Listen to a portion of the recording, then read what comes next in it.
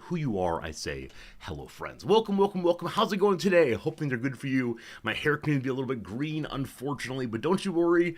I'm here, I'm ready, and I'm glad for it. Absolutely. Let's do some quick hellos, then some story time, and then we'll play some little games, and then we'll play some Rimworld. Day number 2 of our Rimworld playthrough.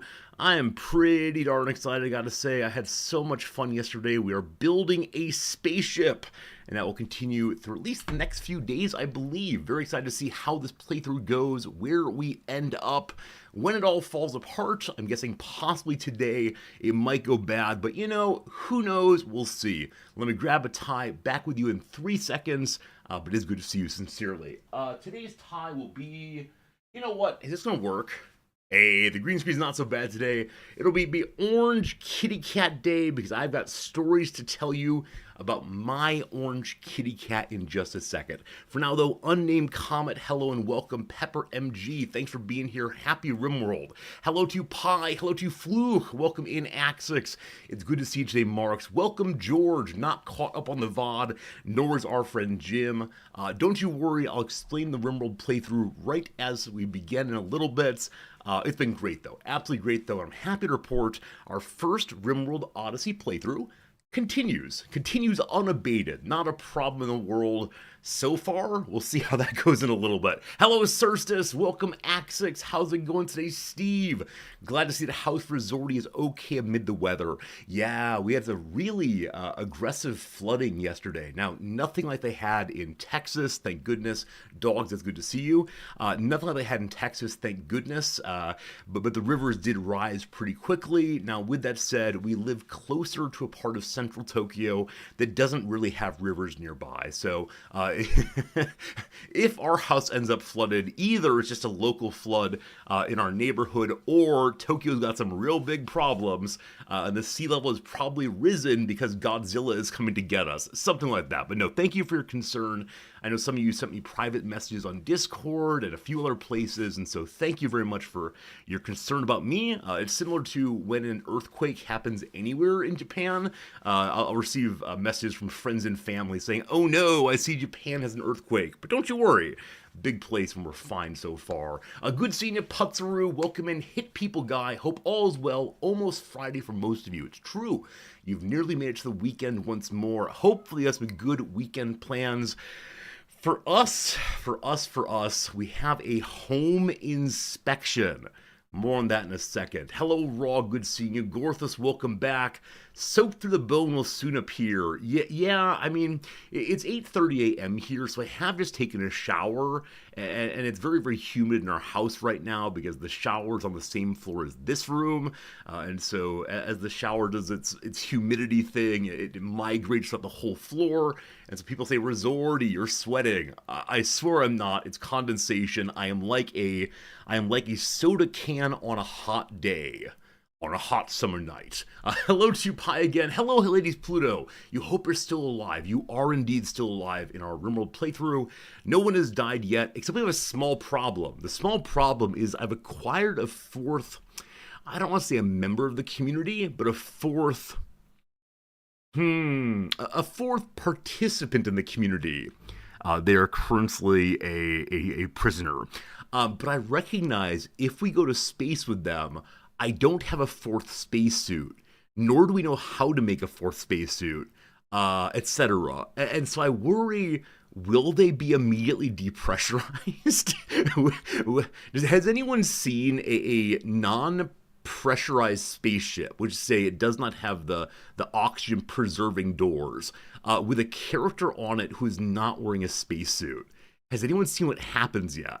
Because I have some ideas about never ever letting that character get outside in space. Time for science? Yeah. A quick way to find out? Yeah. I mean, the character's not named yet, so as long as he's not named after one of you, I don't mind doing rim science on him. But we'll see how it goes, possibly. Good seeing you today, Klaus. Hello to you, Daigle. Welcome, Shadow Avatar, and everybody else out there. I thank you for hanging out with me as always, and it's lovely, lovely, lovely to be here for sure.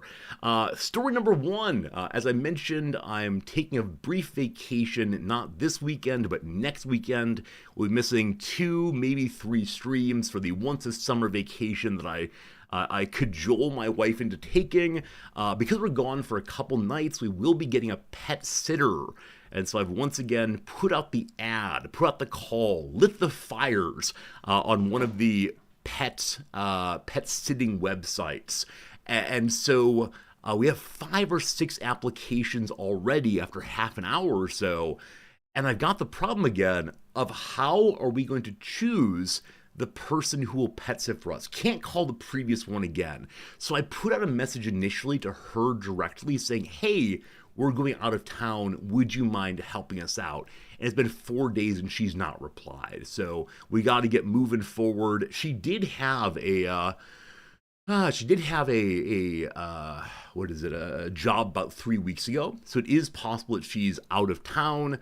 Or it is possible the thing that happened in my last message to her may have turned her off of us. One moment on that one. Oda Toda, hello and welcome. Thank you for the resub for 39 months. Love you hanging out. Love appreciating it. Loving all good. It's a day of love, apparently. Using that word a little bit. Some of you might remember that the pet sitter we had last time, named Nina, was very good with the cat. You know, she took pictures of the cat. He seemed happy and fine, etc. But you might recall that she is a deaf person. And this is totally legit, totally cool. We made it work, but it was so awkward for me, indeed us initially, because I didn't understand why she wasn't responding to my questions. We met in person initially. And so in my last message to her, I said, hey, thanks so much. This has been awesome. So cool. But for the ease of future customers, you might mention your first message to them, or when you agree to do the job, when you're meeting them, that you're deaf, that you do not communicate verbally. Immediately, so the person is not confused with what's happening. And I tried to phrase it in a very polite way. I don't recall exactly what I said, but she did respond to that, and it's what seemed like a positive way. But I do wonder if that comment made her not want to work with me again. If so, unfortunate, but I put out a further call saying who might want to come and hang out with old Resorty, or the cat at least. We have 5 or 6 applicants already. So I think we'll go ahead and call them tonight and then bring to you tomorrow the people we are considering hiring. And you all can decide together which of them is worthy of Cat Fritz. Because as you know, he has very high standards. Number one, he's afraid of men. If anyone speaks to him in a deep voice or clomps around the house, he runs away. He hides in a special hiding place behind the bed. The Fortress of Fritz, largely undisturbed for these 2 or 3 years, only cleaned out of cat hair once or twice because he doesn't want to change it all. He has his toys in there, his safety net, etc. I don't want the cats to run away. So, do we only hire people who present as women then? Maybe. Number 2, the first guy who applied has a very large mustache, and I don't like how it looks on him. Should this be a considerable factor? Should I refuse to get a pet sitter because I don't like his facial hair? Or is that in some ways stereotyping, and how dare I? Like, should I only be considering features like how much they cost and how the reviews are? Like, is it illegitimate of me to even say I don't want to hire a man because the cat's afraid of men? Should he get over it? How dare this sexist cat? I don't know. Exactly. What if the cat didn't like it? Who am I to say what Mr. Fritz likes? It's not me, it's baby Fritz. That's right. The cat has been... So... Actually, Nam suggested this morning that we should print out pictures of all 6 of the candidates and put them on the ground and see which one Fritz walks towards first. We'll have to do it in a room that does not have his food bowl in it, of course. But I suspect it would not be helpful for us. But much like the way they select the new Dalai Lama, we can imagine it's Fritz selecting a person. But at some level, I'm not too worried about this. All of the people who've applied so far have reviews from verified users, so it's probably all legit, probably no concern at all. But I still want to make a good decision, right? If it's possible to make a good or bad decision here, I want to make the good one for sure. It's like hiring Mary Poppins, where we scare every single person out of the house until Mary Poppins comes along and dominates mother and father and shows that she is truly in charge here. Oh, Mary Poppins. I suggested that Fritz has poor eyesight. It's true. So Fritz would be choosing not on what the person looks like, but instead maybe the quality of paper they're printed on. It is true. The cat's eyesight is going a little bit. It's how it goes. Record their voices and play it behind their photos. Oh my goodness. I wonder if they'd be down with that. Like, could I play up being a crazy cat parent? Like, could I play up in some ways that I am very particular and I'm an absolute weirdo, but they want my money, and so they have to cater to my bizarre whims. If you're going to come over, you must wear a trench coat and bring me some Tootsie Rolls. If you're not willing to do that, you're not serious about this job. Oh, this is good. This is good indeed. They should meet Fritz and see who doesn't run away. The problem, of course, is, I mean, not a major problem. The problem is two things. Number one, that takes a lot of time. My wife does not have much time, so I'd have to do it solo. That's fine, of course, but I'd rather not. Number two, if I'm asking them to do work other than exchange emails with me, it's essential that I pay them for their time. I believe very strongly in you pay people for the work they do. Now, if they were just sitting at home and offering an estimate on how much to fix the cat, fine, whatever. But if they have to take a train to get here and walk and spend an hour and a half of their day to get to us, then I think I should compensate them for that. So, again, there's probably no wrong decision here, but we are thinking through that right now. I could ask them to send me a pheromone sample. I need you to rub this piece of clothing onto your body. Make sure you especially get the sweaty feet. Never mind. Sorry. This is one of those jokes that should have stayed inside the old head. Sorry, I apologize. That was not okay. But yeah, that's the number one thing we're dealing with right now. We're thinking through that. We'll figure that one out, and we'll see what cat sitter we get. I'll report in tomorrow on that one. Have them all FaceTime. Oh, it'd be great. Absolutely. I mean, I think we're going to have to decide and let Fritz deal with the consequences. As I mentioned in my advertisement, though, it is the case this person's job may end up being just change the litter box once a day, because Fritz is a coward and will want to run away. And then also we have the auto feeder, of course. So it might be pop in, change the litter box, and have a nice day. I'll probably ask them not to chase him upstairs into the bedroom because he'll feel very trapped up there. So we'll see what happens. It's only 2 nights, not the end of the world regardless. All right, that's topic number 1 done. Topic number 2. It has been almost 4 years since we moved into this apartment, and in that time we have not had any visit from the owner or the management company or anyone doing maintenance work, etc. And so the owner and maintenance company have requested to have someone visit this weekend. And Noms and I immediately did the American thing. Oh no, they're looking for how we screwed this place up, right? In certain places, I've put up my my sound-absorbing tiles. I've put up the sound-absorbing tiles, and they're attached in a way that might pull off the paint if I'm not careful. And we have our Ethernet cord taped to the wall throughout the entire house. And so we did the immediate American thing of, oh no, they're coming to get us. And then we spoke to one of our Japanese colleagues, and she was horrified to learn that we were thinking this way, that it was meant to get us in trouble. Instead, as she understands it, these kinds of visits are to ensure that everything is working well for us. And so it's going to check and make sure that the stove is working right, check and make sure that the air conditioner is working right, make sure there isn't anything falling apart that we have not noticed, which they should certainly fix for us. And I don't believe it. As an American, it's so hard for me to make that kind of reversal where the maintenance company is not just working to extract maximum value out of the renter, but instead is working to serve the renter as well as to serve the owner. And so we'll see how it goes, but tomorrow will be a day of cleaning. Tomorrow will be a day of of making sure things look tidy. Not that we live in an untidy or dirty house, but of course, when people are visiting who have some relationship to your ability to live in the place, you want to do all you possibly can so that they let you continue living in the place.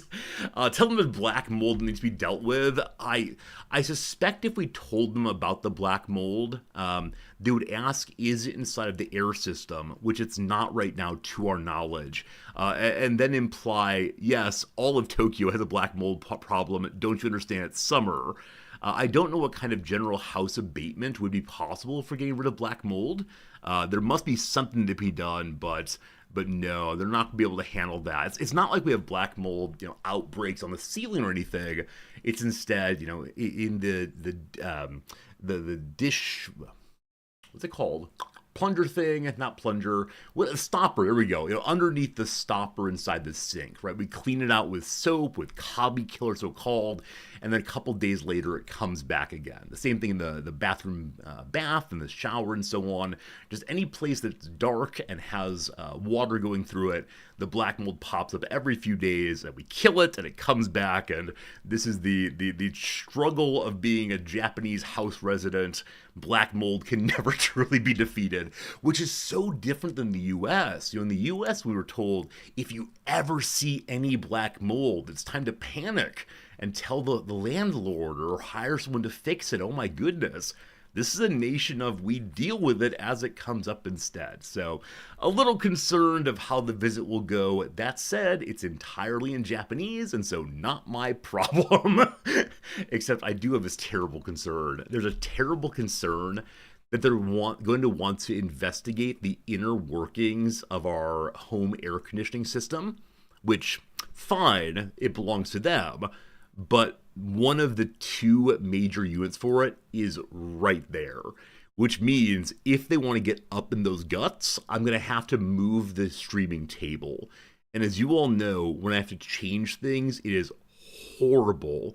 If I have to take down everything of the streaming setup, you may not see me on Monday. I might never come back. It'll probably be time for the stream crisis number 3, because it's such an annoyance. It'd be like a mechanic being told to take all the tools out of their garage. Yeah, you can do it, but man, oh man, oh man, gonna be some work. So we'll see. We'll report back. All good all the way.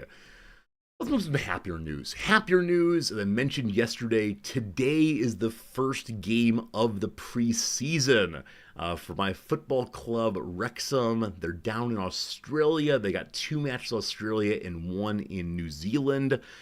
Tonight's match, 6:30 p.m., prime time. So excited not to have to stay up until 3 in the morning to watch my favorite club. That said, as many of you know who have been hanging out for a long time, Friday nights is date night. I asked Noms, and I had an open, heartfelt conversation. Sweetie, I love you, but date night comes around 52 days a year. The opening preseason match comes around but once a year. Hey, sweetie, honey, baby doll, would you mind if tonight I just watched? I didn't put it that way, of course. I didn't put it that way. Actually, a few days ago, I mentioned in passing it was tonight, and she immediately mentioned and made the transition of, I'll go ahead and bring home some food, and we can have date night at home and watch the match together. This is the way in which my wife is a lovely person, because I mentioned it not thinking what evening it was at all. And she didn't make a big deal of it. She didn't make anything weird. So, truthfully, I expect she'll be home after halftime, after maybe full time. But yeah, Noms is used to me and how I operate. The other day at dinner, we had a conversation with another couple about weddings and anniversaries.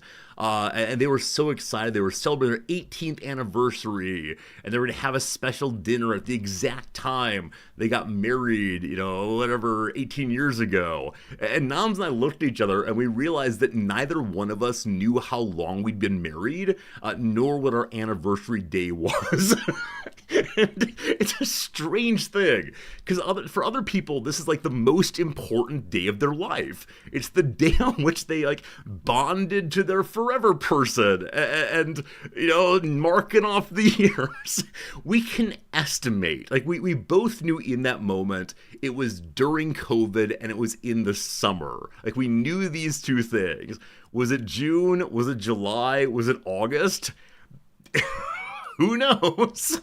And so I don't know if part of that is we didn't plan for a year, right? Some people get engaged and then work on getting just the right wedding with just the right meal with just the right friends. For us, it was a decision over the course of 3 or 4 weeks. It was approached in a purely rational way.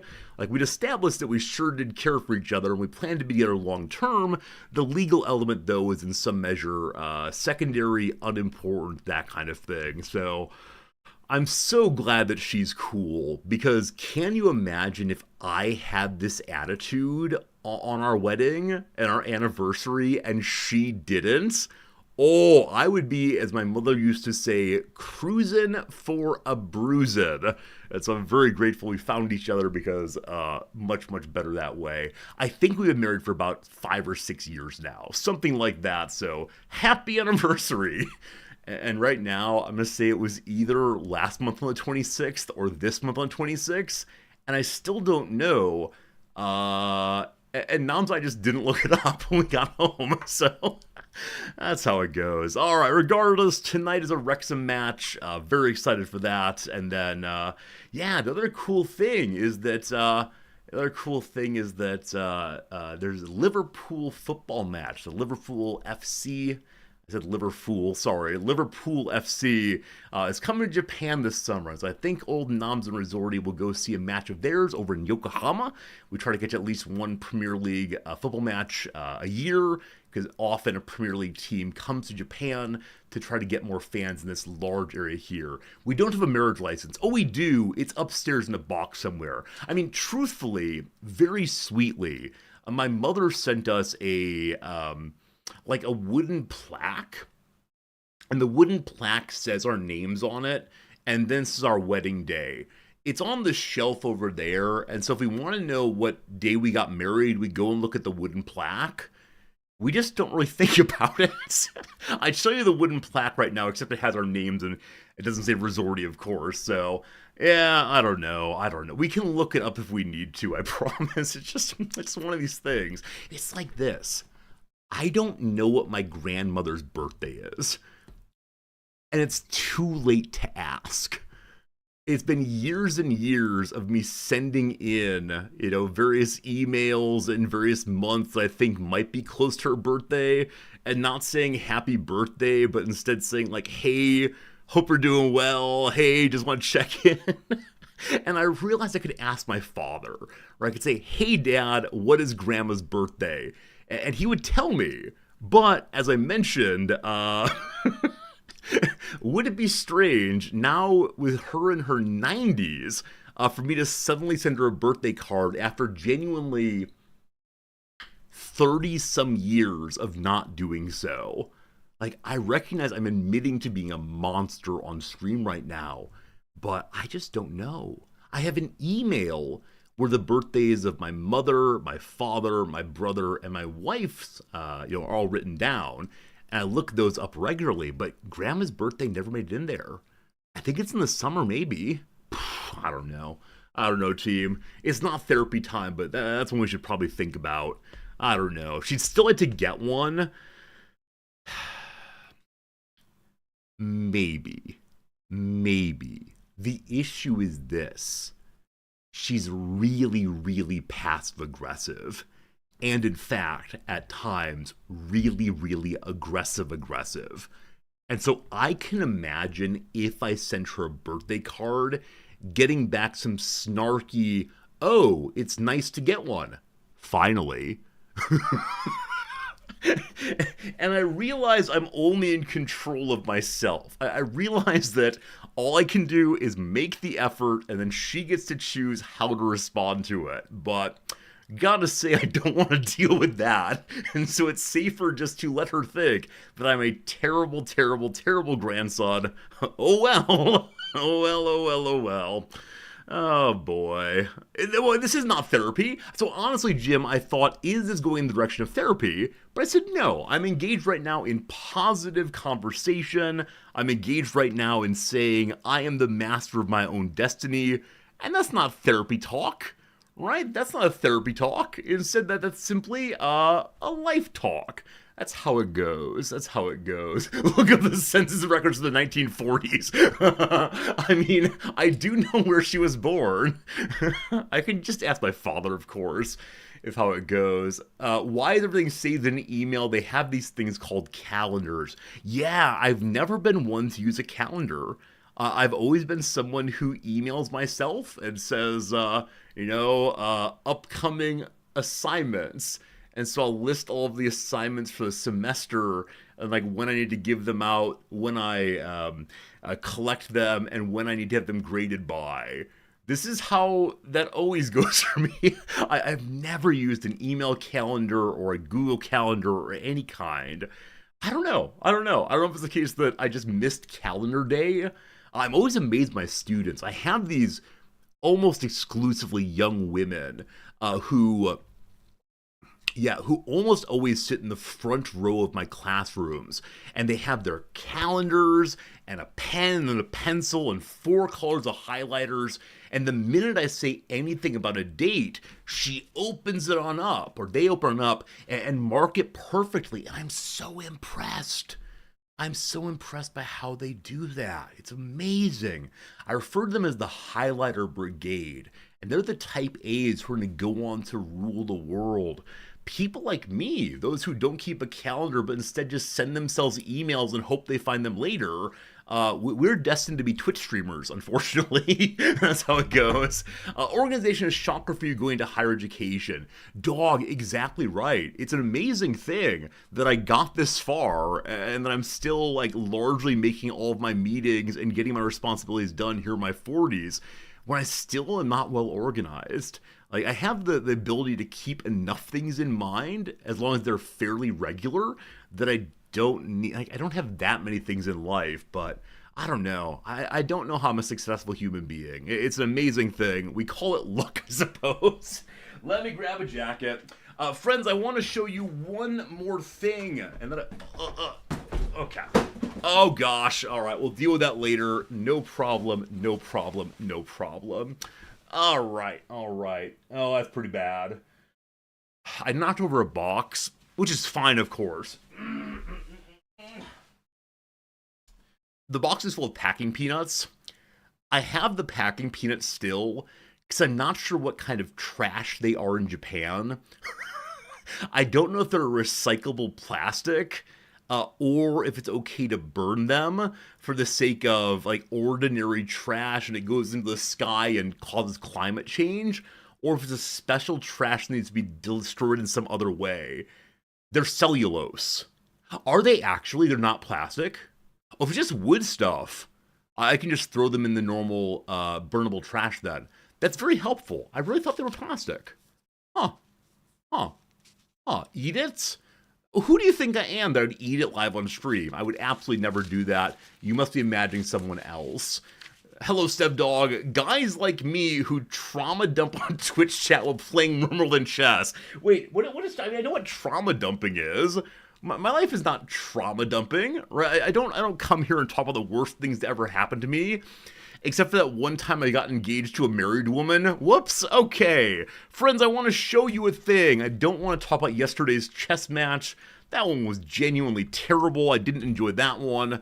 Instead, I would like to show you Wrexham's new home kit. Yesterday, they released the pictures of the new home kit, and I want to know what you all think of them. I'm looking for where Wrexham itself posted it. There you go. What do you think? Do you like it? Do you hate it? What's going on here? So they've moved the kit badge from the breast to the sternum, I guess, like right to the middle there. I've got to say I don't like that. I don't like that part at all. I want them to return it to where it was before. The indicator here is Macron. That's the shirt maker. United Airlines continues to sponsored for a year more. The left side rather, is the Hewlett Packard company, people who make computers and such. And the back side, I'm not exactly sure what's there yet. Yeah, but there you go. There you go. All kind of zoomed in here. Yeah, and there's little Elliot Lee, one of our midfielders, who is showing it off. And I gotta say, I hate it. And the reason I hate it is while those lines going across the shoulder and down the torso look really good on Elliot Lee, I think they're going to emphasize my gut. I think it's like someone taking a highlighter and saying, look at this midsection right here. Yeah, that one. So I think I hate the white seams, honestly, because I've never had a shirt like that before. And yeah, I mean, I'll get it. I'll wear it on stream once a week as usual. But yeah, I mean, interesting to see they've returned to the red socks. That's definitely a change from prior years. But yes, you will see this shirt once a week on stream starting, I don't know, probably in a month or so. Should be good. The kits are designed for the athletes, not the common folk. I mean, you're not wrong. It is the case they're not made for humans like me, and I do get a size larger than lovely Elliot Lee there. But you know, gotta support the badge no matter what's going on. And that'll be good. That's good. Search of a football fan called Tango. I don't want to. You'll have to tell me more about it before I do random searches. I don't want to get my stream banned, of course. All right, team, let's do the word of the day. Time for the word of the day. Here we go. It's boffo. This is a word that's not really used in American English, except in terms of like theater performances. If a theater performance does very well, it's called boffo. Yeah, you know, it's one. Okay, a lot of ends today. Yeah, it's used in the art world, and I think it might be used internationally in places, but it is a weird word for sure. Oh wow, pure ends today. Not a single Y. Am I actually the only Y? That's almost never happens here. You all tend to have the same knowledge I do in general of words. A boffo is an informal word that describes things that are extremely good or successful. For example, and again, this is in the entertainment field, the most recent film in the long-running franchise has done boffo business at the box office, a testament to the series' enduring popularity. Boffo business. Here's an example from 2025. Why would you do this? Who are you? Rainier Sabin, or Sabin? Sabin maybe. A strong showing at the Senior Bowl was followed by a boffo performance at the NFL Combine, where the 6'4", 240-pound Isaac... This is a person's name. Is it Tesla? Or is it Tesla? I mean, given the upcased S, I'd say Tesla. I think it's like moving away from Tesla. Anyone know? Not sure. Through the 40-yard dash in 4.43 seconds. So again, boffo performance. It sounds like Tesla. All right, it is Tesla indeed. Got it. It's copyrighted, so he has to change his family name. Daigle, I appreciate you. How did I start streaming? I was lonely. Did you know boffo made its print debut as a noun referring to something great, a solid joke, or a punchline? It did so right around the same time, the 1930s, at the dawn of Hollywood's golden age, as boff, a noun with an identical meaning thought to come from box office. That is amazing. Boffo, box office. This explains why it's tied in with entertainment. Within a few years, boffo began to be applied adjectively to things that, like a good joke, were a big hit. Performances, all-star casts, and movies. To this day, it's mostly used in the context of performing arts, spectator sports, and other entertainments. There you go. It's a portmanteau. Jim, well done. Using one of those old, newly learned words, portmanteau. Oh, speaking of which, I learned a new Japanese portmanteau this morning. What was it? Oh, it'll come to me later. It was another one of these, first part of the first word, first part of the second word. It sounded so ugly, like past comp or personal computer. What was it? I forgot now. Regardless, test your vocabulary. rearranged the letter to form a word borrowed from French that's used in English as a slang term for many or much. I actually thought of this word when I saw Bafo. This is amazing. I'm so glad it's there. Absolutely. Beaucoup. Something like that. I don't speak French, but beaucoup bucks, that kind of thing. Beaucoup. That's how we say words in this family. Did you know? In French, as you may know, beaucoup is an adverb meaning a lot or much, as in merci beaucoup, meaning thanks a lot. Beaucoup isn't used on its own as an adjective in French. If you want to say many in French, you use the phrase beaucoup de. In other words, you'd say beaucoup de lire, not beaucoup lire. I love French, but French grammar has been thrown to the wind when English speakers borrowed the word. Beaucoup has been used as a playful slang adjective in English since at least the 19th century. Yeah, this is the use I'm used to seeing most often, referring to money in particular. We're able to use beaucoup bucks working overtime at the power plants. And then down here, as Nathaniel said, the major party nominees are going to have beaucoup money at their disposal. I wonder why it has the consistent relationship to money in particular. French speakers of the world, other than merci beaucoup, do you use beaucoup referring to money often? Or just happens to be what Americans tend to do? Because everything about the USA is about money, as you may have heard. As you might be aware, we got money on our mind, and however that rap goes. Vietnam has a history with the French. You might say that. You might say that indeed. All right, very good. We've learned some words. We've done some things. Friends, let's do a quick trivia game. Good luck to you. Yesterday, 8 points for me. Happily, none were missed entirely. Today, we're going for 9, maybe even 10. Good luck to you all. Question number 1. Though it's really just a part of the border, the Radcliffe line separates India from what other country? The indication of bolded part here makes me wonder if they're referring to the partition. And so is this actually Pakistan? Also, Radcliffe being probably an English person's name, I would guess. Wait, it says Pakistan. No, Pakistan. Hooray! There you go, very much.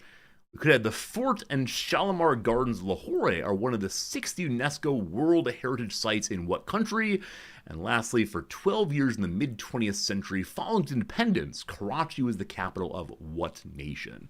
There you go. Have you seen the India-Pakistan border ceremony? You must have seen this at some point. You must have seen this. Let's see if the Wikipedia page has enough pictures and such. Yeah, there's this important border between the two nations that every night at sundown, they close the border against the other side. And it's the most explicitly confrontational, combative, and ceremonial closing every single day. And it's these giant groups that show up on both sides of the border to cheer their side. And yeah, they stand right across the border, lowering their flags at the end of the day, wearing these amazing outfits. And the high point of it, as you see there, is they try to engage in the most ridiculous marching you've ever seen, in which they throw their legs up as high as they possibly can, and then smash them back to the ground, making this terrible thunk, thunk, thunk all the way through, again on both sides of the border. And they'll do this kind of move right in front of the commander of the other side, showing him their feet over and over in disrespect. Do various other marching in different outfits. And again, it's a nationalistic celebration on both sides. But this is how the day ends every time. They shake hands, maintaining an uneasy friendship. The two officers shake hands, turn and march away, and the door is slammed on both sides. Now, apparently, behind the scenes, this has all been choreographed and agreed upon for years and years and years. And apparently, at one point, I believe the Indians sent out a commander that was substantially higher than, or substantially taller than the Pakistani leader. And the Pakistanis couldn't find someone to act in response. So they sent a message across the border asking the Indians to send out someone shorter. And the Indians did. Choreographed nationalism, I find absolutely fascinating, absolutely amazing.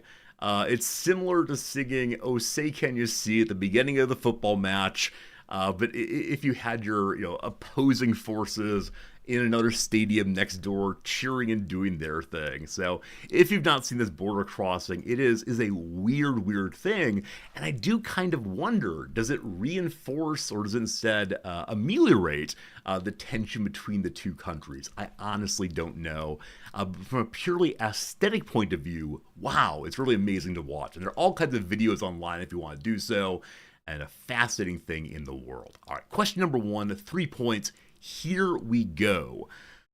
In its original language, the title "The Concise Book of Calculation by Restoration and Balancing" gives the name of what discipline? I mean, seeing the calc there makes me wonder, is it the calculus? But restoration and balancing, I'm honestly not sure. The name alchemy comes to mind also, but I don't know. Alchemy. I think the name alchemy probably precedes any written thing. I'm trying to remember the etymology of calculus, and I don't know for sure. I think calculus is probably the noob trap here, but other than that, I just don't know. So we're going to say the calculus. Let me put the in for you pedants out there. It is not. Before math nerds stole it, the setting of broken bones was the original meaning of what word from Arabic reunion? All right, so here in Japan we have bone setters, and I can't remember the Japanese word for them. So it's something involving math indeed. Reunion. I don't know what the Arabic word for union is, of course. I don't know. Reunion. So discrete mathematics was the other direction. That's a taking apart. Integration. Is integration what it is? That's a thing. Integrals? I don't know. No luck. Linear equations, absolute value, and exponential growth are usually covered in the first year of what math branch? Is it discrete? Is this discrete? I don't know. Absolute value. Is that like statistics? Discrete mathematics. There's no way. It's the algebra. I had no idea. I had absolutely no idea. Algebra is restoration and balancing. All right. I guess the al part, now that I look more closely, the al part does feel vaguely Arabic, but I don't know. Wow. A lot of you had algebra pretty early. Good job on that team. Very impressive. I had no idea, though. All right, on we go. Nominated 23 times since then, John Williams won his last Oscar to date for what film? So John Williams has a tremendous number of Oscar nominations. He's in so many films, all very heroic. So I know that I think he won one for Jaws. I believe he won one for Jurassic Park also, but past that I'm kind of unsure. I could probably come some nominations, but I'm going to say that the bum is wrong. That in 2012, The Artist, is this one? The Artist became the first and at least predominantly black and white film, Best Picture since what film? It's Schindler's List. Almost certainly. I clearly forgot about Schindler's List, honestly. Yeah, there you go. It is Schindler's List. Klaus, well done on that one. Well done on that one indeed. Good job getting that. I remember in the U.S., so if you don't know, Schindler's List is a majestic, epic, tremendous, all meaning in terms of size, not goodness, film about the Holocaust and about one man's sort of self-interested, sort of morally good, I'm not sure, engagement with trying to save people from the Holocaust, and it is heartbreaking. It is soul crushing. It is important, etc., etc. And in the United States, a decision was made. This film was important enough that it would be shown on one of our broadcasting corporations. Was shown on the television without any commercials at all. And this was an important moment, right? The hope, the expectation was that people would gather together, think about this thing, this horrible thing, teach their children, etc. But I remember there were so many people so angry, less about the violence, cruelty, and inhumanity, and more about the nudity in the film. And if that's not like a clear statement of what's wrong with America, or at least was back in the 1990s, or I can't give you any better explanation. And a lot of the nudity in the film is non-sexual. It's actually dehumanizing. But people were terrified of their children getting nasty ideas. Again, not about the central issue of the cruelty to the Jewish people, but instead about people being naked on the TV box. Regardless, it went forward unedited, and I remember watching, I think with my brother, maybe my mother, not sure, and it led to some very important conversations. And I love it when that happens. I love when people are able to find inroads to important topics, important conversations with their families especially. Because I think a lot of our cultures push us away from deeper engagement with the world and its ideas, and in the direction of kind of a hollow, shallow materialism or escapism instead. So this is an important moment for me in the history of Resorti, I do believe. And I'm glad to have watched it, but also, of course, sort of horrified at the fact of it. All right, enough about that one. All very good. Gary, please don't be glib. Thank you very much. Okay, question 4. The 2007 LP, In Defense of the Genre, was the best-selling album by what emo band named for an 1989 film? Okay, so emo bands, I don't know. There's My Chemical Romance, I think. Emo bands. There's My Chemical Romance, I think. So honestly, I don't know. I don't know if this is a film by any sense. Probably not, but all right, there we go. What if I told you the name describes that Marcel Marceau was recorded doing exactly once? Exactly once. So Marcel Marceau, the famous mime, is it the routine in the box? When one thinks mime, one thinks the box. Was Marceau recorded speaking only one time? I have no idea. I have absolutely no idea. What's a mimey thing that's very irregular? Yeah. I mean, there's that band that yells, "Cut my heart into pieces." Is that an emo band? It sounds emo-esque, but I think it might be rock and roll. I have no idea. I'm gonna say that thing where the mime pretends that it's windy, but it's actually not. Actually not. And it's really fun to see for maybe 30 seconds, but then it becomes a little tedious. But gosh, isn't that miming in general? Please bring on the clowns. Very good, very good. Is that it? Oh no, did I break it? Did I break it, team?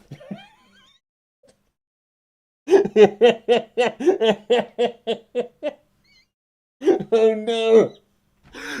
Programmers, you must be ready for a person like me. You must be ready for the person that typed in a far too long answer. Oh no. Show me the next clue, please.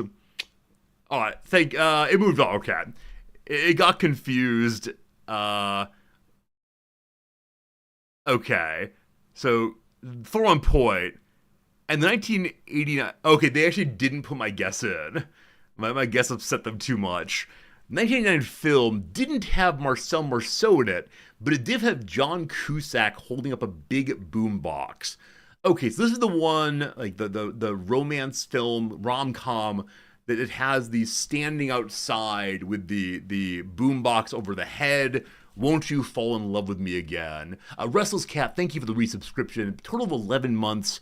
Gosh, it's great to see you, and thank you for supporting the channel. Long time no see indeed. My wife would know this instantaneously, but I just don't know, unfortunately. It's not Sleepless in Seattle. It's not Meet the Fockers. I have no idea. Can I even remember the song was playing? Is it Heaven Can Wait or something? I don't know. It is Say Anything. So it was the case that Marcel Marceau was recorded talking exactly once. Good job, team. Good job, team. I would not have gotten this in a million years. I didn't know there was an emo band called Say Anything. What do they play? Do any of you know this? Were any of you big Say Anything heads, stands back in the day, maybe? In a raid on Cadiz in 1587, Sir Francis Drake stole about half an Olympic swimming pool's worth of what Spanish booze? That's a lot. I remember Sir Francis Drake has a ship called the Golden Hind. I was delighted by that name as a youngster because I didn't know what a hind was for a time. It was made of gold. So Spanish booze. I mean, tequila, how that word's said, I can never remember, is Mexican, I believe, not Spanish per se. There's port, but I believe port's a fortified wine. Is port a fortified wine? And that's for booze. That's Portuguese. Is it Portuguese or is it Spanish? No idea. We're going port. It is not port. Only a tiny area near the city of Jerez can legally produce what fortified wine, how dare you, that's named for it. Jerez. Jerez. He. I have no idea. I don't know booze, unfortunately.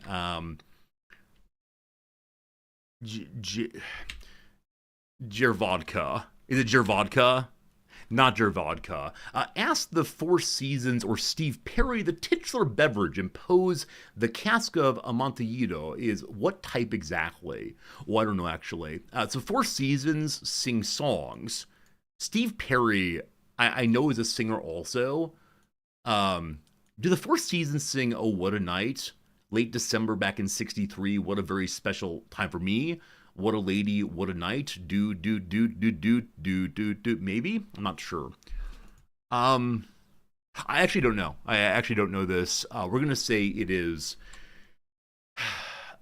smoked oak bourbon. Bourbon's probably French, isn't it? It's sherry. It's sherry? It's sherry indeed.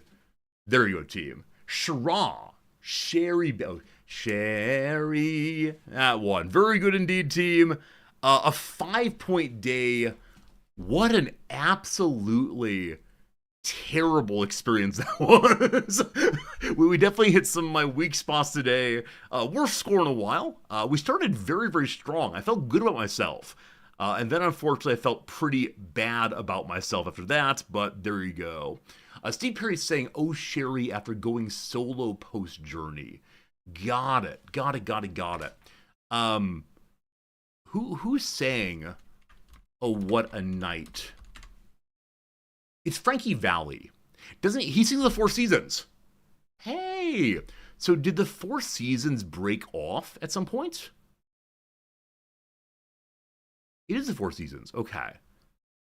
So Frankie Valli is part of the Four Seasons. I had no idea. There we go. Unfortunately, it's not the song we wanted. Unless Sherry is mentioned in the song somewhere. I don't believe it is. All right. Terrible day. Terrible day. Terrible day. That's how it goes. So let's go ahead and hit what? Right, the Redactyl. Time for the Redactyl. Yesterday, 35 guesses into Confucianism. Yesterday, one of the first days where philosophy was hit.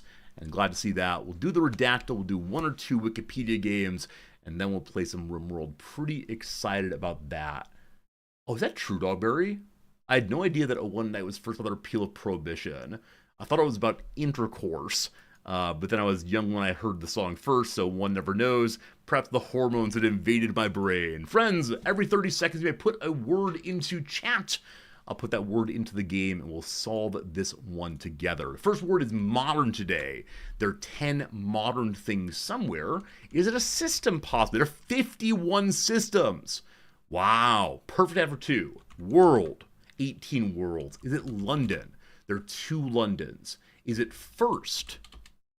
There are 11 firsts. Is it philosophy? Don't thank you. Thank you. Philosophy. There's no philosophy that ends the streak, unfortunately. Is it physics today? There are no physics. Is it potato? None of those. Scantia science. There are 6. Is it economic things? There are no economics. Society, as in we live in a. None of those. The word and can't be used. The word war, there's 17 wars. How about train? There are 3 trains somewhere. How about an inch? There are 3 inches. Do we also give them a mile? There are 2 miles too. Is there food? No food. Is it the Blitz? It's not the Blitz today. Is it documented? There are no documenteds. Is it known with 2 O's? Is it known with 1 O? There are 9 of those. Is it an effect? There are 12 effects. Good job. Is it the phone? None of those. The European. There's 1 European somewhere. Is it radar? There's 7 radars somewhere. You're working your way to the right answer. Good job. Is it facilitate? None of those. How about the word sonar instead? Wow. Wow. Good job, team. That was an impressive move. You got it in 30-some guesses. Wow. All right. How did you all do that so well? I mean, modern system is definitely a good start there. We then got down to war, so modern war systems.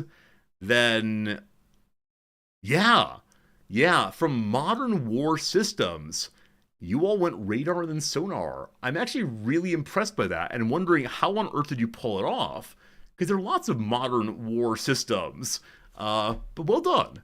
A sonar is a technique that uses sound propagation, usually underwater, as in submarine navigation, to navigate, measure distances, which is called ranging, communicate with or detect objects on or under the surface of the water, such as other vessels. A sonar can refer to one of 2 types of technology.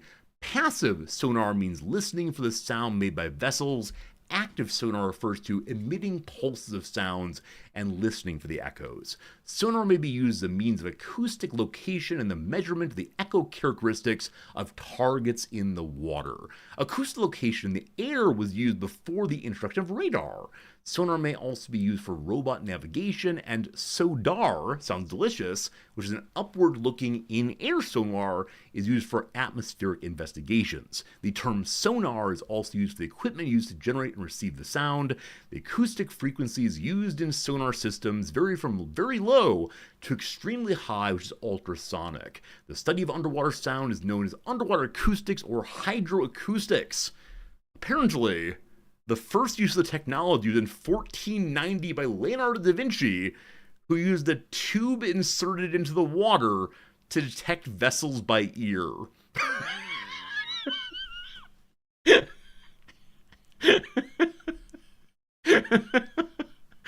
Oh, man. I mean, sure. If we're going to say, like, the first human to fly is Thrag over there, who threw himself off the off the cliff and flapped for a while. That's amazing. That's absolutely amazing. I'm all about it. That said, one of the funnier stories of my time here in Japan, we have a fair number of veteran students who have been serving at various places in Japan and want to stay here and so come to our university with their GI Bill money, yum yum yum, give us money. But one of these students, very, very smart, very engaged, someone I really enjoyed having as a student, was former Navy, so Navy fellow. And one day I was sitting outside under a tree, doing some grading, enjoying myself, and I saw this student talking to one of his friends. I didn't want to interrupt them. They're having their thing. I don't want to make me the star of the show. But they start talking about their time in the Navy. And this young man was a sonar operator. And the other guy said, oh, it must be so amazing. Like, did you spy on Chinese ships? Were you out there hunting other submarines? And he said, nah, listening to dolphins screwing all day. And I was so shocked. I went, and he turned around and said, oh God, Professor. I told him it was fine. I'm glad he's living his life well. But for the rest of the time he was at the university, every single time I saw him, I referred him by that name. And he had a very awkward chuckle, and we had a good time. So there you go. There you go. There you go. What a life. What a life. What a life. All right. I want to play one or two quick games of the Wikipedia game, and then we'll get on to today's Rimworld excitement. So let me go and pull up a Wikipedia page. I have one in mind I would like to use, and that is this one right here. Yeah, this one right here indeed. It is, oh, how's it spelled? I'm not going to do that one, actually. It's too confusing for stream. Let's instead do this one right here. Yes. All right. Number of some very, very good ones. I'm excited to see all of them. Some of them can't be done. Unfortunately, only so much time in a day. It's always you can bribe me to push yours to the top of the stack. But for right now, friends, I see a Wikipedia page. You may ask me any yes or no question in order to figure out which this one is. It's on the screen right now. Would it burn when exposed to a flame? Sure. You're back from work, brought a pretzel. Rock Smash, I hope it's very, very tasty. Is it one of those big German-esque pretzels? If so, a little envious. A place? No. Is it unique? It is unique. Is it made of cellulose? No. Is it a world leader? I'll say yeah. Yeah, it's a world leader in some sense. Absolutely. Absolutely. So you quickly got a person and also maybe what field they're in. Can you fit it in your mouth? I wouldn't want to try, no. Is it a religious leader? No, it's not. It's not a religious leader. Has Gary Larson made a comic about them? I don't think so. This is not the kind of thing to be satirized, I don't believe. Are they Asian? No. Are they female? Yes, they are female. European? Nope, not European. Oh, my bias continues. Whose submission is it? Is it mine? It's mine. It's one of the warm-ups I believe that we'll get together, and then we'll move to the weird ones that you all sent in. Are they still alive? No, they're not a currently living person. Brandito, it's good seeing you. American? Yes, they're American. I'm so sorry. Yesterday someone mentioned that I have a patriarchal American bias to my submissions. And while you're not wrong, oof, feels bad, man. Have they ever been in a Civilization game? I don't believe so, but I'm ready to be told I'm wrong on that one. Were they in a music band? I don't believe so. Are they a man? No. Were they a suffragette? I don't think so, but I'm ready to be surprised by that one.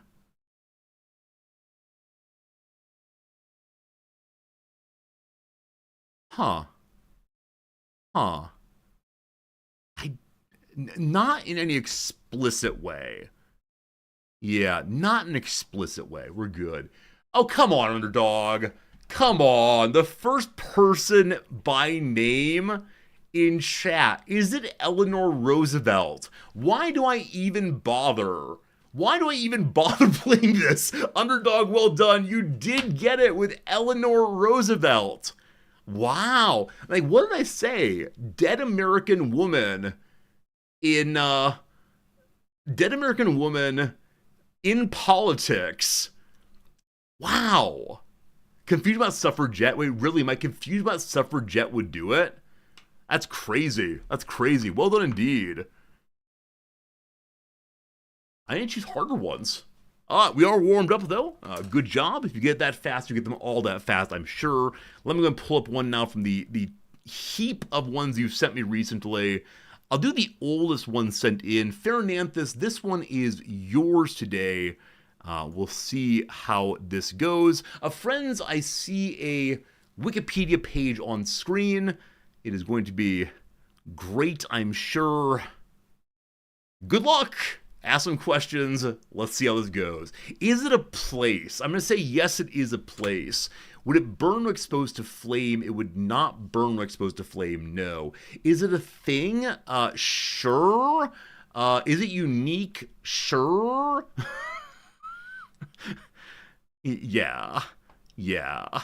Yeah. A place, a thing, unique, all yeses, yes. Is it a building? No. Is it in the United States? It's not in the United States, no.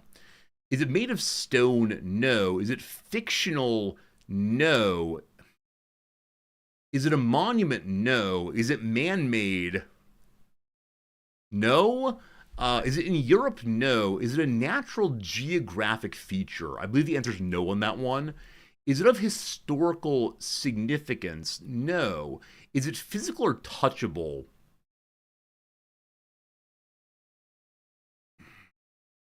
I don't know. I'm going to say no, it's not touchable. Is it on Earth? No. Is it heavenly? I mean, sure, it's in the starry heavens, we'll say. Free will? No. Is it a constellation? No. Is it Mount Olympus? No. Is it God? No. God is not one of us today. Is it a planet? No. Is it a star? No. Is it the Canal of Mars? No. Is it the solar system? No. Does it have anything to do with heaven? No. The Pillars of Creation? No. Is it a comet? No. Can you see it with a telescope? No.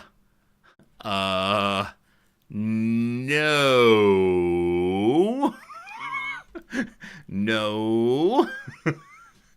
Is it in the solar system? No. Is it the Milky Way? No. Is it a galaxy? No. Is it a nebula? No. Is it a pulsar? No. Is it a black hole? No. Is it Pluto? No. Is it the dark side of the moon? No, but I'm now singing part of that in my head. Oh boy, we're gonna have a lot of negations coming up, team. I got some negations for you. Feel free to, like, anything you type in now, go ahead and just say no to yourself because you're probably off. Is it a planet or is it on a planet? It is not on a planet, no. It is not on a planet. Is it bigger than a galaxy?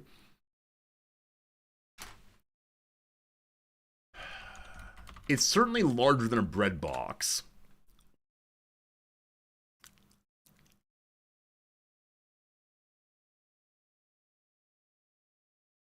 Yes, it is larger than a galaxy. There you go. Part of the Milky Way, no. If I opened my door and saw it, I'd be worried. I'd be even more worried if it were localized in my kitchen. Is it in space? Yes. Is it man-made? No. Is it part of the Milky Way? No. Is it matter? No. Is it the whole darn universe? No. No, it's not the whole darn universe.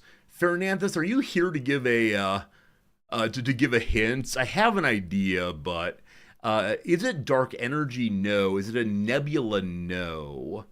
Is it an aurora borealis? No. Is it the visible universe? No. Is it a supercluster? No. Is it a void? Yes, thank God. The part where I told you negate everything, good job, possible. It is a void, yes. Is it Boots' void? I don't believe so. Boats' void? I don't believe so. It's not Virgo. It's not a wave, no. I'm reading quickly. Reading quickly. I'm going to say we're close enough, probably. Probably. 3, 2, 1. Dark matter, no. Low density, no. The void from Warframe, no. It is the local void. It is the local void. I've never heard this before, but good job negating everything. It's a vast, empty region of space laying adjacent to the local group. Discovered by Brent Tully and Rick Fisher in 1987, the local void is now known to be composed of 3 separate sectors, separated by bridges of wispy filaments. The precise extent of the void is unknown. It's at least 150 million light years across, etc., etc., etc. So there you go. It has fewer galaxies than expected from standard cosmology. Very good. Thanks, Francis. Good submission. Good submission. all the way. All right, let me do one more. You typed it and then deleted it. Oh, you would have gotten it. Very good, very good, very good. Okay, so well done. Good guess. Good submission. People liked it. Thanks. There we go. Showing appreciation to our submitters. All right. Yesterday, all the eyes in the world submitted one. I don't know. I don't know. We'll see. How do you submit Wikipedia pages? Send me a private message over on Discord. It'll take a couple days to get to it probably. But friends, I see a Wikipedia page on the screen. And yeah, we'll see how this one goes. We'll see. Would a burn exposed to a flame? It would not. Is it a concept? Yes, it is a concept. It is a concept indeed. Is it a place? It's not a place. It'll be fine. We'll see all the eyes in the world. Is it unique? No, it's not unique. No. Is it inflation? No. Is it a concept of science? It's not a concept of science. No. Is it used today? It would be used today. Does it fall under the purviews of the conundrums of philosophy? I would not say it's a philosophical thing. No. Politics? No. Is it an ism? No. Religious? No. Economic? No. Is it from sociology? It is not from sociology. No. No. I like that you're thinking about different subject matters, though, as opposed to guessing random concepts. There are too many. All right. What other fields of study are there? Is it entertainment? It is not in entertainment. No. It's not entertainment at all. What are questions you got? Happy to keep answering your yes/no questions. What you got? Politics? No. Is it historical? It's not part of history. No. Archaeology? Not archaeology. Nope. A person? No. Mathematical? No. Art? Not art? No. That said, I continue to watch art auctions every morning while I'm having my coffee and packing up the cards that sold overnight. I'm watching Christie's art auctions where people go from I'll spend $1 million to $100 million in about 5 minutes. It's insane. Brandito, is it architectural? It's not part of architecture. No. Would a student learn about this before university? Yes. Did Bill Watterson write about it? Bill Watterson did not write about it, I don't believe. Was this concept discovered?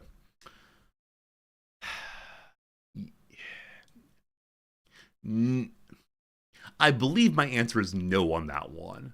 Yeah, I'd say a hard no on was the concept discovered. Sure. Could a toddler understand this? Yes. Is it scientific? No. Is it anthropological? No. Is it part of education? No. Was it widely known before 1400? It was widely known before 1400, yes. Yes. So it's not part of advanced quantum physics, certainly. What are yes/no questions you have today? Give me any question, yes/no form, we're good to go. Part of color theory? It's not part of color theory. Is it alchemy? It is not alchemy. Would a caveman understand this concept? I'm going to say yes, but I'm not certain on that. Yeah, I think yes. Maybe no. Yes, the caveman would understand it probably. A sociological, no. Warfare, no. Geography, no. No, it's not. Not geography. All right. What else is left? What other fields of study even exist out there? Part of cooking, no. Is it related to thought? Rock Smash, I will say it's a concept related to thought, sure. Psychology, no. Engineering, no. Part of language, yes, it is a concept from the study of languages, sure. And maybe psychology also, but I'm going to say primarily language here. Introspection, no. Is it tied to a language? Is it not tied to a particular language? Nope. Nope. Does it have anything to do with being polite? I'm going to say it is not necessarily about politeness, no. Not politeness. Good question, though. Good question. Glad to be able to answer that with a yes.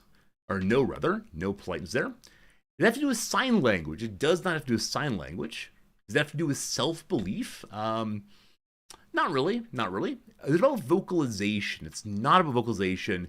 It's related to linguistics. Yes, it is part of linguistics, yes. Empathy, it's not empathy. The concepts of right and wrong, no. Is it an informal language concept? I don't know what you mean by informal. If you mean, is it part of like the Chomskyan attempt to formalize it all? No. Is it something that could be used as a casual concept? Yes. The average person would understand it, yes. Philosophical, not especially. Writing, no. Does it have to do with the structure of language? It could. It could have to do with the structure of language, yes. Yeah, it is definitely syntactical, though it has a pragmatic element also, of course. Is it metaphor? No. Is it nonverbal communication? Is it musical? No. Is it a part of speech? No, not in the technical sense. All right, what else we got here might be helpful? What else? Is it rhetorical? It's not rhetorical. Is it tonal? No. Is it a theory? No. Does it have to do with grammar? It's not explicitly grammatical. No. How do we get y'all there? We're only using yes/no questions. How do we get you to this kind of idea? I need more yes/no questions. We'll see. A toddler can understand it, absolutely. Is it onomatopoeia? It's not onomatopoeia. Nope. Hey, Lady Hades Pluto, thank you very much for the generous gift subscription to the VG Viking. Your first gift sub in a while. I appreciate it very much because it's been good to have you around again. And VG Viking, enjoy the gift sub from our friend Hades Pluto. Is an expression? No. Is it related to fictional languages? Not necessarily. It could be, but that's not the central idea here. Is it imitation? It is not imitation. No, no. Is it taught in schools? It could be. It could be, absolutely. Yep. Does it involve body language? No. Is it a portmanteau? It's not portmanteau. No, no. I mean, does it involve body language? I guess it could. It could involve body language, but is it necessarily body language based? It's not. No. Is it necessary for regular conversation? I mean, not necessary, but sure, it's common as part of regular conversation. Sure, that concept will be functioning. Yeah. Yes, it would. Yes, it would. All right, and I mean informal in that sense. Now, is it informal in the sense of like only used by low speakers, if found only in low speech? No. Is it mimicry? No. Is it friendship? No. Is it understanding? No. Is it body language? No. Is it sharing? No. Does that have to do with babies babbling? No. Is it idiomatic? No. All the eyes in the world, you gotta find a clue that will help here. I have an idea, but is it punctuation? No. Does it involve eye contact? No. No, it doesn't necessarily involve eye contact. No, no. Is it about pronunciation? It's not part of pronunciation. No, I'm sorry. That's a no to that yes/no question, unfortunately. Unfortunately. What's left? What's left? Hey, a hype train launched. I don't know why, but thank you very much indeed for the generosity making the hype train go. You have an opportunity to win some emotes right now if you contribute to the channel. I always appreciate it. Golly gosh, and thank you for that. Is shaking my head no when something's wrong? Nope, absolutely not. Is most definitely not rhetorical. Yeah, certainly it's not rhetorical. I agree. Yeah. That to do with facial expressions? No. Would it involve two people, at least? Sure. Does it involve symbols? Nope. Is it emotive? It can be, but not necessarily. Is it idiomatic? It's not idiomatic, no. Is it active listening? No. Is it the roster of 1976 Philadelphia Flyers? It is not the roster of the 1976 Philadelphia Flyers. Personification? No. Is it a feeling? No. But doom, hooked on a feeling. Great song, thank you. Is it rhythmic? No. Is it used to convey emotion? It could be. Is it rhythmic? No. Let's see. Can it cause anger? Possibly.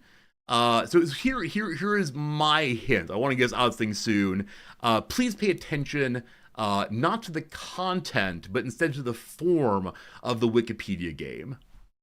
Is it frowning? No. Is it smileys? No. Does it use words? It does. It does use words generally. Yep, often uses words. Does it cause anger soon? It will cause anger soon. Is it syntax? No. Is it a citation page? No, it's not. Does it vary by culture? In specifics, yes. In generalization, no. Is it the yes/no question? I tried so hard. I emphasize please ask me yes/no questions over and over again. Friends, do you want to encourage or boo at this kind of thing from our friend I? Is it boo? Is it yay? Is this a look how clever I am one? Oh, I'm seeing a lot of boos. Seeing a lot of boos. You can see it's a parasocial relationship. Yes, what's happening here? Parasocial relationship. Oh, that's a lot of boos. That's a lot of boos, my friend. I think I see one yay in the sea of boos. Well, I hope you enjoyed your lumps there. Mixed feelings but a smile. All right, as long as you smile a little bit, that's good. Friends, do you want one more, or should we call it good there? Do you want one more, or is that enough? Have I heard the David Hasselhoff cover of Hooked on a Feeling? I have not, unfortunately. I have not heard that cover. I mean, I don't mind David Hasselhoff singing. He's earnest. He's doing his best he can. He worked hard on it, etc., etc., etc. One more, uno mas. You're hooked on the thing, which is toddler to understand it. Yeah. What are things that are part of linguistic theory that toddlers understand? There aren't that many, unfortunately. All right, we'll do one more. Let me go ahead and get the old Discord out again. Hey, Klaus, thank you for the gift sub. I didn't even say the greedy words this time. Right, the greedy words are usually, if you give a gift sub right now, I'll go ahead and do it. Klaus, you want yours in particular? Wait, Klaus, that's your first gift sub to the community? In no measure, Klaus, by saying it's a bad thing, but I'm amazed. You've been with us for like 90 months. Thank you for your first gift sub ever, my friend. That's very generous of you. And you're interested in doing this one right here. All right, I've got Klaus's pulled up. Thank you for generosity. Very cool of you. Very cool of you. But friends, I see a Wikipedia page before my eyes. Make any yes/no question you want to. I promise it's not yes/no questions. And we'll see how it goes. As far as David Hasselhoff covers, he does a not half bad job as Dr. Jekyll and Mr. Hyde in the Confrontation song in particular.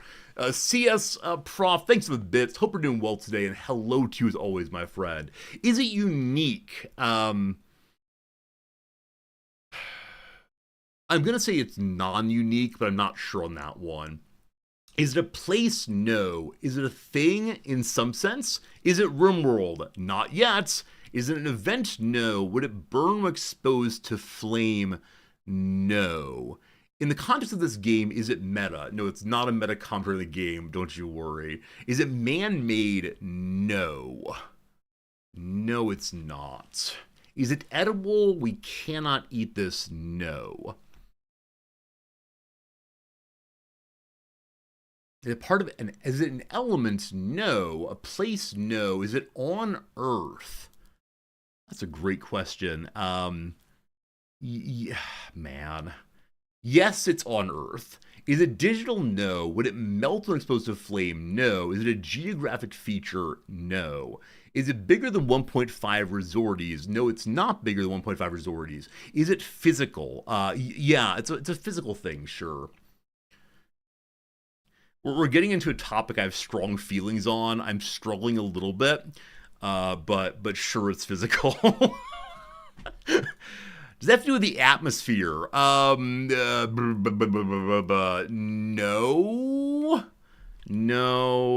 it does not have to do with the atmosphere. Is it a tool? No. Would Charles Schultz write about it? Unfortunately, there's no cartoonist today. A computer? No. Is it gaseous? No. Is it bigger than a bread box? No, it's not. Is it alive? No.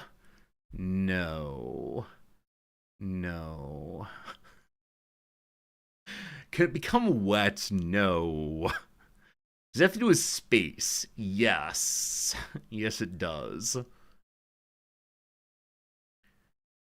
Does it have to do with the magnetosphere? No. Does it move? No. Has it been around since before 1900? No. Sorry, yes. Yes, it has been around since before 1900. I apologize. Yes. Is it an atomic particle? No. Is it dark matter? No. Is it a force? No. Is it a package of craft singles you bought at a store they're on sale? We do not have craft singles here, unfortunately, except for the expensive grocery store. So no, I'd love that though. Would you learn about it in chemistry class? No. Is it pretty? No. Is the North Pole? No. Is it a moon rock? No. Is it localized in Principal Skinner's kitchen? No. Dogbread's actually referencing a Monty Python sketch. It involves some men who are coming to repair the refrigerator. Oh, it's part of the meaning of life, I believe. And I think that the woman doesn't want the men to go into the kitchen, so she insists there's something happening in the kitchen involving like localized astronomical phenomena. Is it steamed hams? No, no. When I said it's a thing, I wanna come back to that. It's a concept, but it's an applied concept, and so a thing in that sense. Is that fair? I think that might be fair. Yeah, I may have wandered you away on this one. It's a good one, but it's one that pushes my knowledge of the world. Is it a thing made of atoms? No, it's not. Does it have to do with ionization of particles? I don't believe so.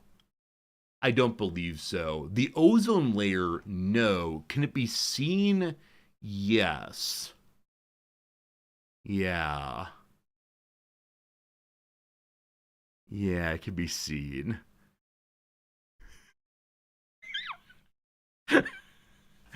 Is it light? It's not light.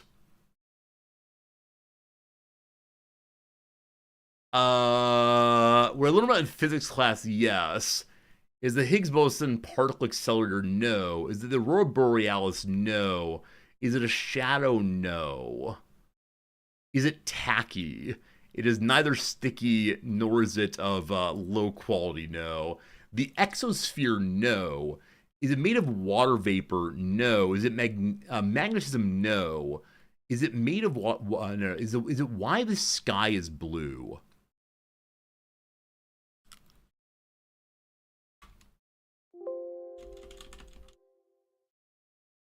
No. No, it's not. Does it involve light? Yes. Is it a force? No. Is it dust? No. I apologize for my stumbling through Bethlehem on this one. A neutrino? No. Does that have to do with refraction? I don't believe so. Is it a reflection? I don't believe so. Is it in the background? I mean, in one sense, yes, I believe, but not in the more general sense. Good lord, is it a sundog? No. Is it a rainbow? No. Is the greenhouse effect? No. Is it interference? No. Is it naturally occurring? Yes. Is it in the room with us right now? I guess so. Or what would I say? It may not be in actuality, but it is in potentiality. There you go. That'll help for sure. Is the word sphere in the name? That's a meta question, but I'll say no, the word sphere is not in the name. Would an elementary school teacher do it to wow their class? I don't believe so. Is it the phantom zone? No. Is it approximately 9.8 meters per second on Earth? No. Is it radiation? It is not radiation. Is it affected by gravity? I have no idea. I have absolutely no idea. Is it a process? Yes. Is it a ghost? No. Is it a photon? No. Is it light diffusion? I don't know. I don't think so. I don't know what diffusion means, unfortunately. Does it have a frequency?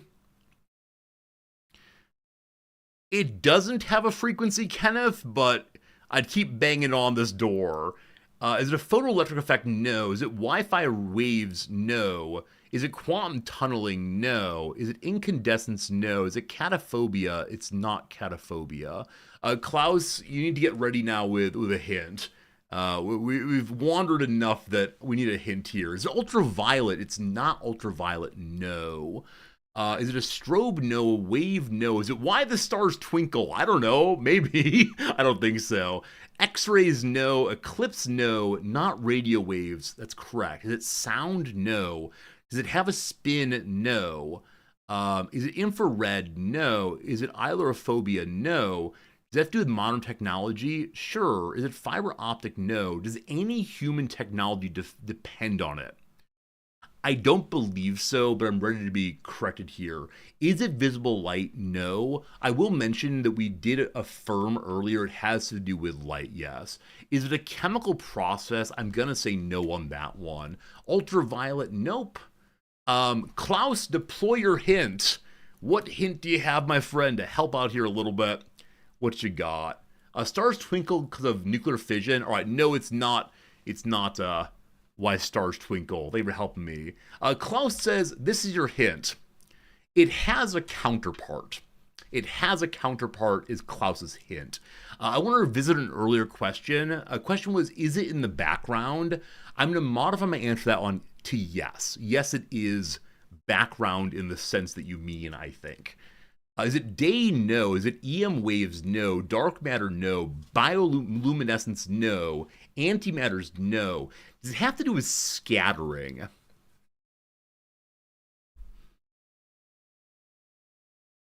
Maybe? Maybe? Night? No. Sunrise? No. Darkness? No. Matter? No. Sunset, no. Blacklight, no. Does it tell us about the expansion of the universe? Yes, it tells us about the expansion of the universe. Yes, it does. A cosmic microwave, no. A green screen, no, unfortunately not. Dark side of the moon, no. Black hole, no. Is the Higgs boson field, no. Susceptible to interference from sources like CMBR. I don't know what CMBR is. Is it the redshift? It is the redshift. Good job, team. You got it. You got it. You probably got it off of does it show the expansion of the universe? It does indeed. Oh, man. Klaus, that was a fun one. I don't think you're going to get booed on that one, but how specific is that? So, various ways in which colors become different due to various kinds of radiation and gravity and so on.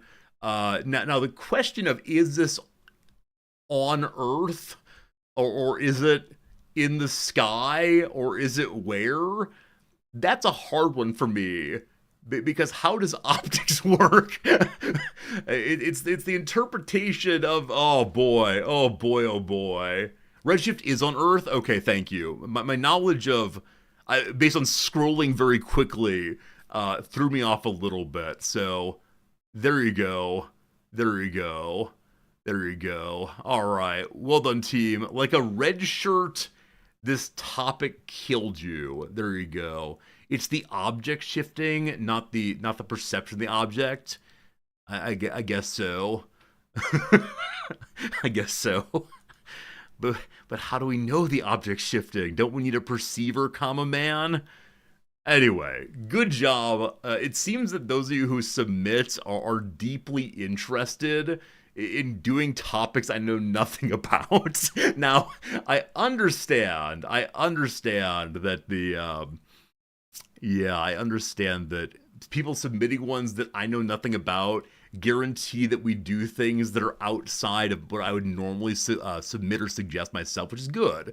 But why can't we do friendly things like, I don't know, the periodic table of the elements? Why can't we do the simple machine that is the wedge? Why can't we do that?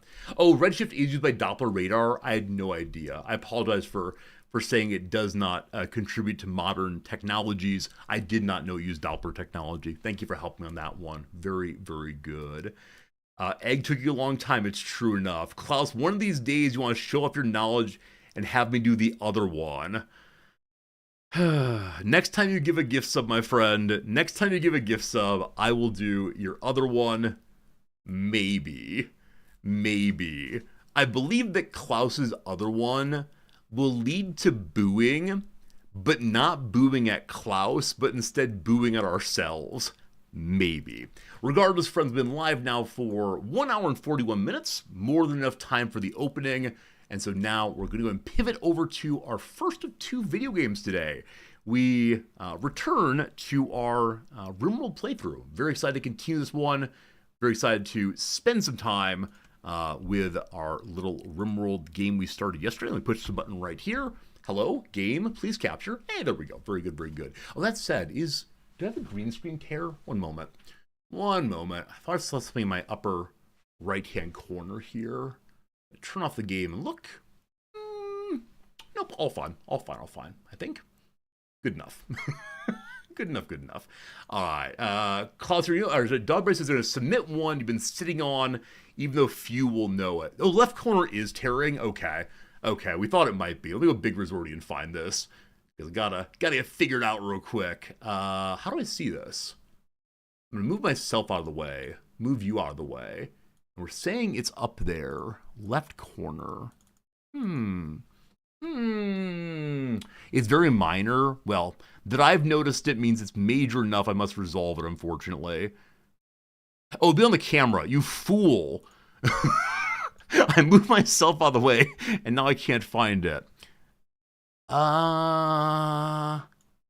It's up there. I see it now. I see ya, buddy. It's this. Change it a little bit. That fix it.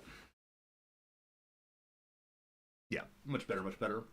Let me tell you all that when it comes to the difficult submissions that you all give and that I present on screen, they're not the hardest ones that have been submitted. There are some that are submitted that I do not believe that you all would get. They're ones that are so ridiculously niche that it is unclear to me that you'd ever get them right. So, yeah. If you want to submit ones that are super, super abstract, super unusual, I will tell you no. Just so you know. Just so you know. It's back again, or we're ignoring it. It's not real, like the local void. Friends, we're now playing Rimworld. Building a spaceship. Spaceships and mechs. Lions and tigers and bears. Oh my. Wonderful. All right, let me go ahead and do Rimworld, our game for now. There's 16,000 people watching Rimworld right now. I suspect that one of the giant streamers has been coerced, cajoled into playing it. And that's exciting to see so many people checking it out. Game Urchin! Thank you for the generous resubscription. That tier 2 sub does help the little stream keep going. 63 months ago, I was playing Battletech. You found us via Battletech. That was so cool. Your show is Rimworld shortly thereafter. Yeah. Rimworld has definitely been a lot of our stream's history. And thank you, Game Urchin, for affirming us by coming on back somehow after all these many, many months. Give me a second to pull up something that people have suggested we do on stream that I've rejected. What are some rejected ones here? Because there have been some rejected ones. I'm actually not seeing any of them right now. Oh, I probably sent them to the Shadow Realm. Is that likely? Well, they're too hard to find right now. I'll find some ones that were rejected tomorrow and share them with you. There have definitely been some of them. Oh, friends, overnight, I did a thing that some of you have requested. I've actually begun working on an emote for you to use during the chess stream. Many of you asked for a fork emote so you can point out to yourselves when there are forks for our knights and bishops and so on that I've missed. And then also, I'm working on a blunder emote that doesn't make me feel bad. Working on that one for sure. I'm making you guess the rejected ones? No. I will tell you about the rejected ones so you can understand the absolute depravity of some of your classmates. Alright, we load our Star Trek The Millennial Generation permadeath playthrough. And yeah, what about 12 hours until you all can play also. How many of you intend to play as soon as you can? You know, whether right when the game comes out. or instead when you get home from work or otherwise? How many of you are day one DLC players? Because I certainly would be had I not been sent a key now. A few things are happening, friends. A few things are happening. Number one, I've moved down. Yeah, I've moved down these chem fuel tanks. Same amount of chem fuel before, but it allows us to have a little bit more space here, and then we'll be opening up the front end of our ship.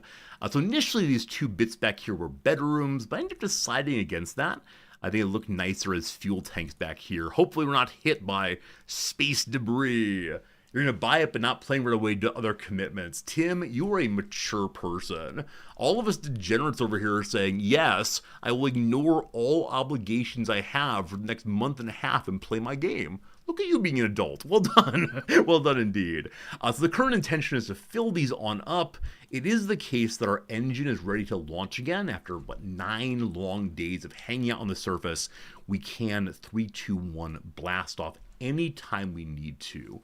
Now, as of right now, I'm not exactly sure if we're going to be told when the next mechanoid raid is coming. We've been told that we are being hunted by mechs right now. The first time this happened, we got a little pop-up that said, you got 12 hours, 14 hours, and then get out of here. But we've not been told anything about that since. Also, let me get the Rimworld music going. It's not a Rimworld stream without the beautiful Rim music in the background. As I understand it, for this DLC, they have added in new music by the original composer, the person who wrote the music for the initial release. And we all love that composer very much indeed, though I've forgotten his name currently. So we'll get to work for a while. We have 35 meals saved up, of which only 2 are non-pack and survival meals. We want to get more of those if possible. I'm thinking right now that I'd like to make a science room and a storage room for right now, and then eventually have the prisoners area made into a full hallway. And I think that then means that up front will be where our living quarters, recreation quarters are. But for right now, I just wanted some cool little things on the back here. And at some level, the beauty of the ship is more important than absolutely anything else to me. We are out of meat, though. Our little plants are growing. We can almost early harvest some of them. But I do believe getting back to hunting again is essential for getting more meals, because right now we're burning through more meals than we are producing each day. A small group of sparrows down here. How much meat does a sparrow provide these days? That's his food consumption, I believe. Meat. Does it actually drop only 0.12 meat? I don't think that's possible. I think all animals give a little bit more than that, so I'm not sure. Still messing with the audio, I apologize for that. Yeah, not seeing it. That's fine. We'll go for some larger animals. Pick on someone your own size, don't you know? And we'll go ahead and hunt this entire herd of boars to extinction. And should be good. How's our prisoner doing over here?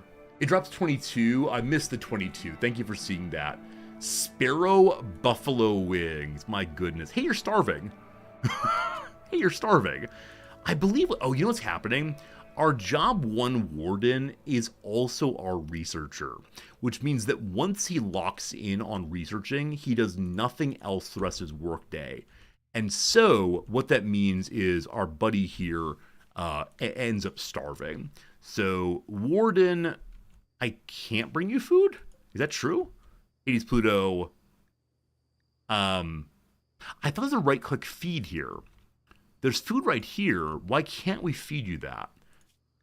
You are allowed to have non-fancy food. Huh. Going back to bed. So usually be a right-click feed, I think. Team, what am I missing? Like, definitely there are simple meals there. No one is currently claiming them.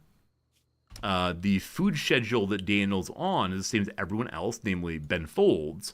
And Ben Folds' food restricts only the packaged survival meals.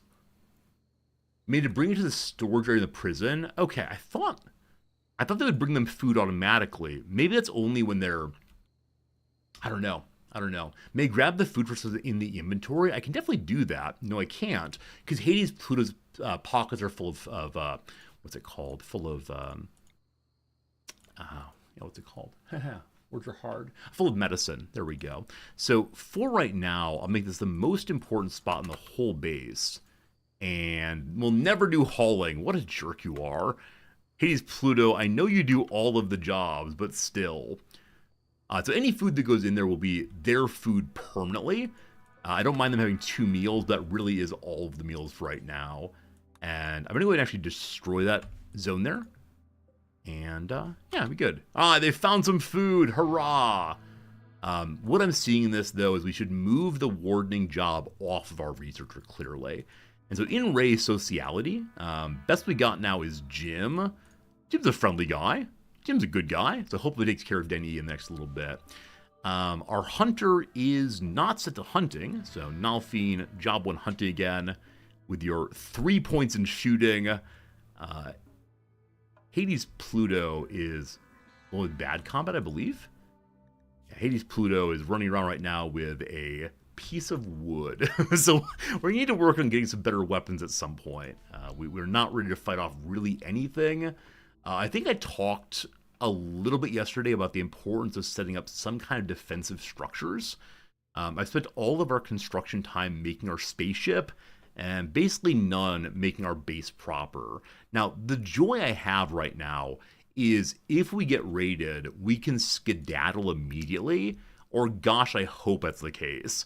If we're unable to, blast off while there are enemies on the map, we got some serious problems.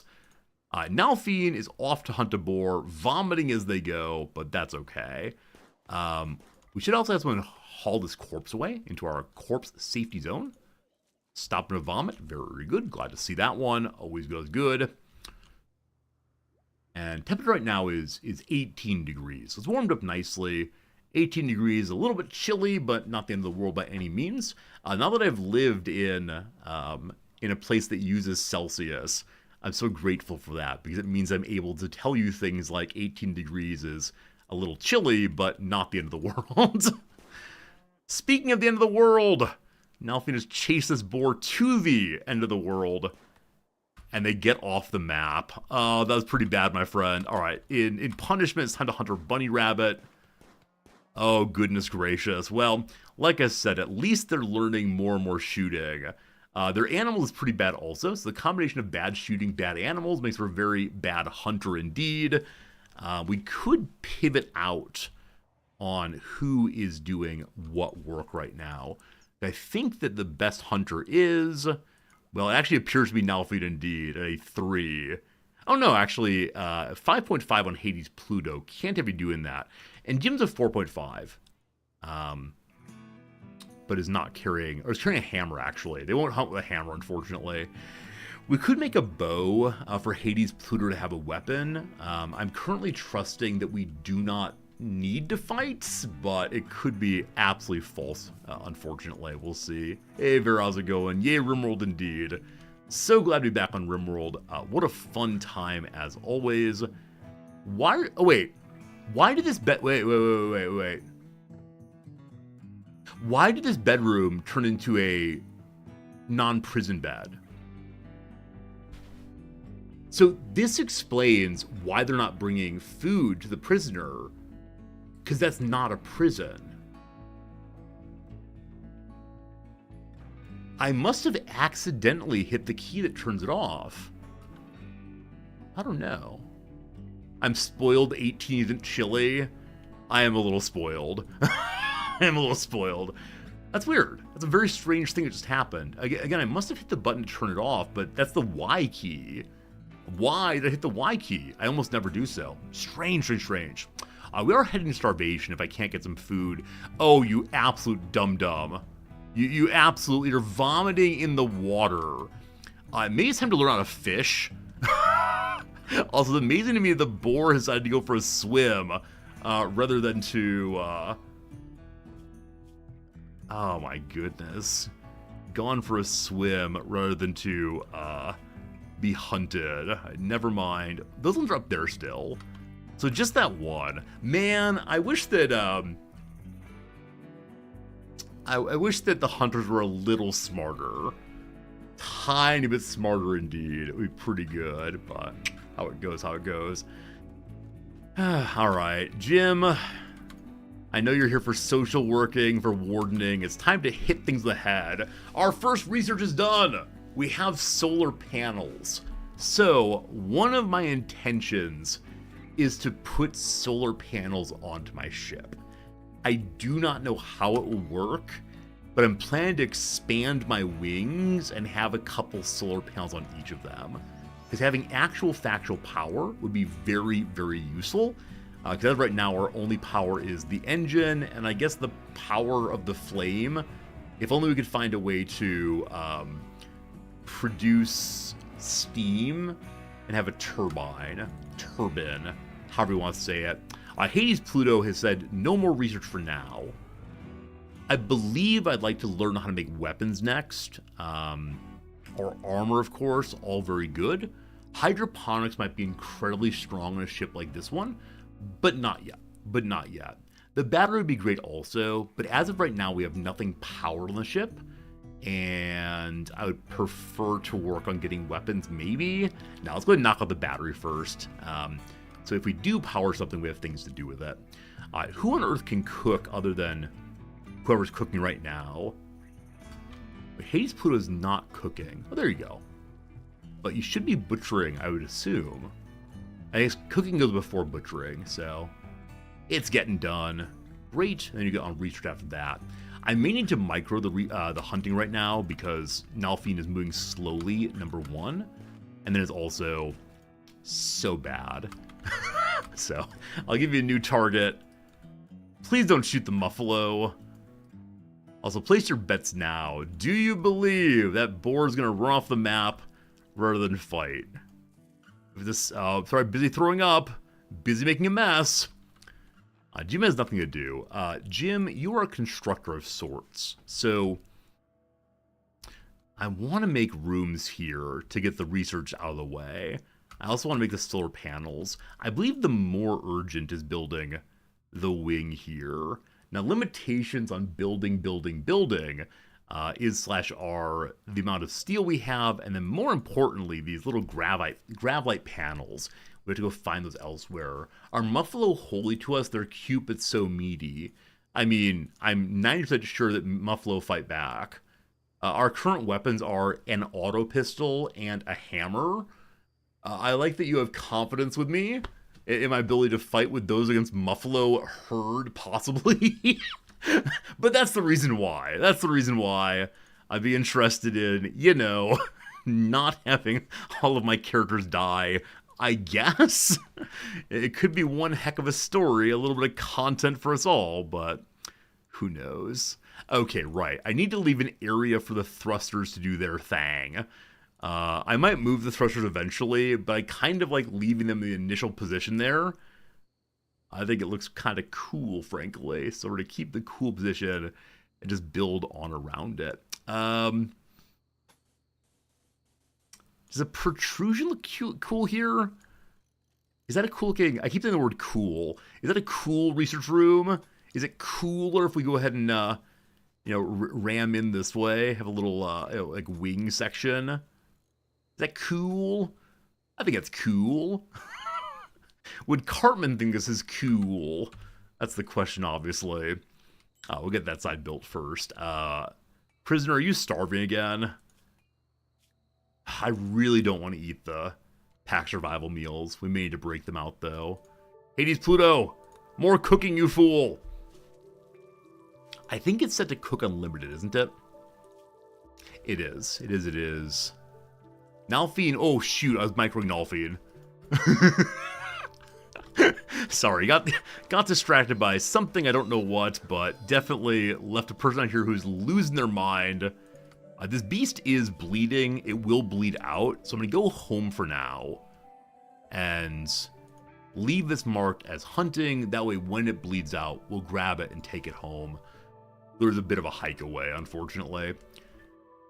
We can early harvest the rice we want to. We can early harvest the potatoes. So we're now in a shape where we're both going to get a bunch of food pretty soon. And then more importantly, for my purposes, we're going to get some dye plants. Now, if you weren't here yesterday, you will not know. Somehow, only yesterday, I learned that you can paint buildings and furniture. I knew you could change clothing color, but I completely missed the painting mechanic. So I'm so excited to paint my ship. I had no idea you could do this. It's going to be amazing. Absolutely amazing indeed. So good, so good.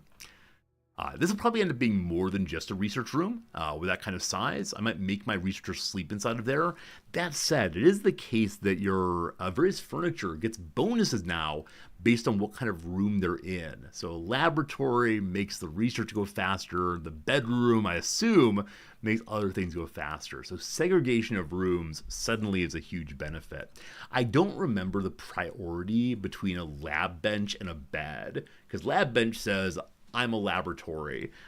Bed says, I'm a bedroom. You know, which one wins? Also, is this a way to finally penalize those of us who try to make our dining rooms and rec rooms the same room? Must you distinguish them now or else? Possibly. Possibly. All right, need more hunting. I'm going to have Jim go bop some other small things. Guinea pigs, not a bunch of food, but if we can go through them quickly, that'll be fine. So Jim's mighty hammer. Acting like Thor. If it bites you, you sure will be Thor. 2 hits, 3 hits, 4 hits the floor. Another one. Have any of you ever had guinea pigs as pets? And if so, does this upset you? Because I know that some of you have dogs. And if I attack dogs, many of you will get very, very dismayed with me. Despite the fact that I need meat. Ik habe hunger, obviously. My citizens have pants. Everyone is now wearing pants, which is why they're no longer wearing their flight suits. And thank goodness for that. Yeah, I think the people are like, you're attacking a dog, are in fact being a little precious. Not to be rude, but allow me to be a little rude. That's right, you're being precious. Have you ever been called that before by someone other than your grandmother? Well, maybe you should be. Jim was bit up a little bit. Minor bite's gonna be fine. No scarring, and thank goodness for that. Precious chat, you're being precious.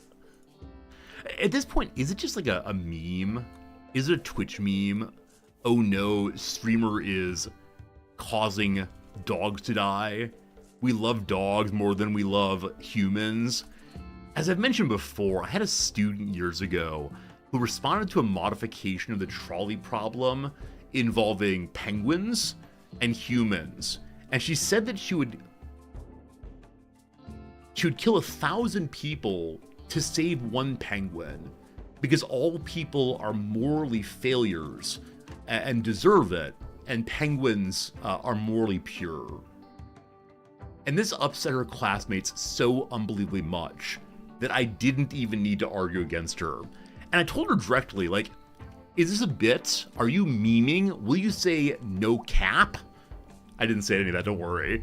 But she was 100% serious. Like, and she was not the kind of person who wanted to be seen as clever, right? She was not the kind of person who was trying to amuse me with her ridiculous answers. Yeah, she was really meaning it. And I mean, in philosophy classroom, you'll occasionally get students who will go to the mat on positions that you yourself do not believe are defensible. But let her play it out, because she had reasons other than just like the penguin is cute and humans are not. It was for her a story about like blameworthiness. And obviously humans, because of moral capability, deserve bad things to happen to them. And I did push her a little bit about, like, is there a religious motivation to this? And yeah, she was definitely down with the original sin in a way that perhaps some of us are not. But fascinating stuff. And yeah, it's not edginess in this case. Like, I have an army of edgy students, right? Plenty of students who say things just to cause a scene. But she certainly was not one of these, and thank goodness for that. That's how it goes.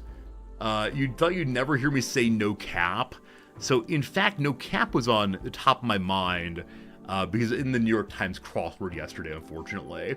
And Yeah, so I mean, I know no cap. Every semester I ask my undergraduates, what's one piece of slang you believe that I don't know that I ought to know? And this past year, they gave me, you don't know, gyat, gyat. And I said, look at that gal over there, gyat. And they were very impressed. Horrified, but impressed too. So this is a way in which I try to keep with the youth, try to keep up my knowledge of the world, is by asking them for more and more slang. That's how it goes. My apologies. My apologies. Oh, man. Are we okay on food again? I feel like we're not fixing the food problem. We're producing as much as we are consuming. I'm actually on an early harvest in potatoes. Just let's catch up on food a little bit. Potatoes and ketchup. That sounds good too. We will catch up on the potatoes. My friend Jim is currently doing the hauling. Yeah, this is why you want your hunter to kill quickly and return items at once. Otherwise you end up on the far side of the map/moon. There aren't moons in this game yet. There are asteroids, I believe. Man, now that this system of going into space is part of the game, what comes next? Like, I do wonder how long until the modders come up with all of the possible space interactions we're used to. You know, certainly things like space battles, I believe, were already in the game with Save Our Ship 2. How many of you played that mod and enjoyed that mod? I played it one time and didn't have a good time with it, unfortunately. I just couldn't get my ship playthrough off the ground. And I kind of gave up on it all at once, unfortunately. Oh, incidentally, with Jim being a little bit wounded, he is most certainly not producing as many bits of food as he could. Also, just noticed again, our researcher doing the cooking is making it so that we're not having food being prepared. I'm considering turning you off to, turning research off for a time. Now, once we get Daniel here, to join us, then we'll have the opportunity of, to have another person doing the intellectual work. The end game of Save Our Ship is crossing into the multiverse, where you crash on another planet. That's amazing, Zambri. Also, you just spoiled everything for all of us. I like the way that when they told a story, though. Jim, we're not feeding raw meat to our friends here. We're giving him meat proper. And then again, Hades Pluto has returned to researching, which is striking to me. Wait, why is that? Hades Pluto butchered and then didn't look for cook. Oh, it's not in a stockpile. Oh, I always forget about this. If the meat is not in a stockpile, they can't see it for cooking jobs. Oh, buddy. Oh, buddy. All right, if you want to play a video game, that's fine. We can do this. Also, incidentally, moving a kitchen inside would be pretty darn good. You'll probably see that here in just a little while. All right, this spot here of the most important of all time is where all the raw food goes. And then, if you force him to do it, he'll find the meat. That is a little bit annoying, to be honest. TBH always feels very strange to me.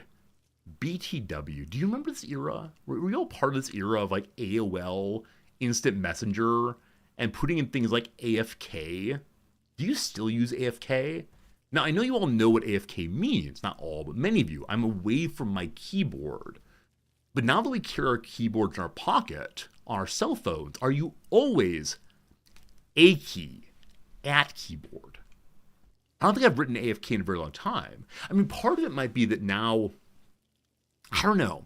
On places like Discord, I will always type out, I'm going to get a drink, I'll be back in a few moments. Is that just a sign of me being old? There's a real possibility it's not me just getting old, unfortunately.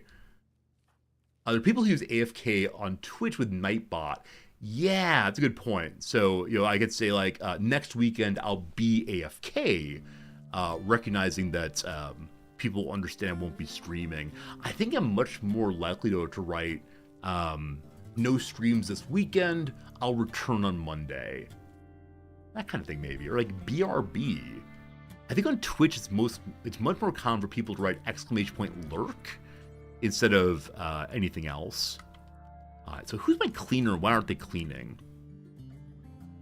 My main cleaner, Jim, is currently focused on getting the potatoes. We gotta keep this place clean.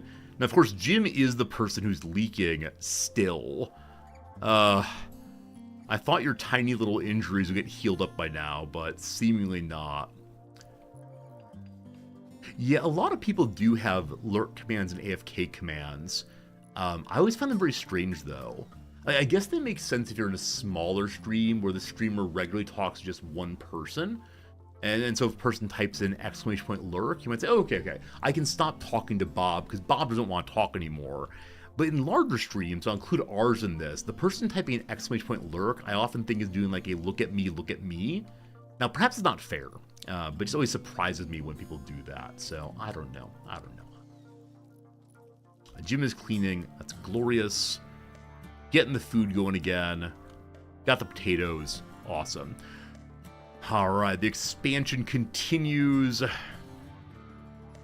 Lots of bits still, lots of steel still. We got 500 steel, we got a lot here possibly. The one I use most these days is TTYL. Talk to you later. Oh, I remember one. Is this true? I think I saw a magazine back in the early 2000s that was directed towards parents.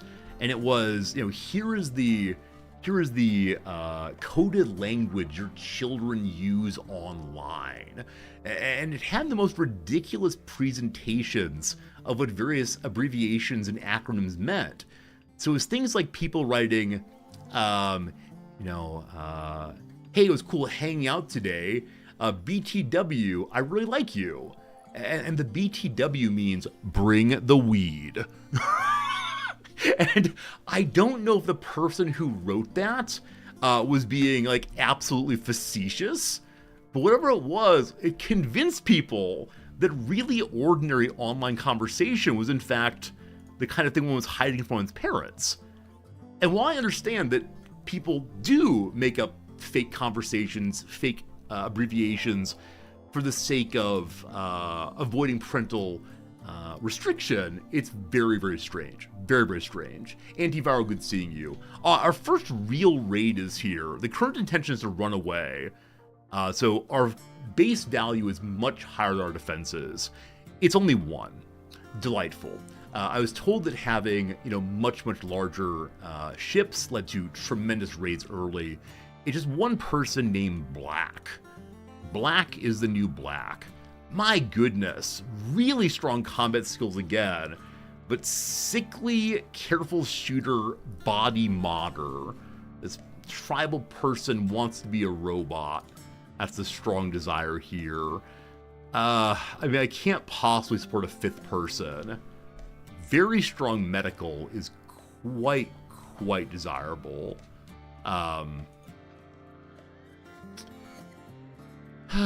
Alright, so your medical is pretty good also. You have the 5 intellectual. Your melee is better than your shooting, where Black gives us better shooting and no intellectual. Okay, it is the case that we'll be keeping Daniel and going for Black's death. The descent of Black into the afterlife. I hope you like Black, because that's all you're going to see. Something like that. Alright, lining up, taking your shot. They actually have a bow. I just now noticed they actually are not a melee person. So, let's get over here. Oh, Spracknell. Good seeing you, Spracknell. How the heck you doing? Thanks for hanging out. I appreciate it. And thank you for supporting the stream with that tier 2 sub. Unfortunately, we don't give any gifts or generosity towards people who have higher tier subscriptions. But man, I appreciate them. Always very kind to have that bonus. But thank you so much. All right, now in melee, knocked out Jim. The playthrough can't end this way. One second.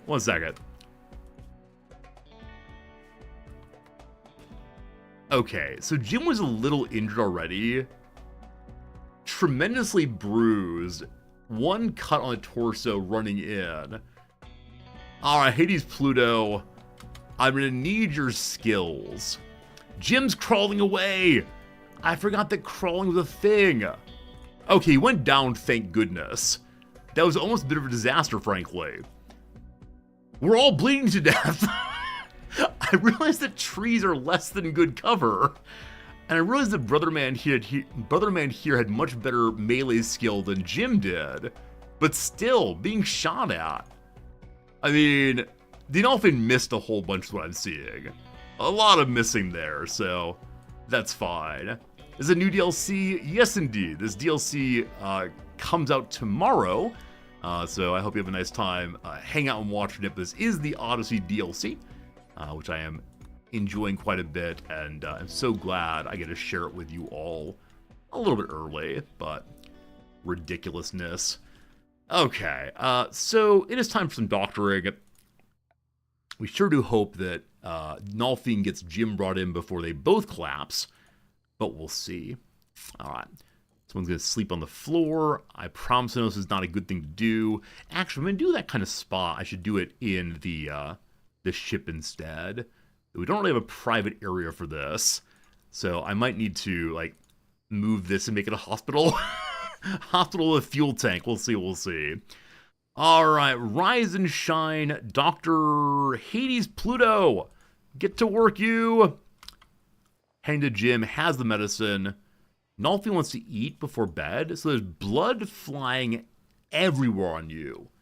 You're bleeding out in a way where you're going to die in 11 hours. How on earth are you so poorly put together, or so well put together, you're not bleeding out immediately? And then for the sake of not moving too far, I will go through the sleeping spot again here. Now, definitely tending to people on the bloody floor is not a good idea. So I'm going to have you clean up as much as you can before the doctor comes to help you. And that was in quotation marks because, gosh, I'm not sure anyone here is worthy of a medical license. I'm not quite sure on that one. Daniel, are you okay? You've been fed recently? You're good enough. Also, summer is coming, my friends. I don't know how, I don't know how hot it's going to get here. We are far to the north, so it shouldn't get so bad. But we do need to get an AC unit functioning inside of the little ship here. Alright, raid dealt with. All those are quotation marks because it was barely a raid and was dealt with a little bit more suffering than expected for raid number 1. But we'll survive. We have 6 meals sitting on the floor. They go bad in 10 days. We'll eat through all of them by then. No need for concern right now.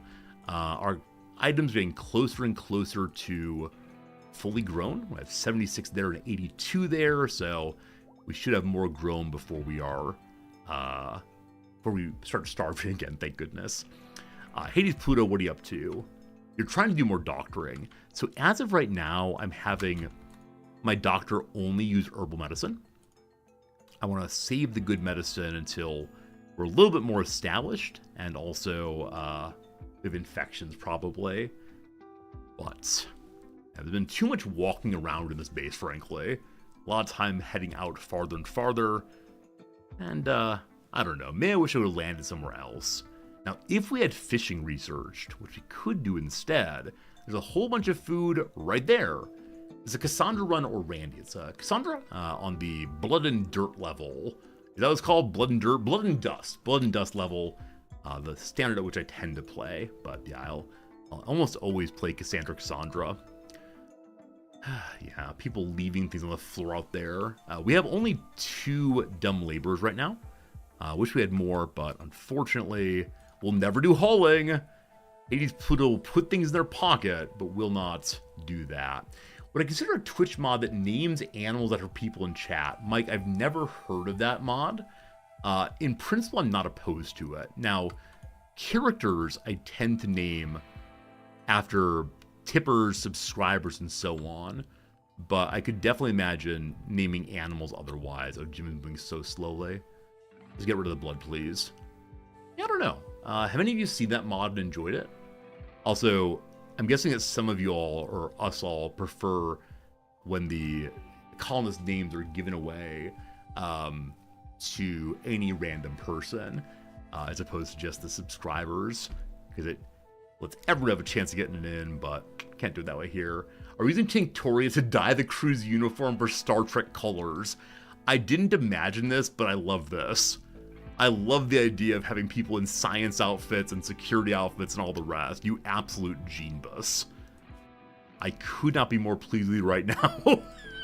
HP, you've almost slept enough. Alright, rise and shine, everybody. There's things to do. Number 1 is going to feed Dani. Yeah, I love the idea, Rog. Thank you for thinking of that.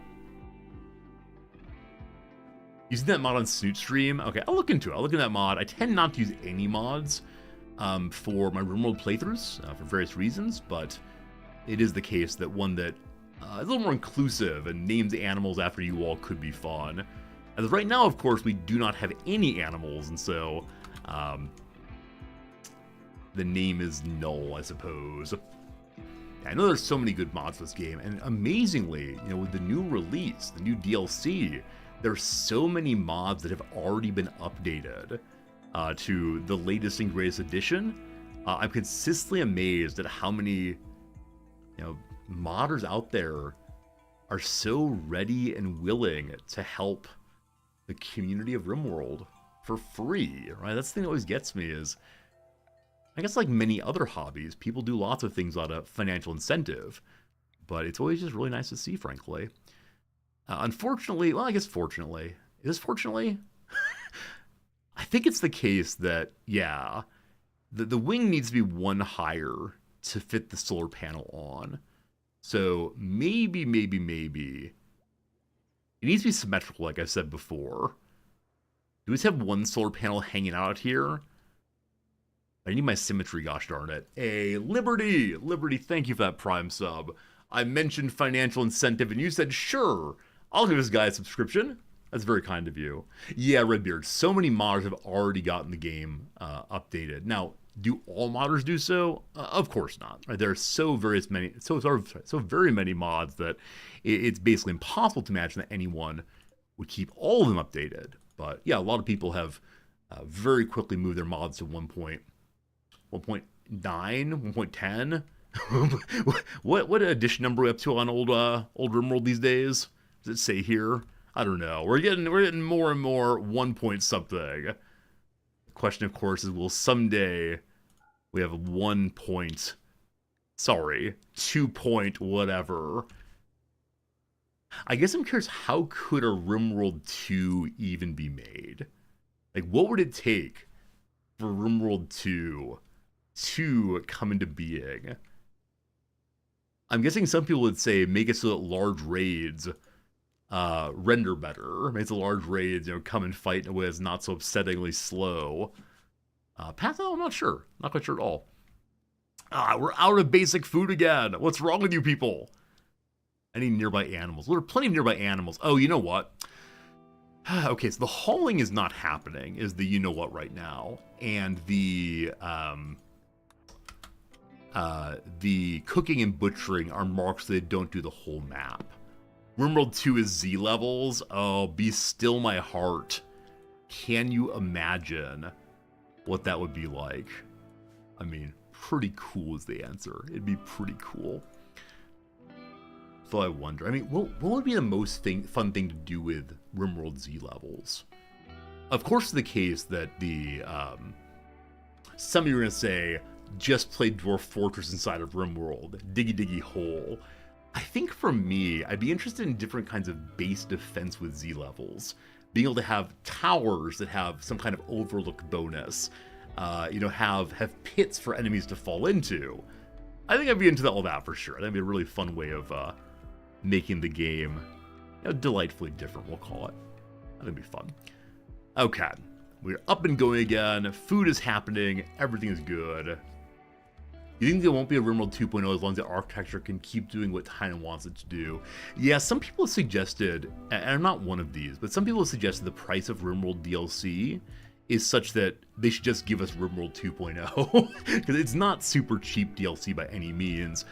But for me at least, every single Rimworld DLC has added in so much new flavor, new features, new other things that start with F, I guess. And I'm just so pleased every time. I've yet to think a negative thing about the Rimworld DLC, and that's for me a very nice thing, because there are definitely some other games where, not quite sure. We need a wall here, but that's not possible. If I remove this corner here, I wonder what happens, because that might do it. Hey, Aaron Mithrin, hello from Australia. Hope you're having a good time, my friend. Hope you're having a good time with the archives in Australia. Have you been a really annoying American, Aaron Mithrin, and met your Australian colleagues by saying good day over and over again? Sniggering quietly to yourself, possibly? Snickering? Sniggering? I think these are both correct words, but I think snickering is more commonly used. To snigger. I mean, to snicker. Yeah. Something like that. You know, the Anomaly DLC didn't hit so well. Mark, you're absolutely right. Absolutely right that I didn't enjoy the Anomaly DLC so much, but it's not because it didn't add what it said it was going to add. It definitely added a new feature. It definitely added new ways of engaging with the game, right? In no measure am I saying that I enjoyed Anomaly, but I am trying to say that Anomaly did the thing it said it would do, and that is delightful for me.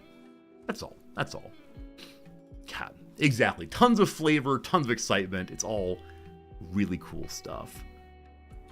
I want to see what these corners look like. If they're dumb corners, I have to figure out how to do this thing instead. Yeah, that's what I want to see. That's what I want to see there. A firekeeper is passing by. Their name is Spider. Do you walk on water? This person walked over the lake. Was there a storm? Were you in a boat? Did someone doubt you? A 19-year-old firekeeper. That's a position of religious respect. This person must become our god, I'm afraid. Speaking of DLCs, which do I have active for this game? Only this one. Only this one. I've decided to keep this a light DLC playthrough instead of trying all of them at once, because I thought it would just be a little nicer that way, be a little more fun that way, as opposed to having to, I don't want to say struggle through all the others, but, you know, engage with all the others. Unfortunately, I can't make this kind of wall out here. It looks so much cooler, I think, but no, not right now. Yeah, okay. Do we accept this, friends, or do I move the thrusters? Which would you prefer? Because honestly, I think move the thrusters is what I'd prefer. To hang them on back here instead. At the end of conversation in Australia, you're hearing not good day, but instead good on ya. Australians, do you all use fair do? Fair do? I believe that that English people say fair do. I find it a little delightful. Move the thruster to use the space, so you can't use the space, unfortunately. The thrusters have to have this area totally open.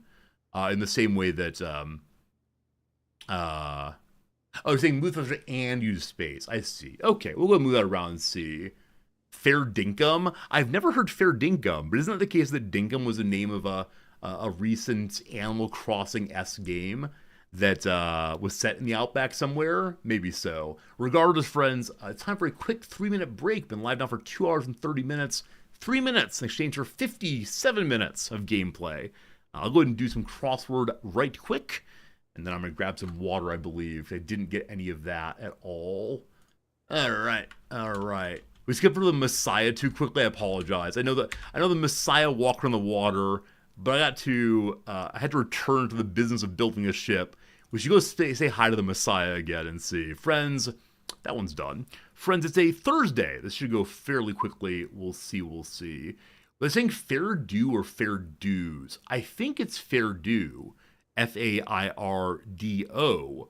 But I'm ready to learn that the British do not say this, and I've made something up out of my beloved Wales. Icy pellets, probably hail. Trouble going out at night. I don't know. Let's go down and see how it's going. Sacred, holy.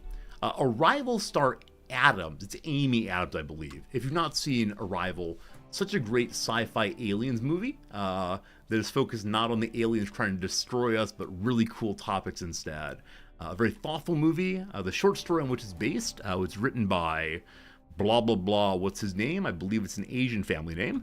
Quite good. Has as part of the package. Super Size Me. Go Betweens is probably liaisons. Liaison. Okay.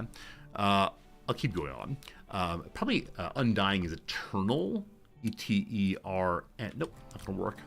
A song that Phoebe writes about a malodorous feline on Friends. I've never seen an episode of Friends, but I know this. Smelly cat, what are they feeding you? A multi-level marketing company that owns Nutrilite. How about Amway, probably? Probably Amway. Set fire to. Burn? Light? Set fire to. I have no idea. Set fire to could also mean metaphorically, like rev up something. We'll see in a bit. A blank and found or lost and found, of course. A figure providing inspiration. An idol, possibly. Wait, I've never seen Friends. It's true. My wife watched all the Friends, and so she references things from time to time. And I ask her, oh, what's that? And she says, oh, that's like when Joey and somebody got married. Oh, it's a line that Ross said. But no, I've never seen up to their Friends in my entire life. A creative kid's favorite class, maybe, probably art. Extinct flightless birds, probably the dodos. I'm not sure if the nannies are still extant. 2007 drama for which Irish name received her first Oscar nomination at age 13. A drama with a young, I believe, Irish woman. I have no idea. Make your own kind of music. Singer familiarly. No idea. Large cousin of a scallion. Aren't those green onions? Oh boy. Okay, To the Downs. Has as part of the package.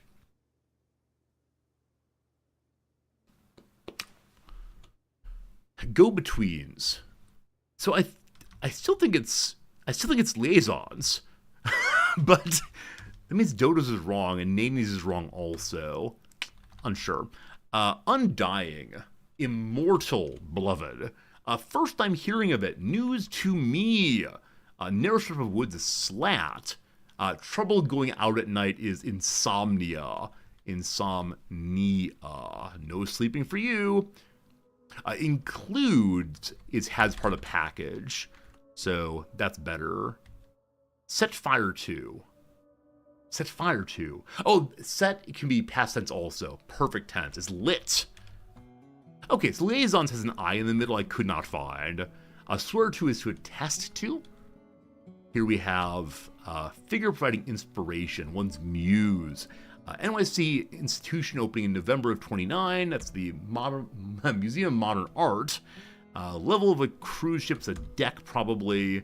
Atonement is a film. Haven't seen that one.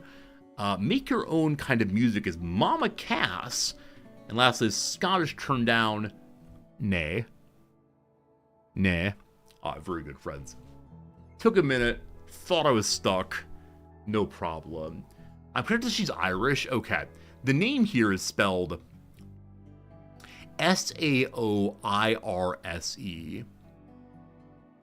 Is it Cersei? I don't think it is. The second name is Ronan, I think. But Cersei? Shersha?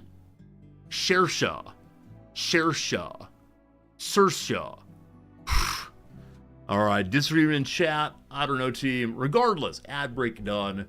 We return to the game, except for the part where I said I'm getting some water. So back in 30 seconds to a minute, let's say 1 minute, I'll get some water and we'll have a good time. I promise. Where's my AFK screen? There it is. Back in just a moment, and thank you.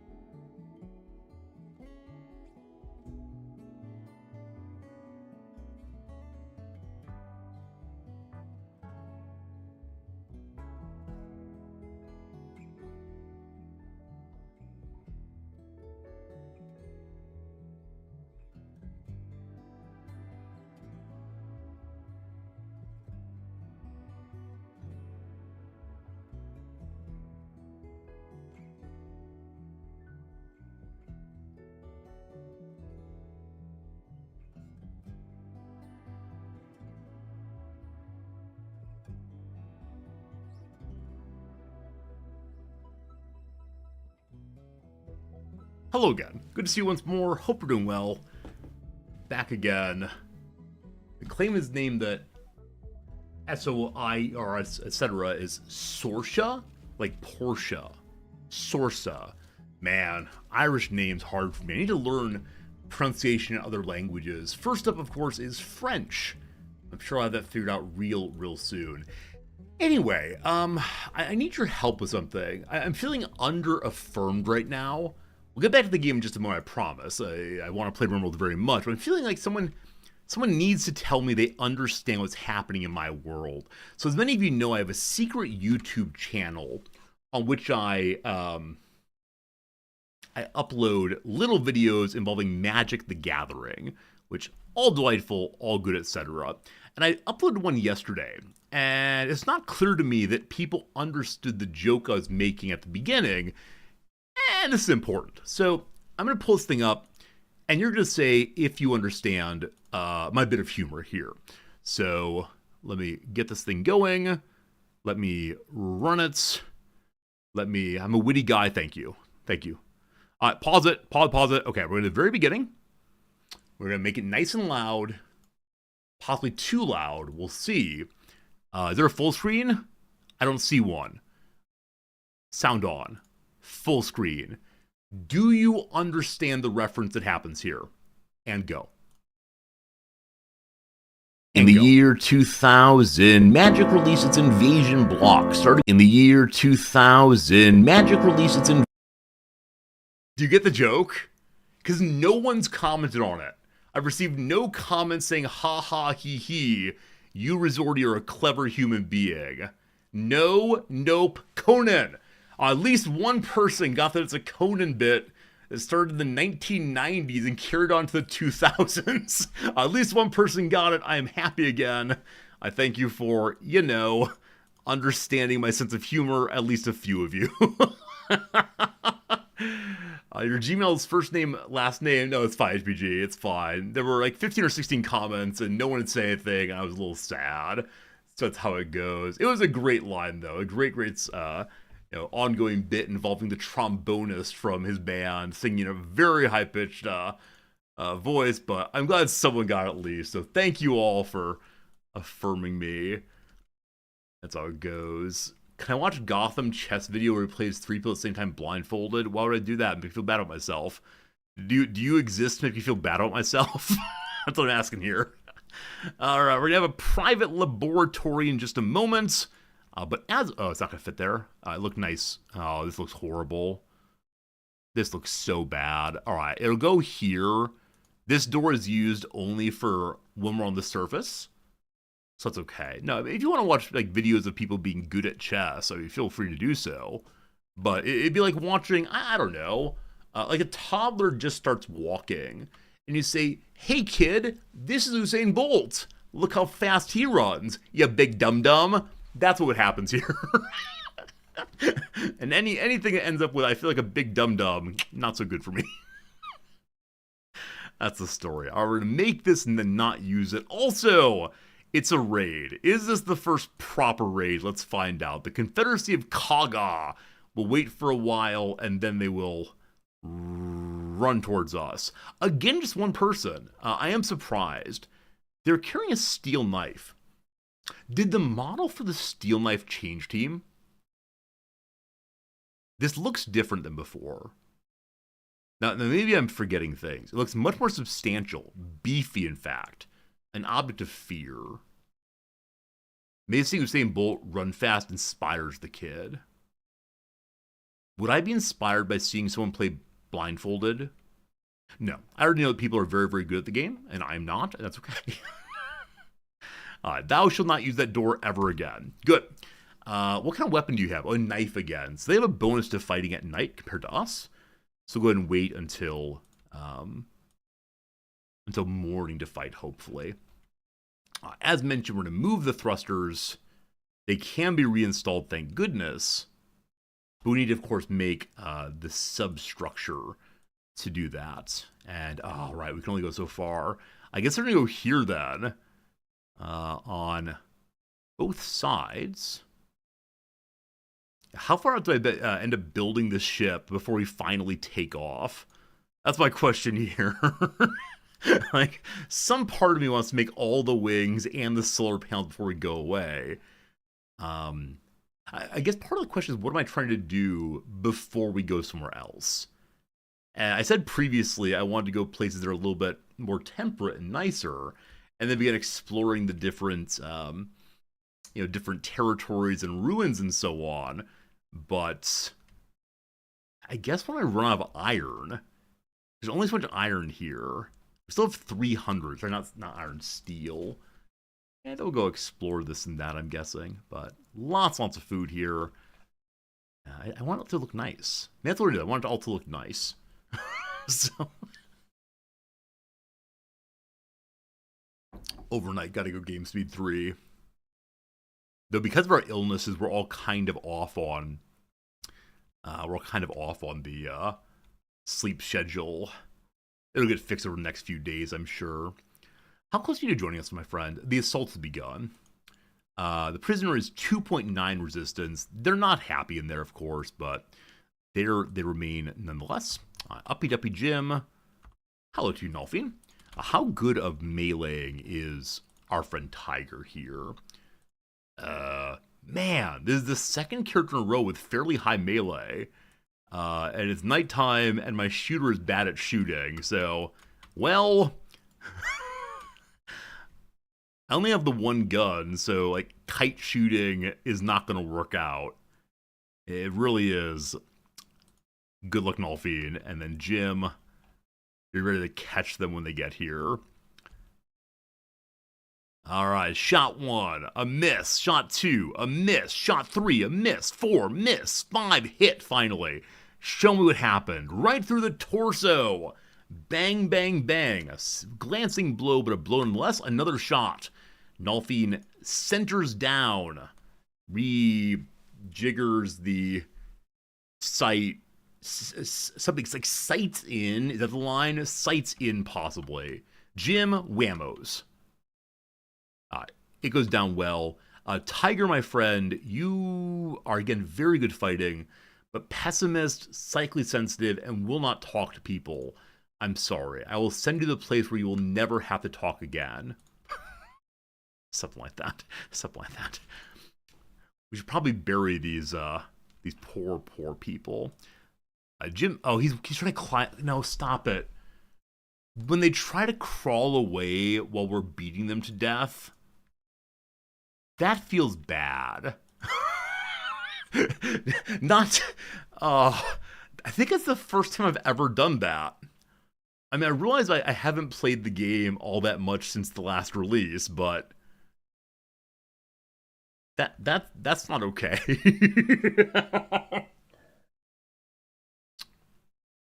What does one do with that? Does one just leave the fellow to climb off the screen? I just can't. I mean, I can't have him getting up and causing problems for us. Why not let him run away? Because I didn't think about it, but he won't get that far, right? Maybe this is a case where he has surrendered, hasn't he? He no longer poses a threat. He's been disarmed. I am violating the Geneva Convention. You also bring me up on court-martial charges very, very soon. Very well. Very well. What's like the first general order of the? Is it the Army, the Navy, Marine Corps? One of these about like not abandoning one's post. Can I somehow tie this into that? I'm sure at least one of you is typing it right now because you know well it was ingrained in you from a very, very young age. I may have to look it up otherwise, but once upon a time I almost joined the U.S. military, and I learned all these kind of things. So I'd be Johnny on the spot when it came to, when it came to going to boot camp. It's called the General Suggestion. Oh, the Geneva Suggestions. I mean, I just want to be a good guy. I want to be a good guy resorting in all the playthroughs. I'm someone who tries very hard to avoid the nonsense that most Rimworld players get into. Like, every time I go to the Rimworld subreddit and I see people engaging in, like, frankly disgusting behavior, I'm not exactly sure why I play this game. Like, really and sincerely, do I want to be in league with those people? And the answer is, I believe, no, but that's okay. We'll give them a lovely burial overlooking the water. Also, pardon me, it's been stuck in my head that I'm needing to deal with, or else. Alright, so I think it's called the First General Order. So all the services have one. I will guard everything within the limits of my post and quit my post only when properly relieved. That's right. Is it the same in the USMC? The same?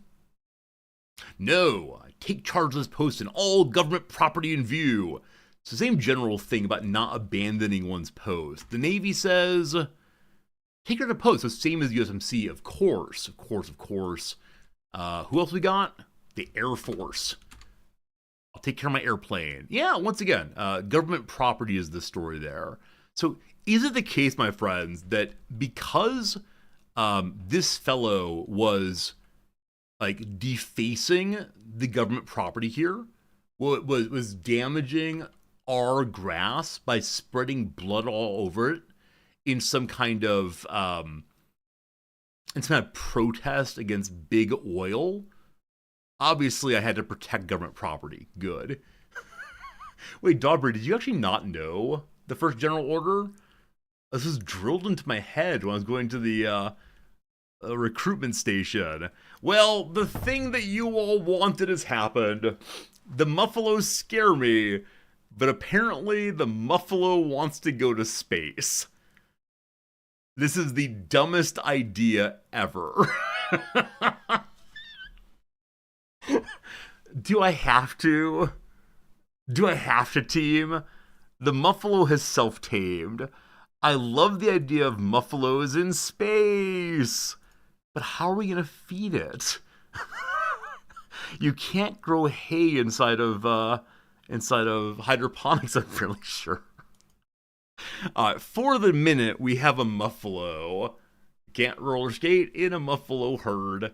But you can be happy if you put your mind to. Oh boy, team.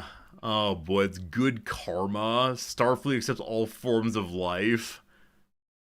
It's true. Alright, team, we're gonna do a giveaway. This is what you want. This is why you're here. Give me a second to pull it up. Where is this thing? You? Alright. We're doing a giveaway. If you're interested in naming this Muffalo here, I'd like you to put a word in chat. Actually, we'll do it that way. One second.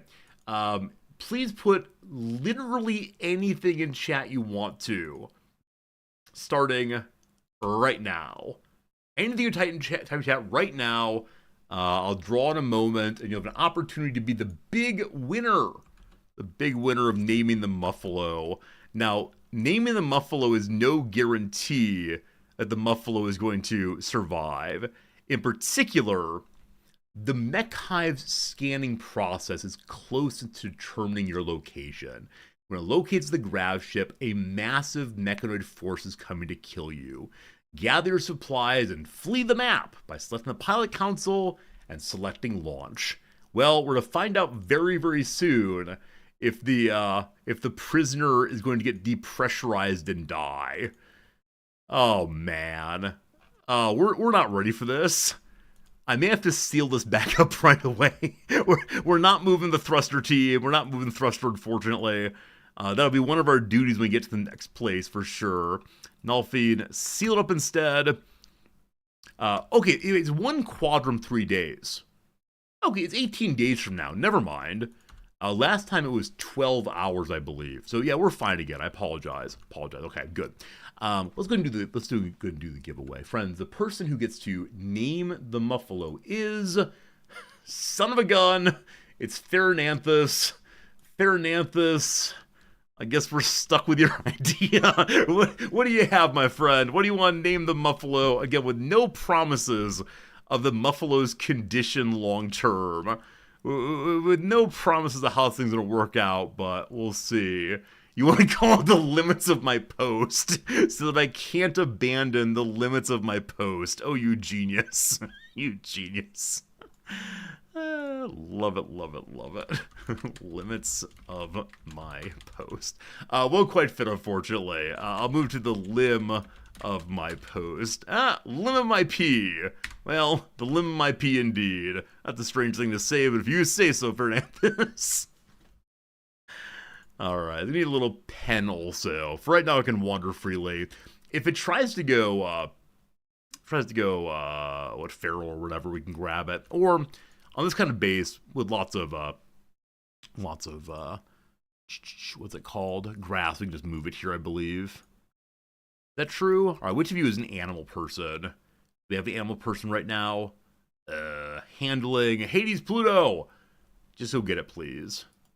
Yes. Rope the boy. Lovely, lovely, lovely. Okay. So we're getting the thrusters moved. Go and grab this one first. Reinstall on the side. I made a little bit too much substructure. Is there anything cool I can put in front of it? Where's look better? There or there? I think forward looks better. And then I'll go ahead and remove that little bit of structure there. Gotta make sure this thing looks as good as it possibly can. So move you, and move you over also. Again, we have to blast off within the next 1 quadrant or so. I don't know where we're going. I don't know what we're doing. Hello to you, limits my post. Well, I'll bring you along soon enough. All right, medical no longer needed. All right, is there any more steel here? There is a bit more steel. I'd like to grab all that if possible. It's one of our more important resources right now. I'm not sure how much research has been done so far. We are more than halfway through batteries. That said, Hades Pluto is doing a lot more of the cooking rather than doing the researching. As mentioned, it's a full-time job. We got to get knocked out. Now, other people's research, non-existent, unfortunately. All right, where you can click an ore vein once to mine it all now. Yeah, it's been that way for a while. I don't want to say in principle I refuse to do so, but I'm not a big fan of the whole click to reveal the ore pile. I sort of far prefer to have a little bit of hunting. It feels more organic, perhaps. I think we're gonna, I don't know, ugly ship or pretty ship. I guess pretty ship is have the shelf like that for right now. Need some lights, obviously, need some power. Poor Daniil here has been low mood the whole way through. I'm also not quite sure what I'm gonna do with them when they show up. But we have 1 wing constructed now. I'll try to make the second one before we get out of here. Second one will probably be a barracks. At least for right now. Cool. Ooh, cool. Now, can I make this look identical at Troubles? We could also remove this wall now. Might look better to do so. And then we'll figure out doors and such at some point. Like, no particular reason to have the walls here, other than I kind of like how the nook looks. Nook look. That rhymes, so must be true. Alright. Got plenty of food sitting outside. Barracks. Bedroom, food area, and we need a kitchen, we need some workstation, we need a lot, Now the nice open section back here, which I think of as engineering, we pop things there also, get rid of some of these walls here, get a little more space. Let's go ahead and do that. Let's try and have an open concept spaceship. Is that what it's called? Like, open concept means you don't build any walls, possibly. Hey, Sai, good seeing ya. Happy, what's today? Happy Thursday, Friday, everybody. Hope you have some good weekend plans coming up pretty soon. Hopefully you're excited for whatever's happening next few days. For some of you, it's going to be let's play some Rimworld, and gosh, I love that for you. 1, 2, 3, past here. 1, 2, 3, past there. And then up. And we go... Welcome to Problems with Symmetry. My name is Resorty. I think it's that. Does that look right? Waiting for Odyssey? It's coming. It's coming. I know we're down to like, what, 10 hours for you all? It's gonna be good. Planning mode can now be copied. Oh, is that true? Had no idea. I know that planning mode has been changed substantially, but as usual, I'll probably end up doing the same way I've always done because I learned how to play the game in, I don't know, 2017. And the way I learned to play it, there's a way I played forever, unfortunately. Uh, no cap. No cap. I like saying it in that voice.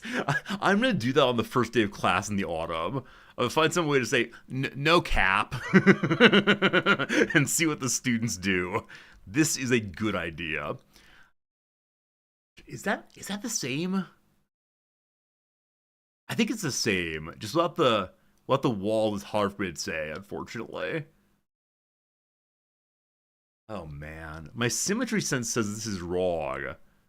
But I think it's right. I think it's right, actually. Huh. Huh. It's not KSP, so the spaceship won't be harmed if it's not perfectly balanced. But people will see it and say things like, ow, my OCD. Even though I can say with almost certainty the vast majority of people here who claim OCD do not have OCD, unfortunately. Hello, George. Thank you for the resubscription. George says, your phallus spaceship has a growth on the right side. It just bends that way. Never mind. George, hello. That's a weird message, but thank you for your generosity as always. 20 months subscribing. I thought you'd been with us much longer than that, but super kind to you, George, and hope you're having an absolutely lovely day. I'm just making a spaceship that looks like a spaceship to me. I'm sure it looks like other things to you perverts, but that's not me. That's you. You're the weirdo, not me, I swear.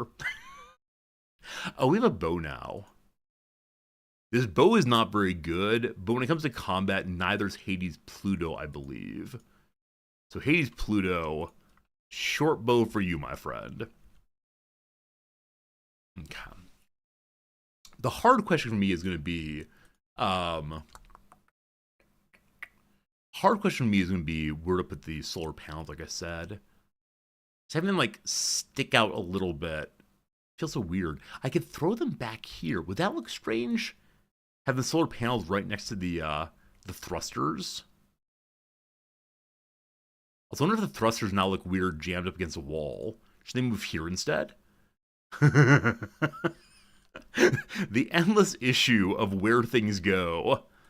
They might look better over here, or it could look better to have more of them. Is my ship going to get too heavy? No, we can have up to 500 and we're fine. Thank you for affirming my spaceship. I worked very hard on it. It's like if you're playing with Lego, right? You make your little Lego house. Like, look, I want to live in my Lego house. And someone says, no, your Lego house looks terrible. No one wants to live in there, even people who get government subsidies. And then you cry. That should not be there. I believe we have symmetry. It's good. It's good. Ah, beautiful. Having interior space is so darn... You're not the same. You're not the same. You dare to differ. Okay. I believe I caught it. We caught it. We caught it. This thing from Star Wars, I have no idea. In no measure was I was thinking... Like, you could say it looks kind of like a ship in FTL. But I think there are only so many cultural understandings of what ships look like. Now, I recognize I could keep on jamming more and more and more and make the, the unidentified flying object sort of thing. But where's the fun of that? So I'm making this thing. I think it looks nice. I missed a wing bump on my left-hand side. Oh, here. I think it will show up. No, it won't. Wait. Oh boy. How is that made? How I mine for fish. Is it this? Will that do it? Oh, I see maybe. 1 second. 1, 2, wall. Possibly? Possibly? Oh, you know what's be cool? If we have an outside area and we put turrets on them. Not the top left. That? That'll do it? Yeah, I think that like the cool what's the word here? Uh External slopes, sure, are made some way like this. I can't tell if they'll match though. Yes, because this is nothing. This half consumed block is nothing. Click on it is nothing. We'll see. We'll see. Hope that works out. Okay. Yes, but having turrets outside would be really neat. And so when we land, the ship can defend the territory we land in. I believe there are bigger weapons like beam guns and so on. And so I wonder if when we land on, mech areas, if we can land in places and have the ship fight through as many mechs as possible. But I suppose that's also a good way to have your ship destroyed. And if you do that, you never leave. You become one with the mech. Insert Borg commentary here. Alright, so I'm going to have this shelf move to this corner. And I promise I'll begin segregating what's in the different shelves at some point before too terribly long. Maybe. It is a bit of a mess. I do appreciate that one begins with so many items when playing on this game mode, but it does get kind of overwhelming when you fill your shelves. Now, I see a bunch of it's wood. Probably before we take off, we'll do a ship's consideration, trying to decide what exactly needs to go in the ship. Am I growing a bunch of hay? I am not, because I intend to leave the muffalo behind. I really can't take care of a muffalo. It would be really exciting to have a mascot. Is that what it is? Like, do we need a mascot? I'll try. I'll try. I don't know where it will live. I guess we can give it this room instead of making it into a kitchen or whatever. It's gonna be very silly. More thrusters helps your launch chances. Agelli's, you're absolutely right. It does. They do. Oops. I think this needs a seal also. I wonder if that counts as a seal. Yeah, I don't quite know. Like, are there any rules to how thrusters work? No. But I do wonder, like, I can imagine someone's working on the thruster here. But also, it looks kind of dumb. So, things that look dumb get sealed off. We could also seal it off like this. But I think adding thrusters would be a good idea. Helps us to land more safely. Is airtight a stat here? So, it is, but I believe only when you're in space, I believe. I believe oxygen's assumed to be good on the ground, and then in space you get in trouble. Now that said, we don't have pressurization, so it'd be kind of rough, unfortunately. Possibly. All right, maybe we make more of these. Yep, it's only... Oh, it's 180 steel. It's a ton of steel to make another one. Can I make the muffalo intelligent? I don't know how to do that. To change the muffalo's level of knowledge or sentience or understanding. I'm not sure though. That's getting sealed up all good. So that'll move over. Oh, someone started with a potted plant, you might recall. There's a new serum to make things intelligent. So when something's intelligent, does that mean it can have skills then? There's another gun. Oh. It's not as bad as blundering my queen away, but there's been a gun there the whole time. Oh my goodness.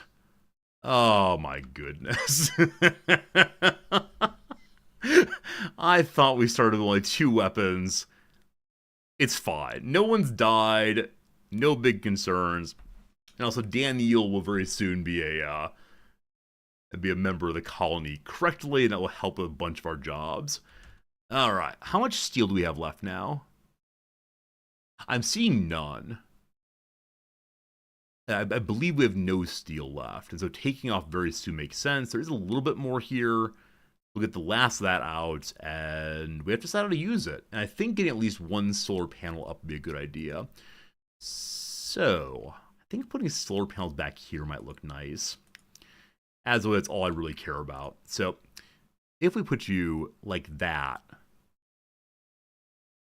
I think that looks kind of dumb. Does it look kind of dumb? Might look kind of dumb. It's mentioning that components are not stored, they're sitting on the floor. So, what looks least dumb? Here? Here? Here? Here? Here? On the front might not be terrible. The front might be kind of cool, actually. Huh. No, of course I need to put it on a floor first. That's required. I don't want to put it down before I've decided where I want it to be. Here? I'm going to keep saying the word here over and over again. Here? I mean, if these are emergency exits, we can definitely put them out next to other things. Do you have to build the floor before you build that? Let's see. It's too far outside. Unfortunately. I only have this much space down this way. So I'm afraid you're going to have to go in front, which, boo, but okay. It's 4 wide, so that will fit. And I think 3 tall? 4 tall? That might do it. Symmetry. Okay. I think this will be the last bit of building. We know about batteries now. Fantastic. So electricity into batteries is very, very cool. I believe we go weapons next. Now, we could try to just jump on through and say, okay, I'm rushing orbital tech, so I can make vacuum suits and so on. Vacuum suits are made with plasteel. We don't have that yet, of course. So, I guess we just learn how to make weapons next. Or fishing. Okay, I don't really want to add fishing here, but I recognize that having fishing is a great way to try a new mechanic. And I should have researched at the very beginning of the playthrough, because it doesn't help with the old ship here. Hey, Drid, how's it going? Drid, thank you for the raid host. Sir Lactose, welcome in. Everybody else, good to see you. Hope you had a good stream, Drid. We're over here playing Rimworld, the brand new DLC Odyssey. It comes out in only 10, 12 hours maybe, not terribly long at all. So we're kind of counting down and seeing how long it's gonna be. Hello to you, Arxai rather. Another PhD in philosophy. Are you a philosopher also? We have a few of us in the channel, and we tend to have a lot of people who are very intelligent and interesting here. I'm glad you found your way to us. Surely am. Wonderful. I'm curious about your areas of study, but if you don't want to dox yourself, I get that too. But welcome to the channel, my friend. I can't show off the secret philosopher handshake here, but you know what it is, obviously. A few things have happened. Number 1, Lord Hades Pluto moves fast for 8 days. Cool, thanks. Number 2, we have a quest called The Shack of Goodies. The Shack of Goodies. It's worth 225 money. There are 4 manhunting macaws.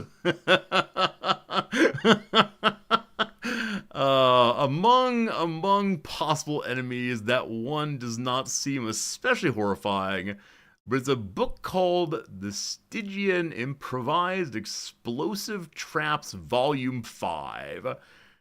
Elena Acosta made improvised explosive traps her life's work. She found this useful when she came under mortar fire, only survived by crafting traps from the enemy's many dud shells. Oh, goodness. Leads to a little bit of knowledge of IEDs and carpet making. After all, you have to cover the IEDs so nobody sees them.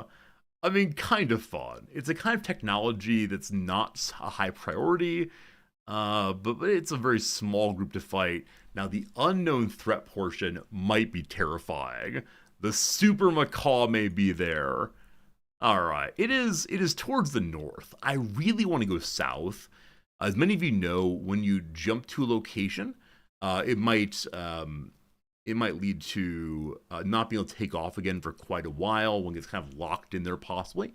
And that's less than ideal, of course. Again, Drid, thank you for the raid. It's been so generous of you to raid us so often in recent days. I'm glad that you trust your community with me, so to say. And yeah, again, very much appreciate that you choose our channel to raid out of all those channels out there. I've heard there are 2 or 3 other ones currently live. Also, Daniil has joined us. We have our 4th character, despite having 3 spacesuits. So, they're trying to put on the spacesuit. No bad. So, you move to lower class clothing, and also to only very basic medicine right now for you. You stay on the bend folds food policy, what we eat when we're landed. You stop that. You stop that. And now it's time to change a name. There have been so much generosity today, friends. So many of you have subscribed and gift subs and all the rest. We'll start at the top, though. Oda Toda. Oda Toda, thank you for your generosity today. We're putting you in the game as our surgeon. That's pretty good. Pretty good. So Oda Toda. Awesome. So you will be taking over on what? Medicine, definitely. You're probably going to be our researcher. Our current researcher, namely Hades Pluto, is only a 5 and has other things to do. So Oda Toda, you are researcher. Someday you'll do art, and also you're our first ever real doctor. Not to be offensive to Hades Pluto, but definitely less important for them to do medicine when you are much better. So Oda Toda, we want you to carry in your pockets, which is right here, ideally 3 basic medicine. And we've not been growing basic medicine. If anyone who's good enough at growing to do so, it won't be ready to go by the time that we need to leave here. But let's go and check and see. Do we have someone who can make medicine? Middle school 8, we do. So I would have gone ahead, or should have gone ahead and grown medicine when we first showed up here, but just didn't quite do so, unfortunately. We'll hunt around and see. There are other herbal medicines around. I'm going to mark them all to harvest. And then I'm going to make a little stockpile where that can live. Inside our stockpiles are a little bit of a mess right now because of the recent redeploying of shelves. But everything will get placed in the correct place before too terribly long, I hope. With that in mind, though, as I said, I'm going to go and throw down a tiny little storage zone. In the corner here, there'll be where our medicine lives. That's right, it lives there. So critically important that our herbal medicine in particular lives in that corner. Lovely. Tattered apparel is an issue. Our researcher has very, very bad clothing. So they need more pants and more t-shirts. Here's the hard question moment. What goes in this wing? Possible thoughts. Number 1, a place to sit and eat. Number 2, beds. Number 3, a crafting area. There are a lot of things I'd like to do. Now, we do have stable. Please, I don't want to bring the... I'm going to leave... Okay, if we bring a Muffalo along, I'm going to have the Muffalo live back here in engineering. I like the idea of our mascot being in charge of the engines. Maybe a med bay. If there's a med bay, it will be our bedroom also. But that'd be good. When we bring the Muffalo along, I don't want to. Do I have to? Must I? This is not fully planted either. All right. So I'm going to do a quick little poll. I like democracy when we're voting. I hate the outcome occasionally. So I'm gonna put this question in. And the question is, do we bring the Muffalo along? Yes, we need a mascot. No. Muffalos stay on the Muffalos are afraid of heights.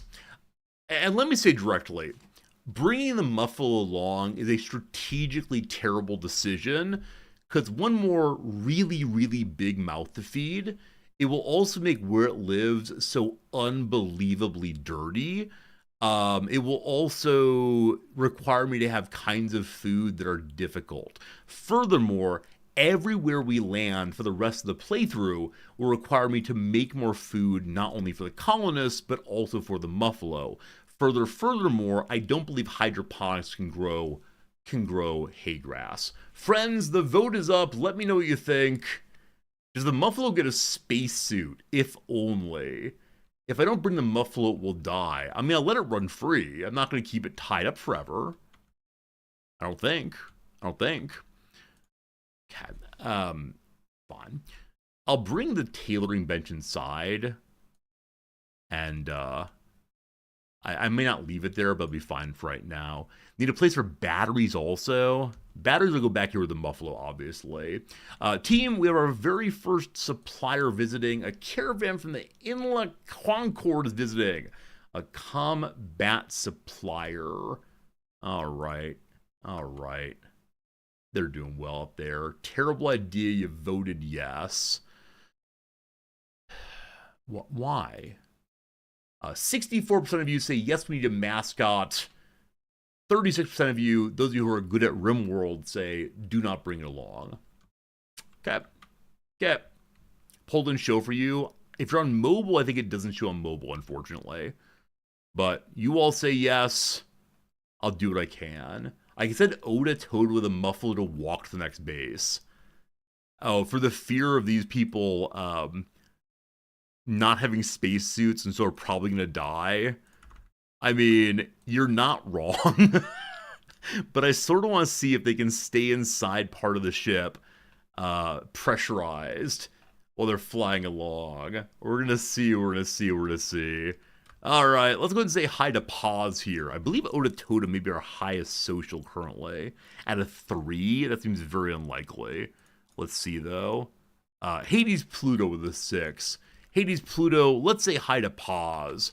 Let's pause for a moment and see. One more character, look in a moment. All right, they're willing to sell me incendiary shells. I'll be selling them the Garbage Club, which gives me no money. I may give it away instead. All right, there is a short bow and a club, still at 4 money. They're making fun of me by offering me really fancy guns. I have 300 silver. I probably need that for the flooring of a hospital. So with that, I can afford, I don't know, an axe or a mace. They got some more medicine. They have a vac-suit helmet. I could buy one vac-suit helmet, but when it comes to that, it's very expensive. Man, I really hope my extra colonist does not die for lack of a vac suit. I worry they will. Morally speaking, it's wrong to think of the muffalo as a sack of meat. I'll be specious in this playthrough if need be. Good to have a spare helmet. I mean, true enough. But I have nothing of value to sell them. Or I'm unwilling to sell them my valuable things. If need be, we'll be a bit speciesist here. Ideally, I mean, what I really want to do, I'm not going to do it, but I really want to do sending the Muffalo free, letting it explore the world, go back to its friends, etc. But as of right now, that's not doable. We have a new space helmet, so all 4 of our human people have space helmets now. I don't know if the Muffalo needs a space helmet. Can I force you to wear one? No, you may not force your animals to wear helmets, unfortunately. So, as of right now, helmet goes on a shelf. We'll put it on later. Oh man, be glad the Space Muffalo's there when I need to talk to Space Muffalos. It's true. It's time for a party! As the reference to what 1990s goes, P-A-R-T-Y? Because I gotta. Is that the mask? I think it's Jim Carrey and his ridiculous mouth moving. Jim throws a party. Everyone's getting a mood bonus. Is it an outdoor party? Are we having a potlatch? You guys have to pressurize the ship with a space muffalo? We'll see, Dark Uno. We'll see if it just dies. I got some concerns. Do we have what we need to make our first solar generator? There's a lot of steel there. There are bison here. What did the buffalo Dad say to its buffalo child, bison, bison. I didn't pronounce it right. I didn't pronounce it right. That joke works only if you get the pronunciation correct. Well, well, well. All right, party done. Everyone's feeling pretty okay. Jim, I'd like you to go and move this over, please, so I can get my tailoring going again. It's all coming together. It's all coming together. Very good. Very good. Very good. Need warm clothes. Nah, we're going south in around 15 days or so. Getting close, getting close. Okay, so we talked through a lot of different possibilities here of what should go in this area. Also, I need to have Jim stop constructing and go on to hauling explicitly. If I do that, then Hades Pluto will do all of the constructing. I don't really want that. We could make a second research bench here, so that when Hades Pluto has nothing else to do, they can help with research. I may end up doing that. 3 components needed. We have lots of them. That side's done also. We'll go and copy the generator over. We need batteries. Gonna need batteries, team. We'll throw them in the back end. And yeah, I guess the back end then also becomes our barracks. Yeah. The middle room I'm not sure about. The hallway I really don't know what to do. Except I guess we're going to open it up now. Yeah. Oh, Arcaris had a thought earlier. If I move the rear doors, I assume you mean these, to where to go? A horizontal wall lateral to the campfire. I'll save a bunch of room. If I move the rear doors, do you mean these ones? You're thinking if I move them here instead? I mean, truthfully, we don't need doors, right? It looks kind of cool. But I'm sorry, laterality. I mean, we could put them here, right? I don't know, team. I'm sorry, I'm not clever enough for spatial references. It looks like nothing to me, unfortunately. Unfortunately, friends, we have power going, sort of. It's all coming together now. All coming together. All right, I need someone tailoring, please. Hades Pluto's on after the cooking is done. We are getting corn very soon. Hey, the people that trade was left behind 2 super fancy medicine. 2 Glitcher World medicine. It could not be better if we tried. That is a fantastic thing. Someday when someone has their arm cut off, or they have an infection in their head, and we can't amputate the head, it's going to be very, very good. Very, very good, and thank goodness for that. Okay. You run power through this thing. All right. I don't know where all we need power. I'll go and run around the outside edge for first. For first, that's right. For first, I'll do it.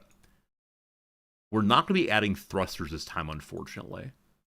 I'd love it if we could, but that's not going to attach, is it? I'll need hidden conduit on the corner there and hope that no one notices it awkwardly sticking outside of the ship. Of course, that does mean that a raider can come and attack that spot. Maybe running on the inside of the ship's a better idea. Still hidden, but I think that's a better move. Goodness. All right, front end gets power also. I may end up destroying the front end of the ship at some point, but when, I don't know. Also, I do want to have the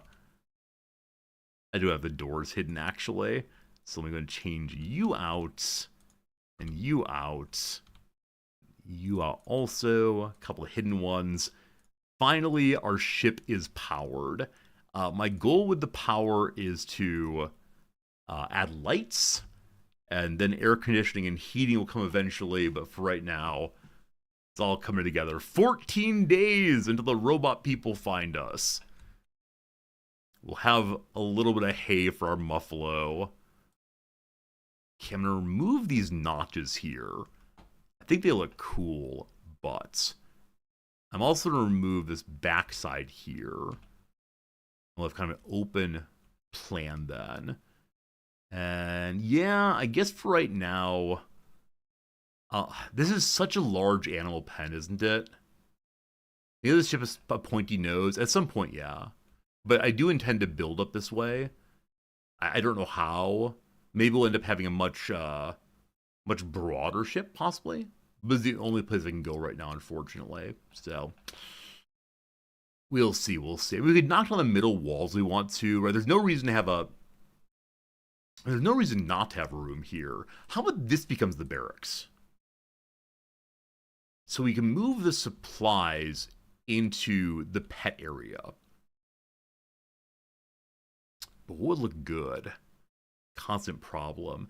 If I were to move this wall, if there were no wall there, we could flip the supply and have at least 2 shelves here instead.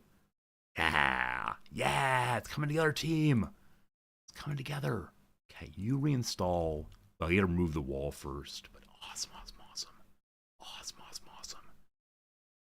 What are you doing, fam? A transport pod has crashed. An explosive expert named Robin is crashing a transport pod nearby. If she survives the impact, she will be badly wounded. Robin's from the Exo Emporium. If she returns home safely, she'll spread goodwill between our factions. We also capture her for recruitment or for slavery, but apparently no one likes that. We like it, but no one else. Alright, so Robin here, Exo Emporium. I believe this is the new traitor faction. That's a Trader, not the other one. Hello, Robin. Robin the Blaster. In mind-shattering pain, but loves it. Is going to die in 6 hours. Let me make sure your faction actually is the new traitor faction. Indeed they are. Indeed they are. A loose coalition of orbital traitors. Together they form an orbital marketplace that buys and sells goods from around the planet. Orbital traders also buy goods from the occasional interplanetary trading vessel, giving them access to rare technologies. The merchants are rarely found on the planet itself, preferring to live in the safe of their orbital platforms. Possibly Robin fell off one of those orbital platforms. Now, Robin's kind of far away. 6 hours until they die. At this distance, it might make sense to treat them out there and then bring them home, but I'll try to do it the other way. We repeatedly sing, "Bring him home," until we get them there. I trust one of you can sing the very high note at the end, because I myself cannot. Bring him home. Sorry. Oh boy. The ground is good enough for this person. I do not want to capture them. I'm interested in merely taking care of them until they get home. Hades Pluto currently has a very, very fast running ability, the Go Frenzy so-called. And so go, let's do some rescuing. Unfortunately, before that happens though, friends, it's time for a quick 3-minute break. Once every 57 minutes we do one of these. And so we're going to take a brief second to take the ad break, to do some crossword puzzle, and then to get back to our game. I thank you for being here. If you're enjoying yourself, consider throwing a follow this way. It'll let you know when we're live. Not every 6 days, every day, except for one in the week, we do show up and do our gaming and crosswording. You might enjoy joining us on future days indeed. Also, your following gives me a moment of affirmation. I say, wow, someone liked me enough to push a button on their computer machine. Thank you for pushing buttons on your computer machine. Friends, this right here is a Monday crossword. We struggle with the Mondays. They are the hardest of the weekly puzzles. I'll keep working on it for a little bit, but I may end up giving up pretty soon, so you all can push me in the direction of knowledge. The Klondike Bar alternative, I don't know. I'm thinking a chip witch, but I don't know what that is. A whip witch is also possible. The downloads I do not know anything about, though. A drill team routine for short. A Who Rio. A Chill Rio. Either one feels kind of weird. I'm sure that the price of peace is right for the biography of John Maynard Keynes. Hot pink seems good for a loud shade. Errol Morris's name is spelled that way. This is like, that's his sarcastic cousin, eye roll Morris. So Errol Morris, big name in outdoor gear. REI seems good, and then handled things janitorially. A mop seems right for that. So unfortunately, I don't know this square. We'll get back to that later, though. Over here, Bougainvillea feature often. I don't know what it is. I'm going to assume it's kind of rose, though, and they say thorns. White lotus settings.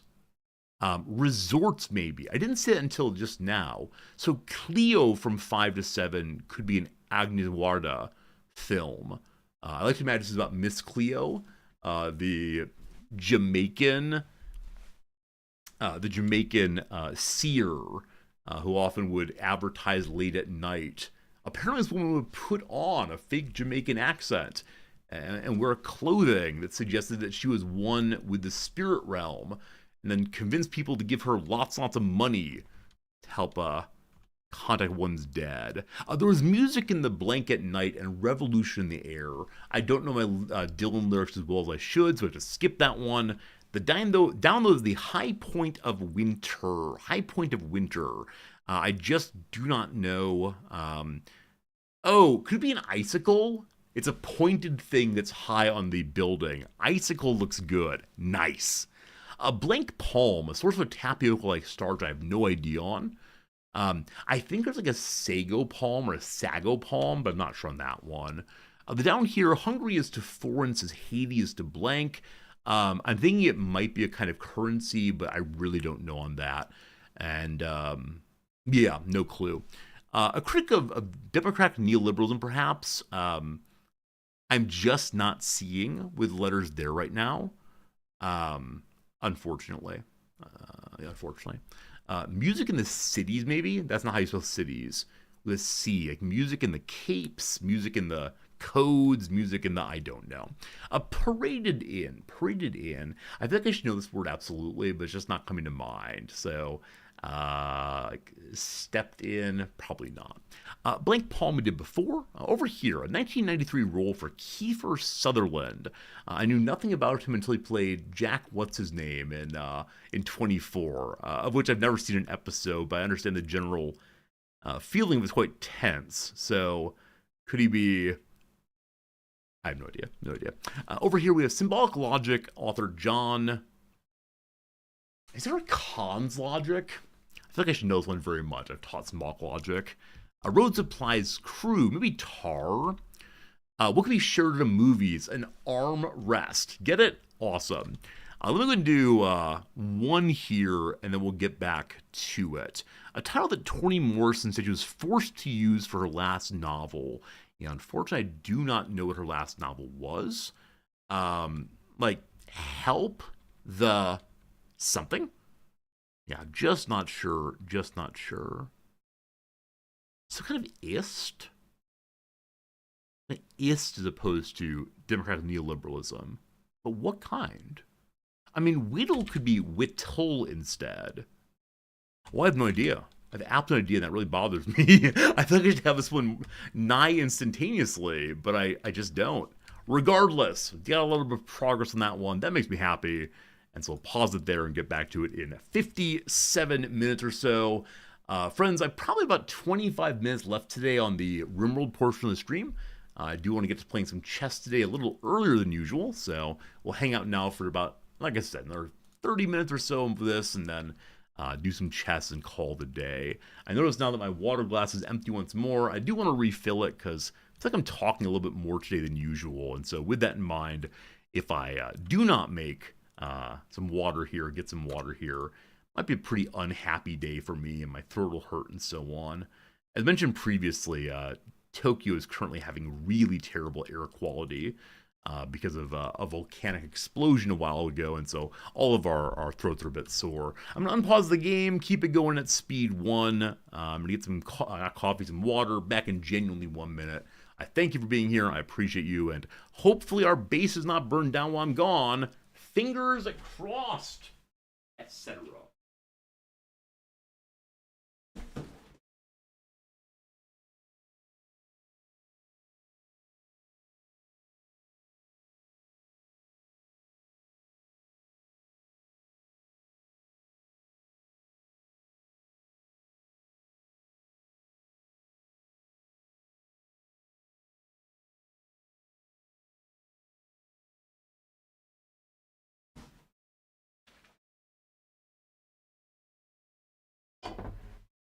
All right, here we go again.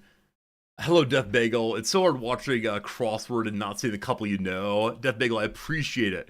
I know a lot of people throughout the world will say the words aloud to themselves over and over again, and also like put their hands underneath the desk.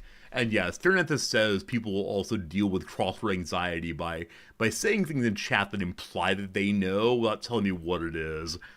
But don't worry, I'll eventually stumble my way into glory, or I'll ask you all for your help, and hopefully that works out too. Friends, we have we have a quest that seems ridiculous. I think this is the first ever ending quest the game had. An explicit quest that said, "Look, there's a ship for you somewhere else on the planet, and it's always Charlin Whitestone." Have any of you sent an email to Tynan asking why Charlin Whitestone? I've never had the idea before sending an email to ask. Now, I recognize that Tynan is probably incredibly busy right now with, you know, a major DLC release, but surely he has time to answer my questions. I'm curious if anyone's ever looked. Let me look up on Reddit real quick and see if we have any knowledge of this thing. So, Charlin, I thought it might be Charlton Heston initially, but no. Whitestone. There's an entrepreneur named Charlin White. No more Charlin Whitestone. What? What? Remove someone from the game. So this mentions them, but there's no real information on who Charlin Whitestone is.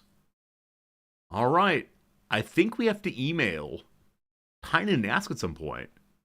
Friends, please remind me in approximately 1 month's time, because I think this is a question that there would be an answer to, insofar as it's the exact same name that's been used every single time. It does not change. I can't imagine it's a random outcome. Let's do something to it. I'd love to know what it is. And Tynan tends to be very generous with me of answering my absolutely ridiculous questions about his game. All right, we got Robin home. They die in 4 hours. If Robin asks to join us, we will not be accepting them. Because no dumb labor. I like mining just fine, but no dumb labor is a big, big issue. So you'll be going on your way. You're naked, though. I can give you some clothing while you're here, I suppose. I think you can give guests clothing. Actually, not sure on that one. Might be false. Also, we do have our very first bit of dye coming in.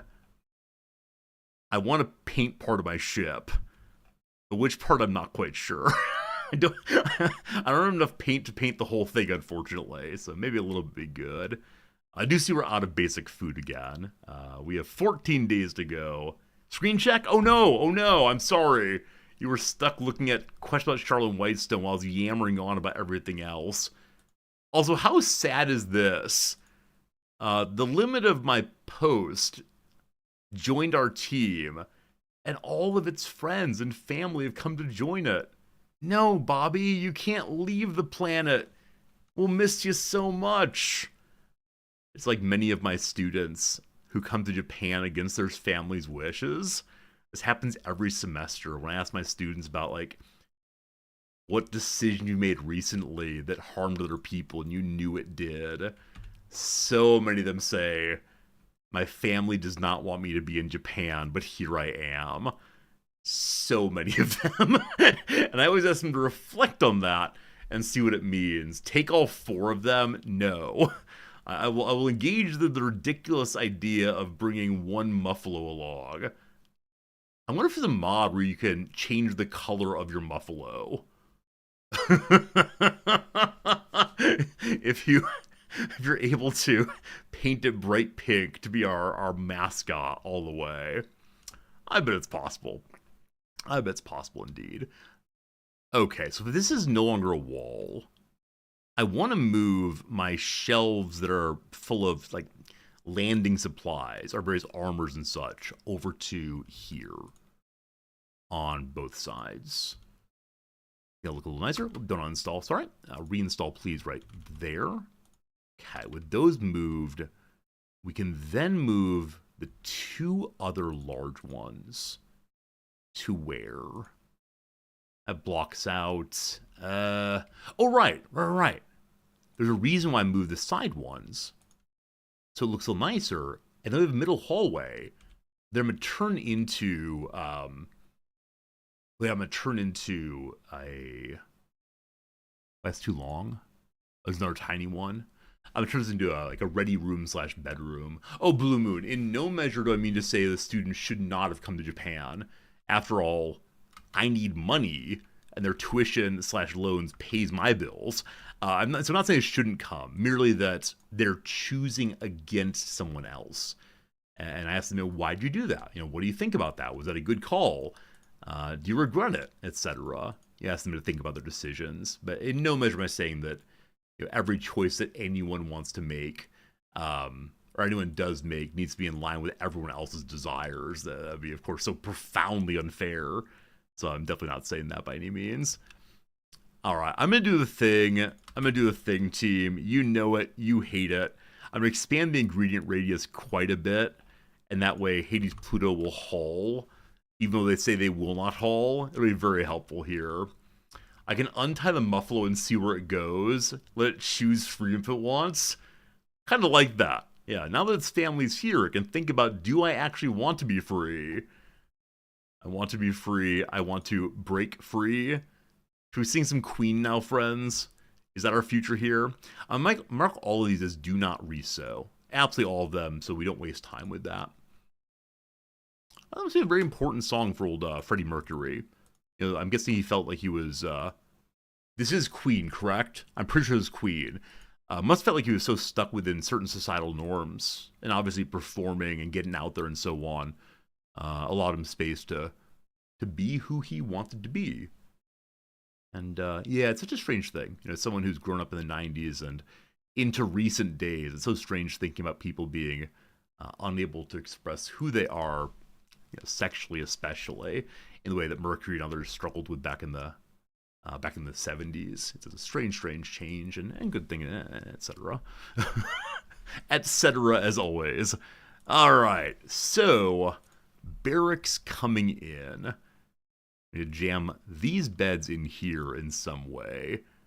And I want pretty much to have a wall on both ends. It is time to destroy the fire here. Yeah, we have way too much wood. The wood will be good for making emergency biofuel, but past that I'm not quite sure. Biofuel full? Yes, both of our tanks are full. We don't have much spare biofuel. It might be good to have some on a shelf back here. Maybe on the corner. I don't know. Oh, it looks like a real spaceship now.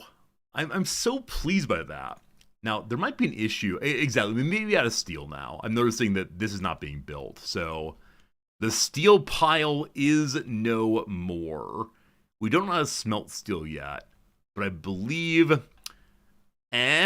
I believe there's no more steel available to us, so I believe it is time to blow this popsicle stand. Where does that phrase come from? There must be some really interesting etymology or origin story to blow this popsicle stand, mean to leave in a hurry.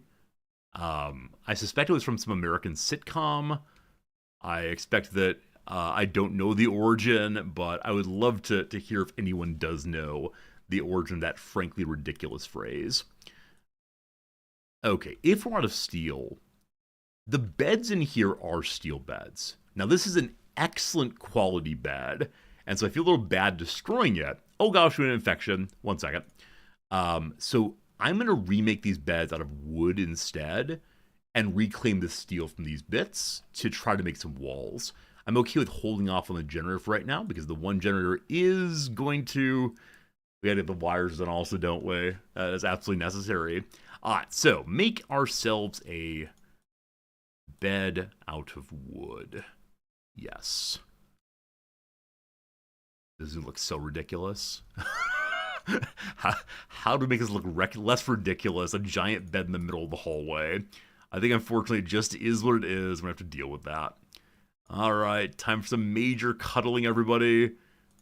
Gotta get in there and cuddle.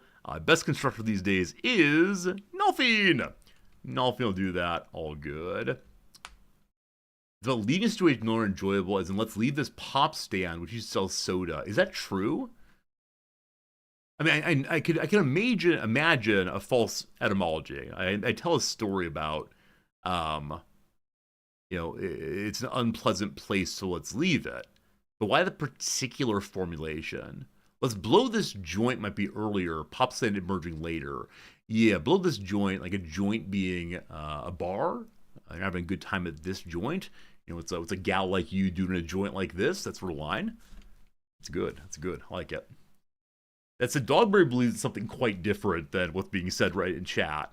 It's not an obvious origin story. I'm always ready to believe that. New bed, good is good. Good's good enough. So our beloved people will move over here.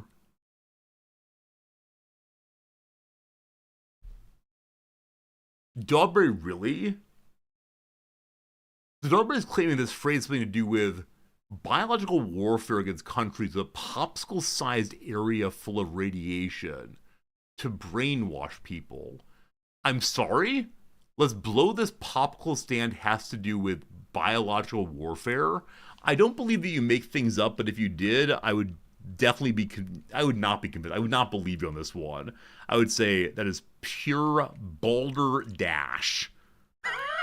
Now, where that phrase come from, I assume it's a minced oath. I assume it's that people didn't want to say BS more generally, but that is something. We still have our potted plants. We could move our glorious potted plant into the back end of the ship for our animals to eat, but probably not. Also, an infection going. Robin is sick with infection in the leg.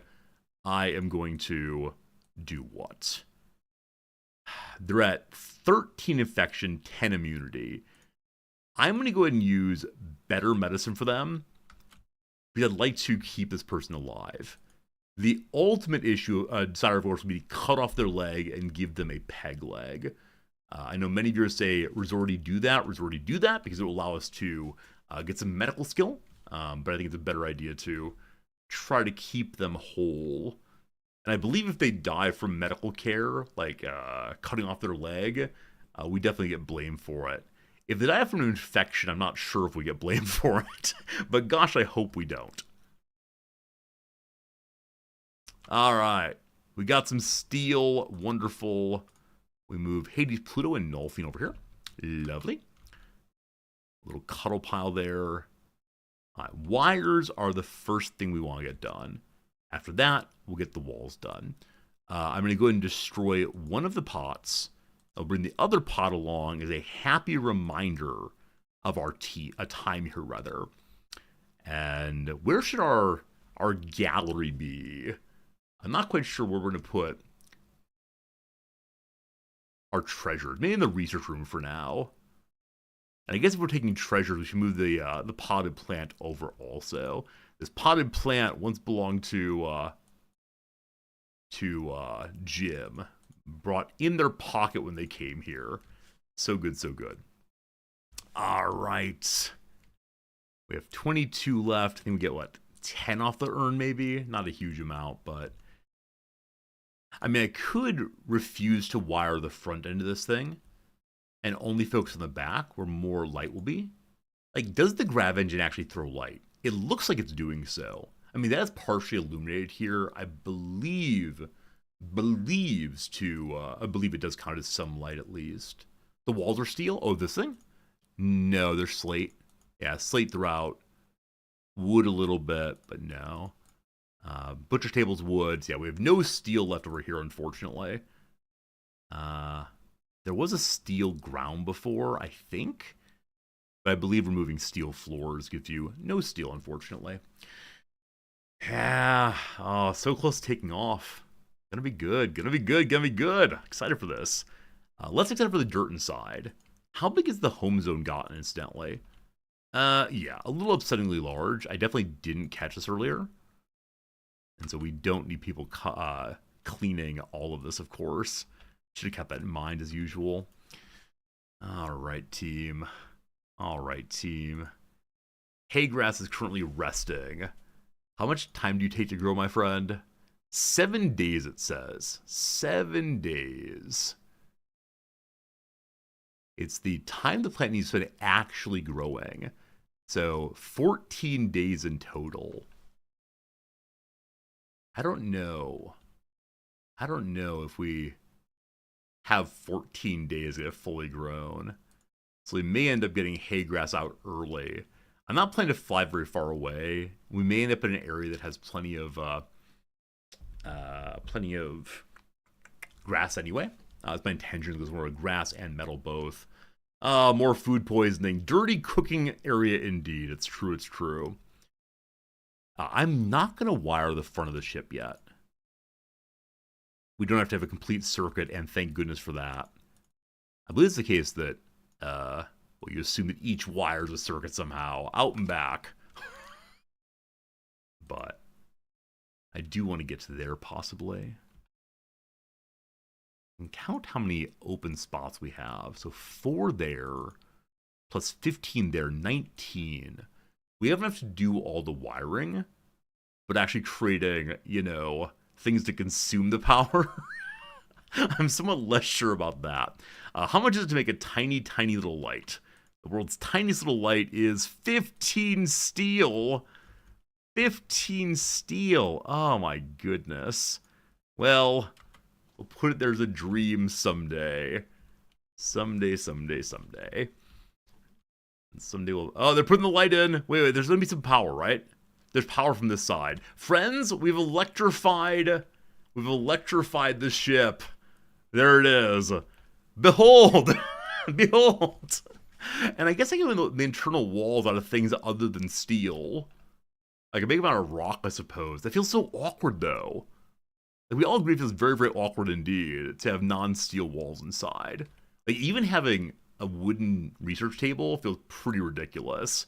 Go ahead and do wood. Just go ahead and do wood. I guess that's better than not having any wall at all, y'all. Oh, I saw love. Oda Toda tried to romance Jim Meconius by complimenting her emotional stability. As many of you know, Jim Meconius, the chatter, actually works in a social working therapeutic context. I think Jim is the most emotionally stable out of all of the chatters and me. Wow. If I were going for a compliment, if I wanted to woo Jim, I would say exactly that. That said, Jim gave a minimal response, saying, I believe that you're engaged in, what's it called? Transference? I believe you need to have your feelings directed towards the object of your love that you've not reached, namely your mother and father, I'm sure. Something like that. Something like that for sure. All right. Okay. I think we take off. I think what I want to do is done. It's just a matter of how much tinctoria and such do I want. How much, rice do we want? More food. I guess we're good to go. We'll make some more shelves, I guess. I mean, we could, like I said, make more wood things, I suppose, is a way of going. So let's make a wooden internal room for right now. Maybe it'll inspire the people to have some lovely wooden areas. It's going to be good and dark, though. A little worried about the darkness here. Not the band, of course. No one ever needs to worry about the darkness. That said, do any of you listen to the podcast put out by the lead singer of the Darkness, Justin Somebody? He has such interesting and deep commentary on music that he constantly plays it off as, I'm just some dumb singer. But he's a bit arrogant in times. He's a bit over the top at times, but I'm really quite struck by the way in which he comments on, the kind of music he cares about. And he also listens to covers of people singing I Believe in a Thing Called Love, including one young woman who sings I Believe in a Thing Called Love up an octave.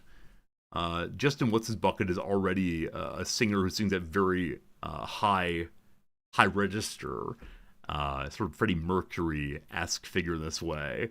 This woman absolutely screeches out his most famous song. There's a video of it on YouTube, of course, if you want to hear it. It's called, I Believe in a Thing Called Love, an octave up. It really is pretty amazing. All right, Hades, Pluto. You're going to waste all of my grass and such. Maybe we do that. Or we have some time to go ahead and paint the ship. What color do we paint the ship? There's so many colors.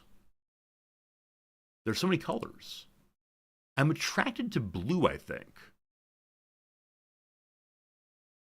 This feels possibly Warhammer-esque.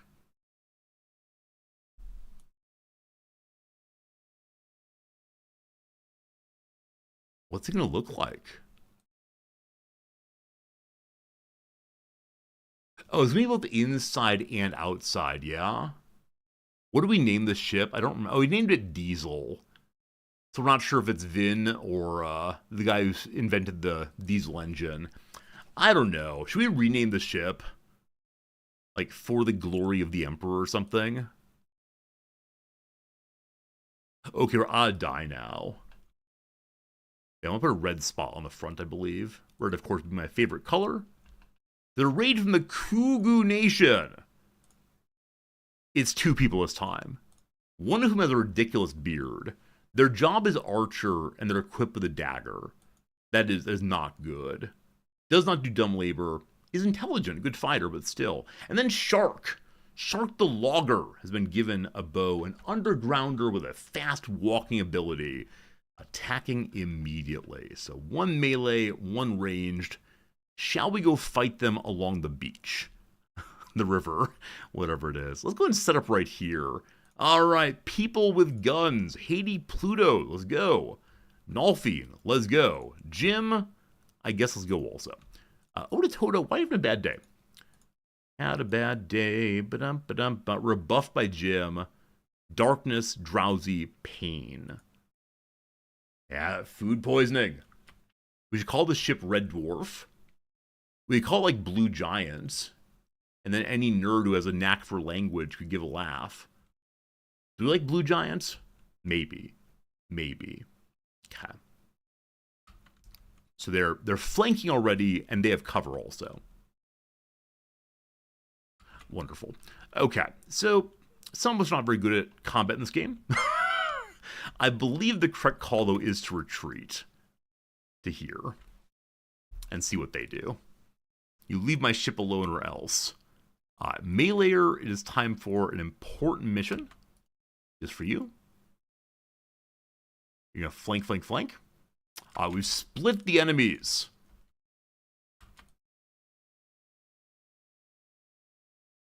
Excellent. Wait till he shoots. And then go. Running away. Excellent. And celebration of destroying this fellow. Boom, headshot. Also, we're in range of Jim being shot. Let's hold off on that one. No buy. No buy is down. Man, not a terrible character. Not terrible, except no dumb labor. So, no buy. It's time to say goodbye. Maybe. Good strategy. Shark. Jim's giant hammer goes bang bang on your head. Tink tink. Cat. Very good. Dogberry, I'm glad that we thought of the same joke. I love that. Friends, cargo pods. What do we get? We receive 5 components. The Rimworld gods smile upon us this day. It's not food. It's not a gun. But it's the kind of thing we love. Fantastic. Speaking of components, I meant to grab these before we leave. And so let's go ahead and grab these before we leave. Fantastic. So much to do. The issue, though, it is now 12:30. And I said that today I wanted to play some chess around 12:30. Have we advanced enough? Have we done enough to feel good about ourselves today? Ooh, extreme infection on the leg. 95 infection, 93 immunity. We gave them good medicine. As a what treatment here? Treatment is 82. Friends, what do you think? Do we hack off that leg? It might be too late. Or do we believe that 94 will catch up? 95 versus 94.2. This is the most exciting thing I've ever seen in my entire life. You might say Resorty is like watching the paint dry. It is catching up. Oh, it's close. Both at 97. I think the immunity's going to win. Both at 98. Oh, it's close. 99 versus 996. Oh! You doubted. Majinor wrote dead in chat. Majinor, I'd like you to write an apology to the community for doubting. I'd like you to. I recognize that doubt is a sickness in our community. And not like a did it down with the sickness, but a real problem. Real serious problem. You're impressed, right? That's good enough. If you're impressed, I'm happy. I'm going to destroy this shelf and replace it with a wooden shelf instead. It is time for wooden shelves on this day. Good. Yeah, I want to put it exactly where it is, so we have done. Hey, Robin can walk. Robin can walk.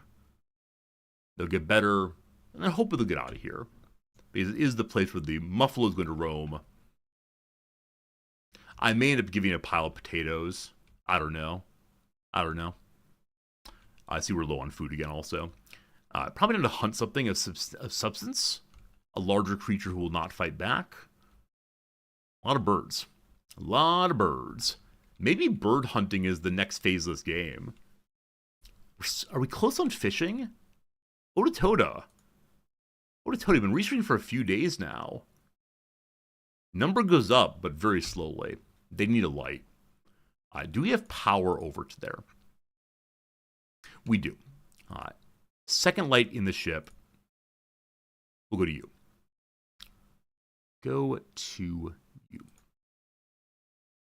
We have only 5. Only 5. A rare Thrumboy comes upon the field. Behold. Also, in this DLC, apparently there's like some grand Thrumbo that one can go and hunt. I don't think we'll ever go hunt it. There's now Thrumbo hunting adventures. Go gaze upon the mighty beast that is the Thrumbo. Do I destroy all the shelves to get more steel? I think I do. I don't know how much they give back, but it's essentially this light online. Yeah, really essential pack, apparently. Okay, we're going to destroy all 4 of these. Replace them with wood ones instead. Then we can make our lights. Maybe a couple other little things. We don't have AC yet. We don't have heat yet. So hopefully land somewhere is not half bad. That said, going to space with no heat seems very, very dumb. Oh, there it is. It's online. Wonderful. Already done. What would it take to get a heater going? I mean, we don't have any vents yet. So I had to heat room by room instead. Slow going. It's okay, though. So you, and you, and you. And you. One more. And you. Our little base becomes well organized. Got some more painting to do also. Yeah, I think I'd love it if I could paint one side and then the other. I'm sure there's a DLC for that. I got Maxwell Silver Hammer stuck in your head. That's all I try to do. I want to be an influencer. And so that's the way in which I'm an influencer. I influence you all to remember and sing particular songs. I don't influence your clothing choices, certainly. Man, I'm amazed by influencer culture. Like, I get how it works in general, but when people are making decisions about, I don't know, what clothes to wear, frankly, I think what it is I forgot how to, I never learned how to be fashionable. When I buy clothing, I never think, like, does this look good? Other than in terms of fit. Not in terms of coloration. But I'm always amazed when people have a real sense of fashion. It's frankly amazing to me. Are they going to share chairs and table with us? I mean, good question. I guess we could. At least the ones that are of some quality. We can throw them on the wall here. I'm busy discussing how I never got a sense of fashion. And Dark Uno in chat's like, look here, man, you're playing a video game, you focus on the video game, no more focusing on your childhood, thank you. Someone said earlier today, this channel appears to be primarily engaging in trauma dumping. I swear it's not true. I swear it's not trauma dumping. That's how it goes. I'm not saying I have no aesthetic preference whatsoever. No, it's not that. It's I don't have a sense of fashion per se. So I like the color brown in clothing. Right? I like relatively innocuous colors in clothing, except for my ties on stream. But yeah, I never had the moment of saying, "Ooh, this is what the cool people are wearing." Ooh, this is what they're wearing in Paris, or among my friend group, this is the trendy thing. And I wonder if it's because I didn't have the money as a youngster to try to keep up with the Joneses on clothing, as I kind of got to accepting whatever. And I'm not sure, not sure. But when I put on my clothes in the morning, it's been tends to be the same thing every day, right? It tends to be like khaki pants and a button-up shirt that's either blue or white. And I realize it's a fashion of a certain sort, but I don't know. I don't know. I just don't think too much about it. I spend a lot more time thinking about other things than clothes. But I am impressed. Like when I see someone who's really well put together and obviously have a sense of what they're trying to do, I have a moment of, oh, that looks really nice. I wonder if I could look nice. And the moment passes very quickly, don't you worry. What quality is this table? It's good enough. We could jam in a little bit of chess in the corner. That might be nice. No, but as usual, we need more space. I think it looks pretty good, though. I'm very happy with what we've created today. Fashion sense is luring in marketing. Oh, no, I agree. I think a lot of the cultural ethos is just how can we sell things. As I often mention, right? Where do you get hippie shirts now? Right, hippie shirts. One's meant to be countercultural. One's meant to be, screw the man. You can now buy at the store. Some giant corporations happy to sell you hippie shirts because every critique of capitalism becomes sold by capitalism. And that is that. Friends, I'm going to make the pivot now. We'll pause the game for here. We're ready to take off right now if we want to. I do want to finish a little bit more of the farming. I'll probably early cut there. I'm going to go ahead and pause the game, save the game, and play some chess. I have a delightful idea stuck in mind still. Yesterday, a viewer said the best thing ever. So I lost 2 games in really awful ways. And in both cases, it was a chatter saying, I think you're trolling us as you lose. Hey, Tia, how's it going? Friends, please say hello to Tia. Tia is the marketing specialist for Ludion, and they very generously sent me a copy of the DLC Odyssey, which Tia, I'm absolutely loving. I'm having such a good time. And I said before it came out that I think Odyssey will be my favorite of the DLCs and really revivify Rimworld for me. And it's true. It's absolutely true that I've had such a wonderful time with it, and I'm over the moon. Is that right? Over the moon? It's a little bit on the nose for Odyssey, but a very, very good game. And again, thank you for the DLC code. I know a lot of our viewers are really excited to be playing it in 7 hours now or so, and I think we'll have a lot of stories come out of here. So Tia, thank you for your generosity. Thank you for being very cool. Maybe Tia can pass on my question. Okay, Tia, I don't know if you know, but infrequently I send Tynan questions, and maybe I asked you last time. The question was, how do you say Cassandra or Cassandra? And I realize right now Tynan's incredibly busy, and so I shouldn't send my dumb questions, but maybe you know. Okay, so one gets this quest every single game, and it's been the end game quest for basically ever. Go find this magic ship somewhere else and blast off. The character who tells you about this is named Charlin Whitestone. Why? Do you know?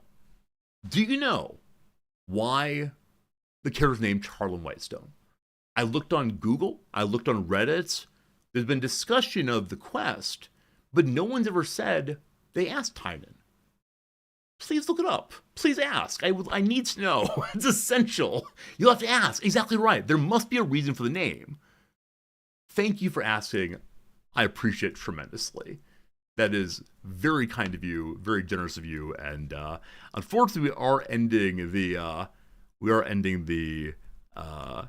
Rimworld portion of today's show. We will be back to it tomorrow. But I've been ending stream each day with some chess now, so I'll be playing chess from this point forward. But man, What a great game, as always. And so glad playing it. Tia, sleep well. Appreciate you.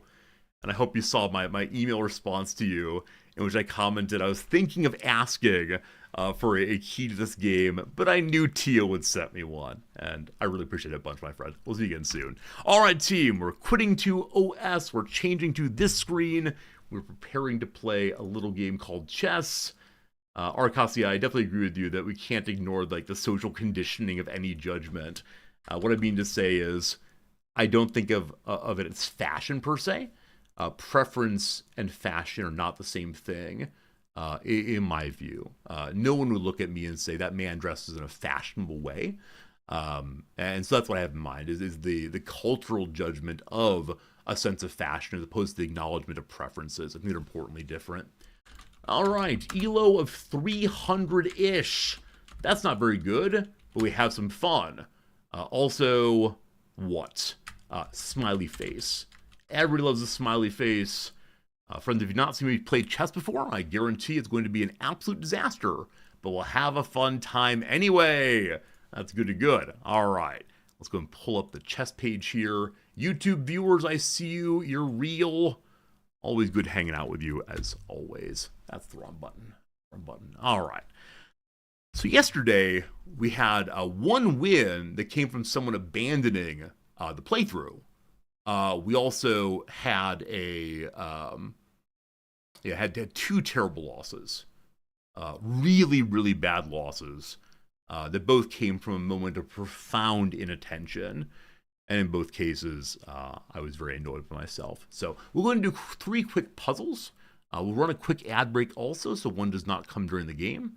And then we'll go ahead and, get into our first match of the day and hopefully win big or something. So friends, the ad break is going to come right now. It's 3 minutes. On the other side of that, we'll play our game and you all can cheer, and that is fine. That is fine. All right, let's go ahead and push the add button. Very good. Okay, here we go. Find a way to end the game with a checkmate. I'm playing as the black side. So the king's up this way. Obviously enough, we can just ram the rook. And the rook following up ensures that the king can't defend themselves. So presumably, rush on in, king moves over, push forward again. Yeah. Oop. There we go. Oh, keeps moving. Keeps moving outrageous. I believe this one also. There we go. 1 puzzle solved, 2 to go today. A checkmate is coming. Do I see the way to win? So the queen is able to attack via here, though that's a good way to just lose your queen. The rook is here. If the rook goes in all the way, it's just taken. The queen can move forward to here. That's probably it. So queen forward to here is not being attacked from anywhere, and the king's unable to move out because of the rook. Yeah? There we go. All right. We are moving up, my friends, to... what rank is this? Stone level 9. Stone 9. Very good. Last one for here. We see that our little horsey is down the corner here. We are playing as white, correct? No, we're playing as black. I apologize. So what do we see instead? White king is here. So if queen moves here, she gets taken immediately. If queen moves straight forward, the king, I believe, is just done. Again, rook backing up. So that's a checkmate I didn't see yesterday. Some of you were, I don't want to say enraged, but very confused about how I missed a mate in 1 because I was being so precious about my queen. I wanted to defend her against all enemies, forward and domestic. And so in so doing, I didn't attack. But there we go. 3 puzzles down, looking good. And yeah, it's time for us to go and get into this thing. I'm excited, actually. I'm excited for chess every single day. And that's a good thing. I think after some of my losses, maybe a few weeks ago, I had some moments of, not exactly joy, but frustration instead. So as always, as I play my game, I don't read chat. Please amuse yourself and each other. Hello to you, Garrett 4R. 4R. Begins with a knight move. Huh. So frustrates the normal thing there. That is something. I've never seen this before. It's called the Rati opening. Yeah, so if we do this, we got some bad times. I guess I'll do this for center positioning. That seems sensible. All right, so pawn goes forward like normal. They're defending the pawn. Oh, I moved the queen side. Yeah, I moved the queen side because king side's under attack. All right, so defending there. Do I defend also? Do I attack? Guess I'll attack. Sure, why not? Okay, queen's pawn opening, Zuckertort Sturgoin variation. So they're attacking here now also. Again, the queen is ready to take with no problems at all. I can move a bishop forward. I can move a bishop forward to attack the knight. If that happens, they probably kick. I can move my bishop forward, just kind of hang out in the middle. I believe this is a fairly weak move, though, because I think all it does is protect against the queen going forward. Yeah, I really don't want to do this. Like, I really and sincerely do not want to make this move. The queen could come out. In so doing, she does protect that. And she has a more aggressive standing, I guess. So, moving queen early, bad. However, queen staying back somewhat, good. Seems good. All right, hello, pawn. So this changes things a little bit. Right. This is now possible. That will lead to, of course, like the double attack thing there. I can move my bishop forward 1 or 2. I can move my pawn forward also. If pawn forward, then they take this. I'll want to take that. They'll take my knight. That's pretty bad. So instead, if I move forward, they take pawn. I jump knight to here. I lose knight. Not good. They take here. I jump to here. I'm not sure how to think about this. Does the bishop help me here? I mean, the bishop can delay the inevitable by going here, or the bishop here, well, okay. If bishop here, they take that. Bishop takes, they take, I take. Totally even, I believe. So I think I like that idea. It is blocking in the pawn for right now, which happened last time also. Also, I'm dumping out the queen side, so the king is now able to castle on queen side. We may end up doing that. We'll see how it goes. I feel like I'm playing too passively. I'm not pushing their side as much as I'd like to do so. So we'll work on that at some point. Yeah, I think I often play these very congested early games. Yeah, I'm thinking castling king side next. Or like queen side next. Okay, interesting. So what are they setting up for here? They're currently attacking my bishop. Not great. They're currently attacking each of these spots also. Yeah, I believe they're trying to go for my rook. So if I kick this way, it lets my rook move. This, though, is currently covered by the bishop. Unfortunately, there's no way for my bishop to move forward that protects this still. So bishop probably needs to move right now. I could have my bishop attack the queen, but that does not help us even a little bit, unfortunately. If we jump the knight forward, that also doesn't really help. Yeah, this is an interesting position. I mean, so it's not instantaneous that the rook dies. And if they go here, of course, the king can cover. That stops the castling I'd care to do, of course. How do I do this where I don't lose a piece right away? Okay.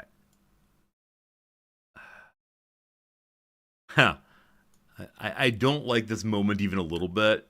So I think the king, unfortunately, will be moving in a moment here. And I don't see a way to fix that, unfortunately. The bishop's going to have to retreat also, unfortunately. Is there a way to get an attack on here? I mean, what's changed? We can still attack to here, and the knight can then go back. That doesn't help at all. Yeah, I think my bishop has to retreat, unfortunately. I just don't see a way to avoid it. Huh. I mean, or we accept the trade. Right, we could accept this trade.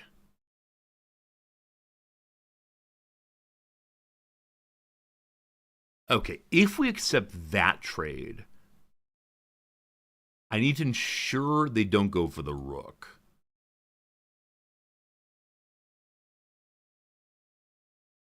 Huh. Huh. Okay, this might be the wrong way of going, but we'll see what happens. I think I've been in this exact situation before and chose poorly. And I may have done the exact same move last time. But I'm cool with this trade, I believe. Doubling pawns less great, so probably queen takes it. It took a long time to talk through, I apologize. Okay. So knight is currently on queen as well as on pawn. Cool. We can check here. Yeah, we can definitely check here. If we check here, either queen comes forward or pawn comes forward. By checking here, I can take their knight, I believe. Is that true? Is there any reason not to make the move I'm making right now?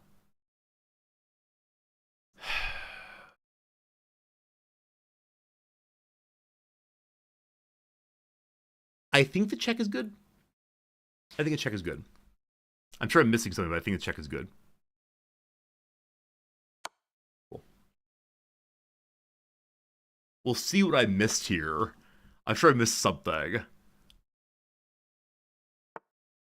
Okay, bishop moves down. Bishop's not attacking anything. I can take the knight safely. I can't take the knight safely. There's a bishop there. Okay, so all we do is delay the inevitable a little bit. We can take this pawn. So we now need to move in a very, very big way.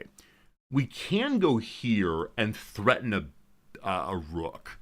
Because of the queen, though, it's a rook for a queen and a pawn. It's a rook and a pawn for a queen. That does not add up, unfortunately. Okay. That's unfortunate that I can't take the rook all at once, or the net all at once. I'm so proud of myself. I'm very proud of that check there, but it doesn't quite work out. So this is not safe, actually. That's there also. Do we have to go? Wait, is the queen trapped? No. We can move other directions. The queen can go to here safely. I believe this is a safe spot right now. Other than that, I mean, we can go here and get low. Okay, that's bad. That's bad. That's bad. That's bad. That's bad. That's bad. Nowhere else. I believe that this is the only safe spot currently.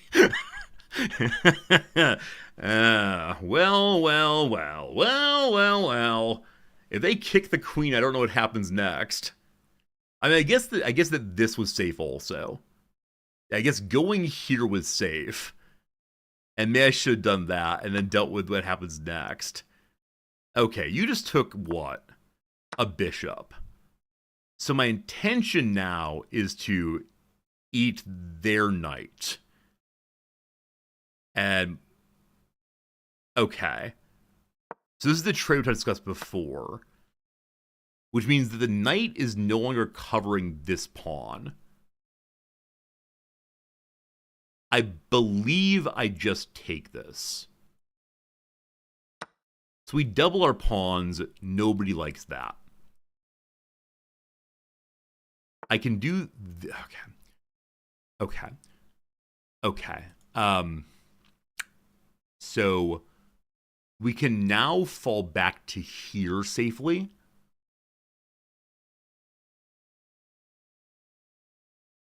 Is that the only... We can go forward also. I mean, if we go forward, we don't really get anything, right? Like, this is not a good position to be in.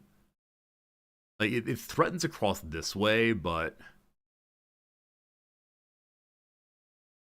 I mean, is it an intimidating position, possibly? Does it intimidate well? I don't think so. I think it's just like queen comes across and then I'm sad. So I guess we go to here, and that, pins the knight to blah, blah, blah. Or, no, that's still bad. Yeah. Yeah, I feel like... I feel like he's really got the front foot right now. I realize we both exchanged evenly, but I see he has more control of the middle. He's not developed his bishops, but he has developed his pawns in a way that gives more control. Okay, well, shoot. I am not good at this game, friends. I have some real lacks of goodness in my game, don't I? Oh, that's an issue. Yeah, I think I'm just not aggressive enough. Yesterday, someone said in the YouTube channel, you must play more aggressively. And they're not wrong. They're really not wrong. So, what's the best thing I can do here? It's so unfortunate. Good job to this player. Well done, Garrett R4R. You're doing well here. Is the best thing I can do run away with the queen again? Because we could ram it home, but so what? Oh, this is awful. This is so awful. Can't believe I did that. I mean, I need to reevaluate like moves 7 through 10 here. They let my queen get trapped. I think the moment I thought that check would work, the moment I thought that check into taking the knight would work, is when everything went really bad for the queen. So I think this is the only safe move, other than going all the way and then so what?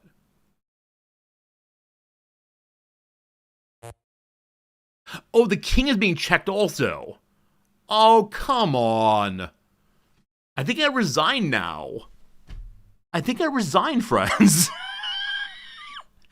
I mean, at least, oh man. Oh man. No castling for me. Oh man. What a good play by them. What a very good play. What a shame. Pobrecito indeed. That's unfortunate. That's very unfortunate, my friends. Oh, man. All right, it's fine. We're only down by 7 points. What's the worst that can happen? Yeah? What's the worst that can happen? I mean, I noticed the king is stuck here. Right? The king is still really, really under control there. So possibly some rook action help, but no, I think it's a place where like the polite thing to do is to resign, but no, that's bad. That's bad. Wow. Wow. Okay, so their queen is now threatening a pawn on the far left and a pawn down by the queen, or down by the knight, king rather. It is the case, this is a safe take of a pawn right now that leads us to a fork on them.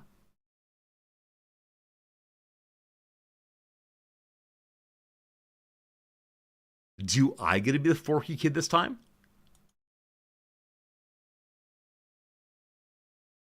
This location's safe to go to. So if the queen goes to here, she'd protect against that, but she'd also be lost. She can get a check on right now. Hello. Okay. She's threatening a pawn right now. If she takes the left pawn, we can cause some problems. If we go here, they're in check. I get a rook.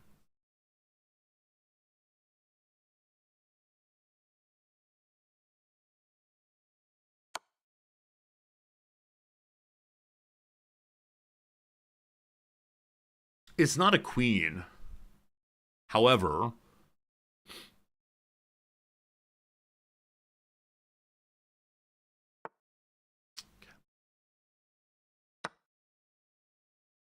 we now have an open file for rook to get involved in. I've still not developed terribly well. Okay. Not great. So, gotta play this carefully. Gotta play this carefully. Yeah, they're seeing the forks really well, aren't they? My goodness. Yeah, they're really seeing the forks there the way I just don't. Wow.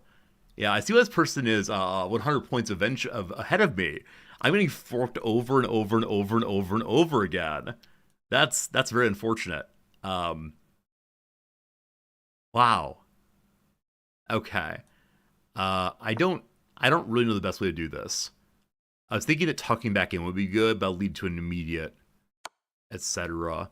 Okay, they're not going to kill my rook. They're going to, unfortunately, attempt a checkmate. This protects the rook, but I worry it also leads to checkmate possibly. Okay, if I go forward here, man, just take the rook. That's more fun. If I go forward here, and they go to here, is that checkmate? Probably. Now, unfortunately, I have this whole line under control. Yeah. All right, friends. GG. Good to see you all. Hope things are good for you all. Yeah, I want to say I played decently at some points, but at the same time, it was really amazing to see how many really attractive forks they had there, and I just didn't see them coming till too late. I'm really glad that I saw that fork of the king and the rook. That felt pretty good, but not great, unfortunately. Yeah, really disappointing in my play there. So let's see what the bar looked like. Yeah, I was behind from the word go, I guess. From like moment one, I was just playing poorly, and that's really impressive. How much better that player was than I was. Wow. So allegedly it's an 1150 versus a 1000. That's not true. But wow. Hey, how's it going? Min Kid Vietnam. Welcome in. Hope life's good for you. All you are here, following otherwise, awesome seeing you for sure. And I guess we'll review. And that's amazing. Look at all these really good moves they got. That's cool.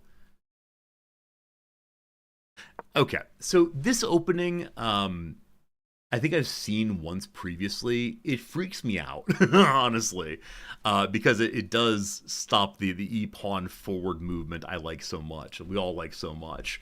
Fine.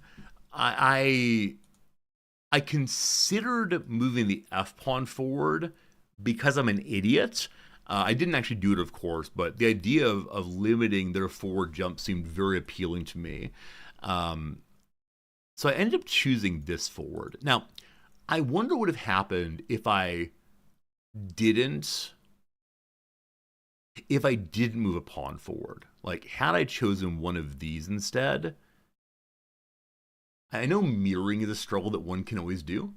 Right? One can always do a bit of mirroring and see what happens, but I have no idea. So I moved a pawn forward. Apparently it's a book move also.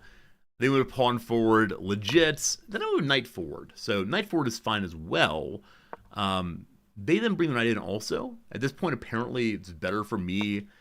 They don't like the queen forward. All right, so team, every time I do this queen forward, I get in trouble. I see what they want is this.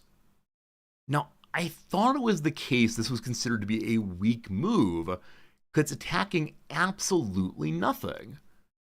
But apparently this is a good move.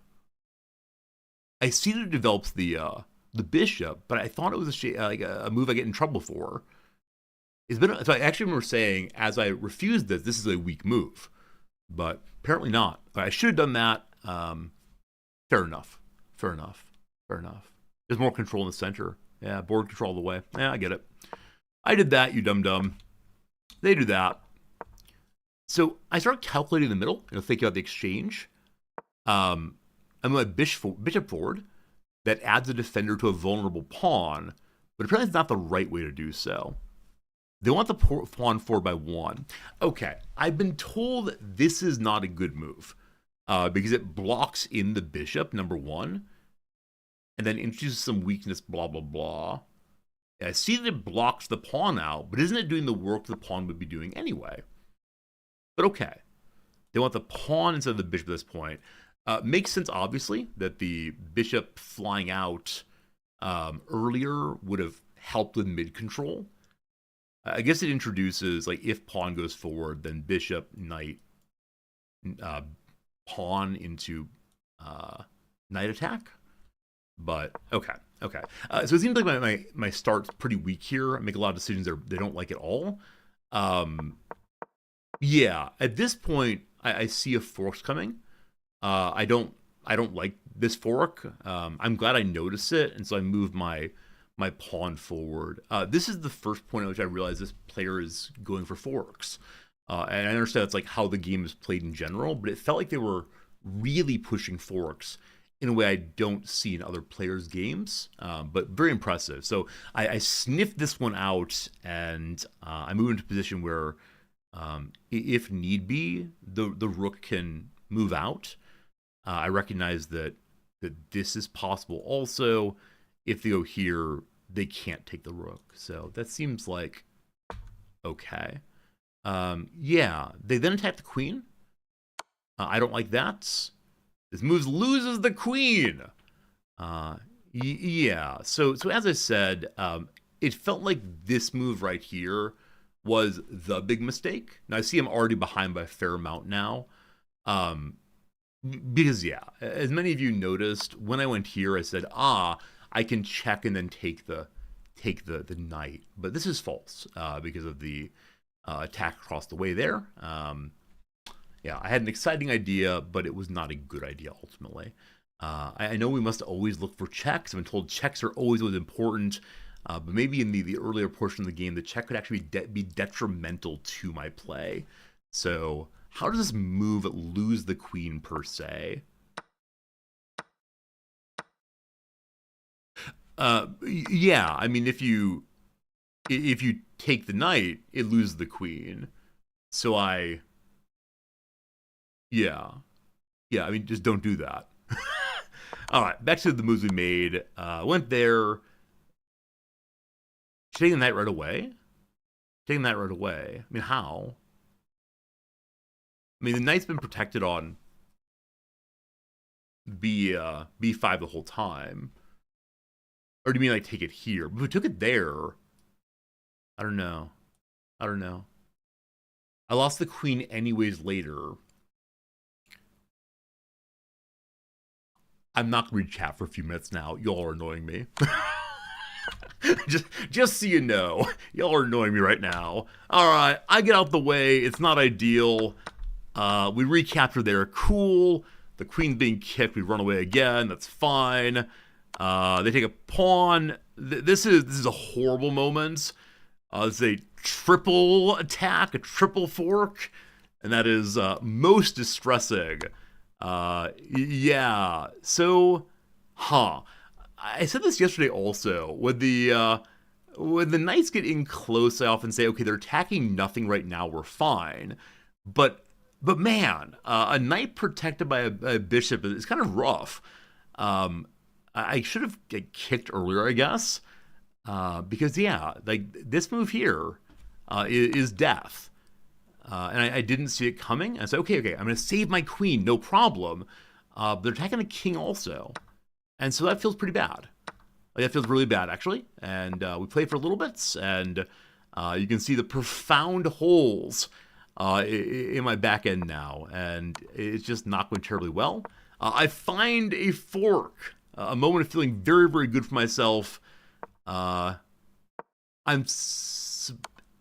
this point, no. At this point, they're attacking my. Actually, nothing. They're not attacking my rook. So we go in. We got the fork. How exciting! Apparently, it's a bad move. Also, leads to mate in 4 in a way I don't recognize. So it would have been preferable apparently if I went forward here. Why? It defends this pawn.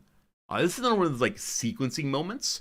Is it the case that I should take the rook first, or should I take the pawn first, then the pawn? I mean, whatever.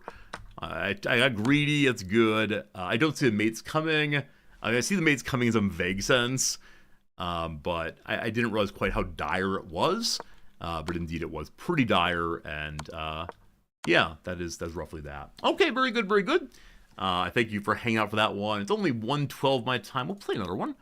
I'm getting back in the game as fast as possible, so I have an excuse to ignore chat. Welcome to Ignoring Chat. It's Major, Major, Major 7 of Canada. Hello, Major, Major, Major. I'm excited to play against you. Black again, our second black game in a row. They're attacking the F-pawn early. Nobody likes that. So, do I defend the F-pawn? How do I do this? I can move forward here. They then take that. It's no good. Okay. If my knight goes here, it defends the F-pawn. Right. I learned that a couple days ago. Seems good, man. Okay. We're happy now. I'm glad I made that move. It's great. So, I can kick from here also. That, though, is not a good kick because it leads to the bishop just taking. I want to make this move so badly, but... Okay, it is possible to check the king right now. I'm not going to do it because we just get kicked then, of course. However, it appeals to me. Do I just move the knight forward? Do I move here to stop this coming forward? But I don't know. I genuinely don't know. But I think anytime I see the F-pawn attacked early, I have this sense of, oh, they're going for pure nonsense. I think anyone who attacks the F-pawn in the first 3 moves is pure nonsense, just so you know. Just so you know. Okay, we can move to here and lose. We can move to here and kind of hang out. I mean, is that what I do? Like, do I go hang out here, waiting to, like, spring the trap? I don't want to play that way, but sure. Wait. This is being attacked by the buddy. Okay. I guess I move forward 1 step. It's the kind of move I don't want to make usually, but it does defend the pawn, allowing the king to move elsewhere, freeing up movement for that. Hello, other bishop. Yeah, like I said, early game nonsense. So I can move forward 1 step. Or, they're trying to trick me. They're trying to trick me to go take that bishop. We don't believe that's trickery. So all right, never move the F-pawn is the rule. However, I've been told I can move the F-pawn when it makes sense to do so. I can move my knight to here also. That protects and invites an even exchange.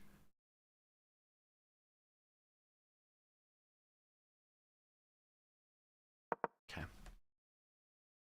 I didn't move the F-pawn, friends. Okay. This does block in the bishop. Managed to move the bishop out 1 step instead. It made the bishop movement better, so I was castling. Probably so. I don't know why I didn't do that. We've given up center control. Unfortunate. Okay. The white bishop is kind of useless right now. The kicking thing is usual to worry. Okay. Hey, it's more checks. Okay. So I think we do kick this time. I guess. So the last player was so into, so unbelievably into doing knight moves.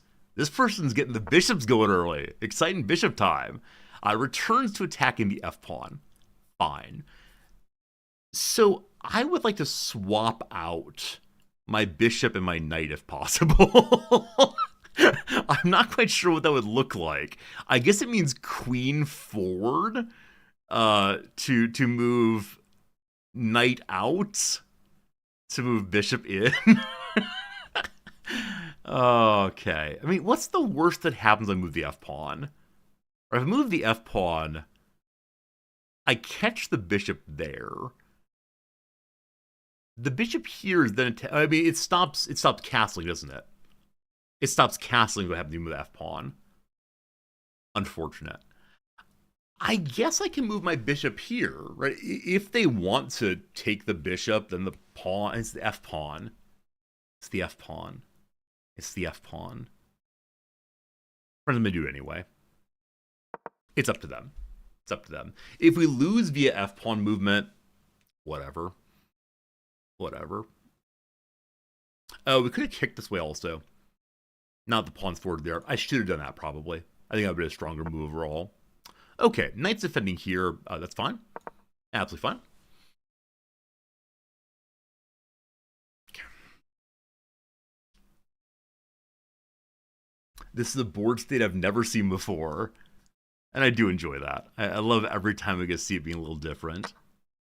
Okay, they take as expected. So here comes f-pawn movement. I might get in big trouble for this, but we'll see. I've doubled my pawns. Nobody likes that. But fair trade. Yeah, I think I let the opposition often make the first move. Like decide when the first attack's going to happen, as opposed to using my. I try to instead push on them. Where it is the case that at this point, instead of moving forward, I could have just taken this.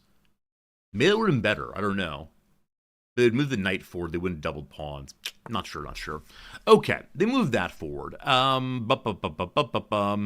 with no f pawn, I can no longer kick that. I can move the knight out the way in anticipation of moving a pawn forward. But yeah, it is the case that my pawn line's kind of weird right now. They're attacking here and here. The queen can go check. The queen can go check and can't be kicked right now. However, she can be captured by a knight. That's not great. Very good. Okay. Knight friend can go here. Defending here, but possibly kicked. If knight friend goes here, he can fork, but the king takes. Okay. I mean, the queen can move here, of course. That's a safe location for right now. Gives more board control, etc. However, she does that. You know what? I'll lock it. I'll lock it a lot. That then knocks out these two positions for the knight. With that said, if the bishop comes down, our bishop is good to go still. This knight is now quote-unquote unpinned also. The queen comes forward, defending here. Why do I want to move a knight to get the bishop free? That's right. And we can still castle. We could castle queenside. Is that goofy? I think it might be goofy to castle queenside right now. Funny, but goofy anyway. So, let's see. Then I can go to here safely. I don't think I like that. I don't think I like that at all. And we can push forward here to invite the buddy down. And then jump this way afterwards. As of right now, the queen is threatening what? The queen could be threatening there. So I can, if I castle, my rook is then here. It's a thing.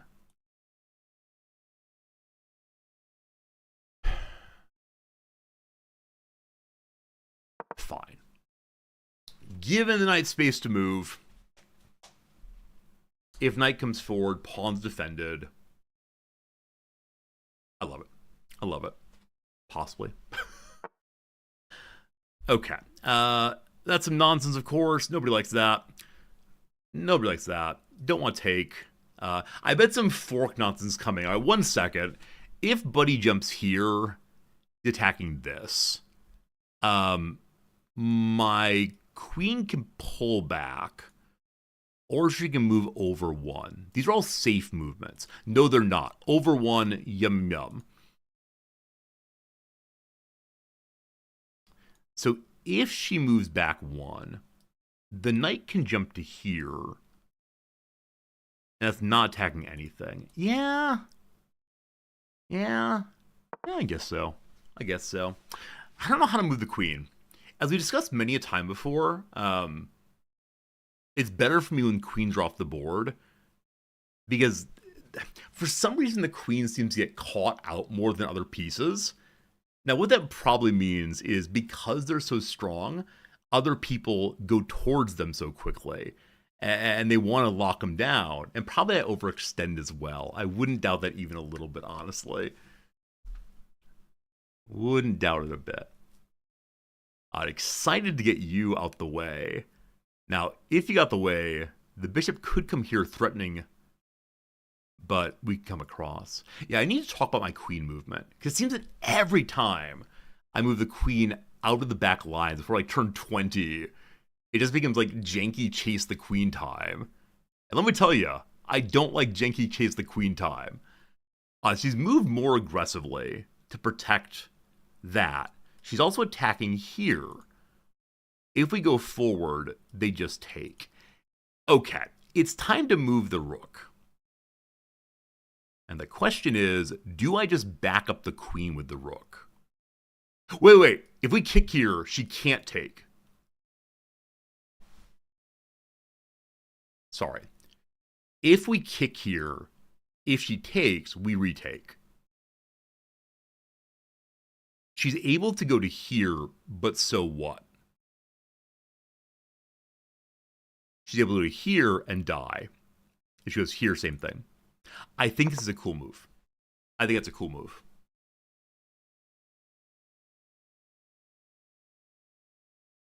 I guess forward 1 is the good move right now for her, or retreat. Or move to B3. I really want to get that rook moving. I wonder if I should have moved the rook before kicking. Is that even called kicking anymore? I'm not sure at what point it stops being kicking and becomes like a proper attack instead. But a proper attack.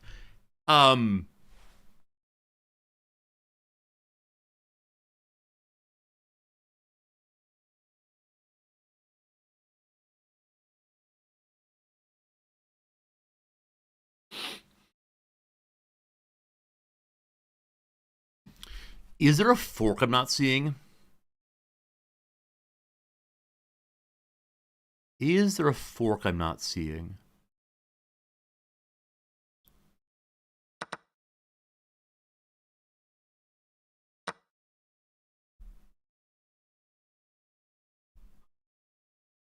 Okay. Kind of congested in the middle right now. Sure do want to move this knight out of the way. And so knight goes here. Can attack here safely. Queen can go here. That sets up a possible... No, she can't, sorry. If she goes there, we got problems. But if she goes here eventually, she can set up a fork. That'd be pretty cool. Considering just castling now. Wait. If we castle, the king moves to here? No, we're fine. So if rook nonsense, we're fine. Okay, they castle also legit. So it's the case now that I've offered this bishop to there, so I no longer can move. Possibly not my wisest choice, but that's okay. I'm hungry for you. My friend. Okay. I know that this pawn is now a weak spot.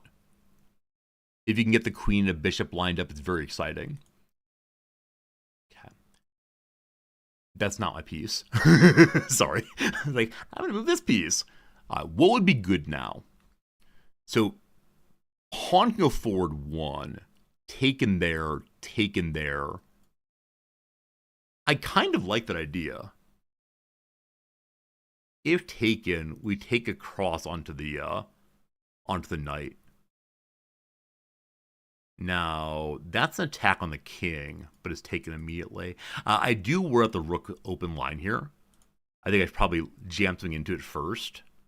But I think this is an interesting move. Now, it does set up this. But we'll see. Okay. I thought that might happen. I should have seen that coming. So, the queen could attack, but that'd be bad for us. So they're up a pawn right now, yeah? Okay, they're attacking nothing currently. So I think I do this as mentioned. We're now attacking into a knight. They might do this. That's okay. So now it's the case that my rook has an open access to the back end. And I don't know how to play this part. Like, totally honestly, at this moment, I do not know what to do. I know that this jump is safe, but again, my rook's not safe there.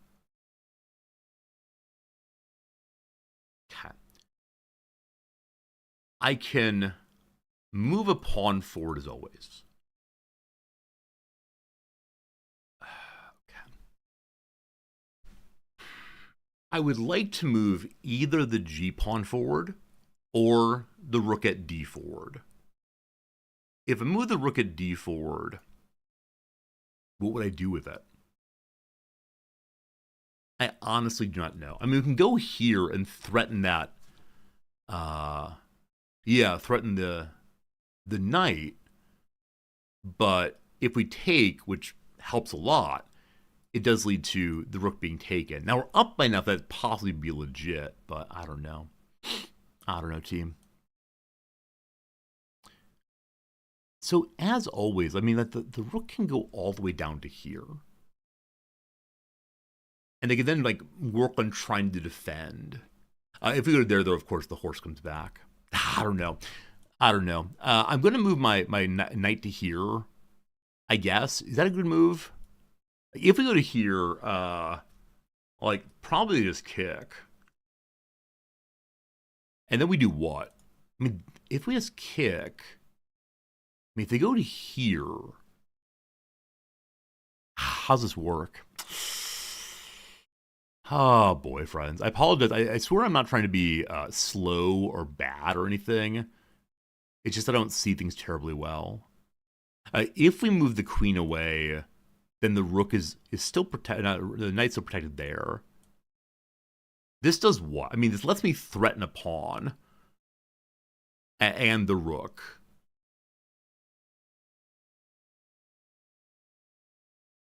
Fine. You're still protected here. If you go here, you're only attacking the one. If you go there, we're protected this way anyway. Okay. So current intention is charge, threaten that. I know I can see inside, but it's such an awkward location. And they have so many pieces on this left side. If I move the pawn forward, I can see one of the two. I can't move the pawn forward anymore. That's too bad. I was looking forward to seeing one of the two. Okay. I can go here safely. What? I mean, that gets me an attack on a rook. But so what? Right? If I take the rook, or if I attack the rook, they move somewhere. And then what can the queen do from there? I mean, she can take this pawn potentially. But if not that, like, she can't take this. She can't take this. I think it's overextending the queen, probably. So I guess we want to hang out with the queen here for right now. Okay.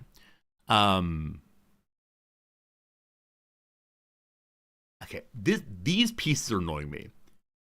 I gotta find some way to deal with them. But what? Moving the knight out the way would allow me to then move the h-pawn forward. I'm going to do this so I can move the h-pawn forward. I would like that very, very, very much. We are through... man.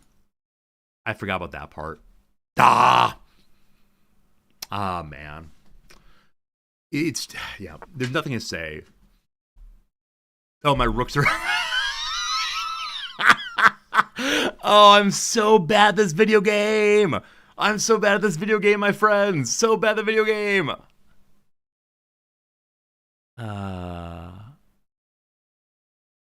Okay. We're not panicking. Everything is chill, don't you know? I can move to here and threaten their rook also. That buys me time, but not much else.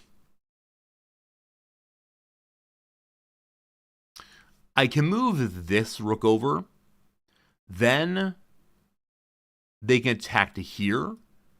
But my king can then, or my queen can also. So I think either rook goes over or queen goes forward. If queen goes forward, we're just buying a moment of time. So unfortunately, is that right? Okay, let's see. So if I do this, and they do this, we'll say, then there's nothing else I can do. I'm doing this. This feels very, very dumb, my friends. Very, very dumb indeed. But I think it's the right move for right now. I need to like having a tape measure and measure out, at what distance can the knight jump. I should have a little like cardboard square possibly to help with that. All right, we're still +5. Not great. Not great, of course. I should be trading down. I'm struggling to figure out how to trade down this time in a way that is not just giving up my pieces. I mean, I guess that's a kind of trading down. There are 2 fewer pieces on the board. But I'm struggling with trade down safely right now. I mean, I guess we can go to here. At this point, we can't, of course, because the knight is now under major the other way, sorry. The king is under major threat right now. We can walk this way one. In that way, the queen is still protecting. Yeah. This is potentially the bad times now. Potentially the bad times are upon us. I hate that I go into this part of the game saying to myself, man, I'm going to throw away another end game. And I hope I don't. I really, really hope I don't. I realize that my rook here is currently blocked out. So I need to get the bishop moving. It's been kind of the whole game. There's probably some moment at which I could have developed the bishop. I mean, frankly, the moment that their bishop moved to here, I could have done so. Okay, they're attacking the queen now. Gosh, no one likes that. I can go attack this pawn, clearly.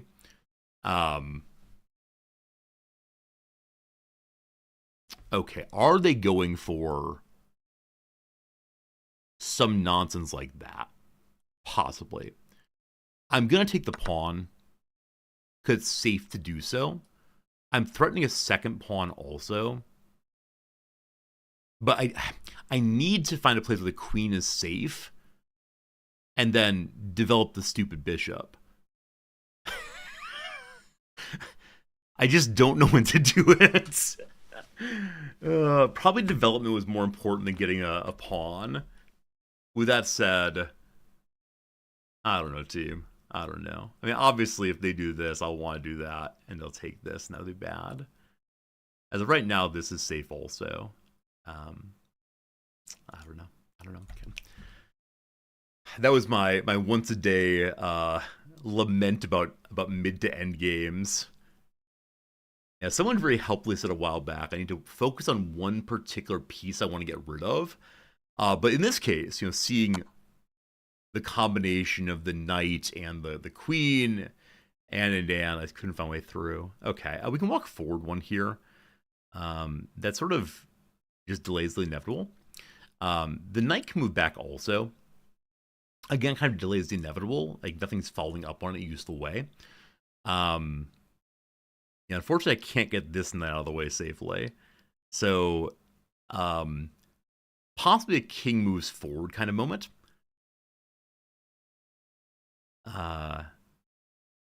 Yeah.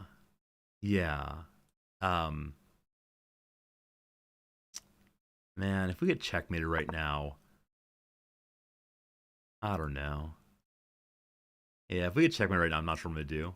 I'd be very unhappy with myself, honestly. But it's how it goes. How it goes. I just feel the inevitability of it. Okay, so they're attacking a knight. The knight is not trapped.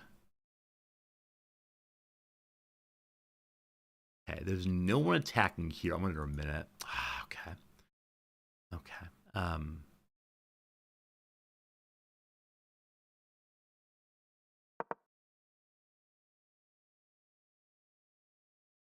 Okay. What am I trying to do? What am I trying to do, team? What am I trying to do? I don't know what I'm trying to do. I'm trying to get this stupid knight out of the way, or a pawn. I'm trying to get anyone out of the way so I can do something. We're going to lose, aren't we? It's inevitable. It's inevitable. I get the queen early and then I just lose. It's my fate in life. I refuse to let this all come down to I just didn't develop the bishop. But there may be some truth in that.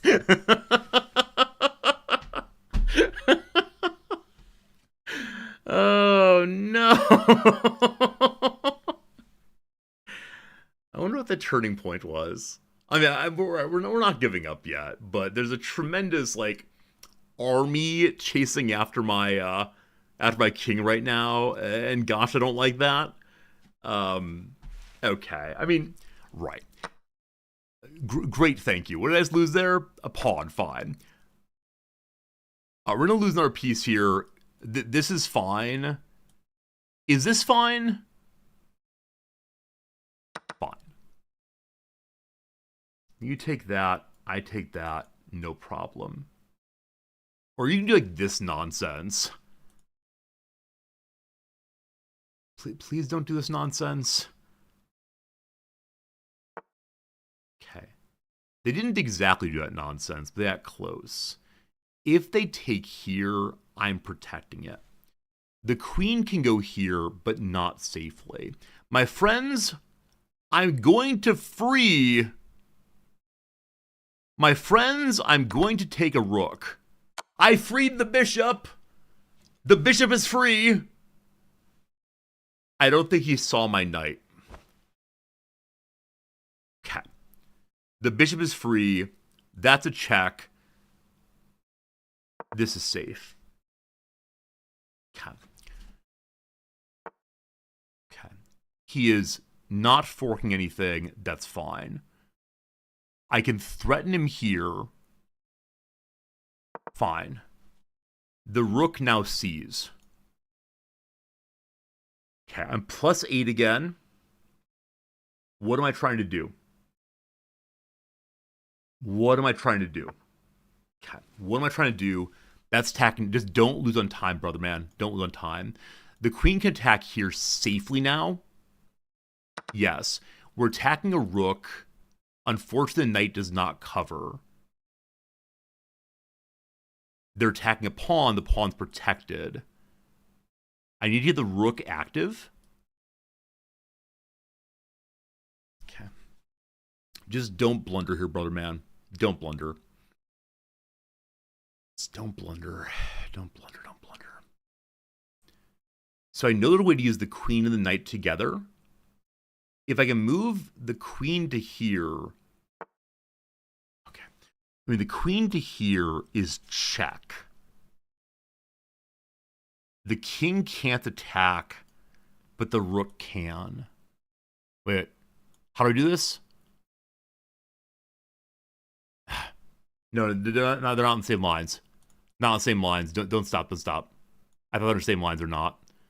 Okay. What am I trying to do? This is safe, and it's not safe. This is safe. Yes. Ah.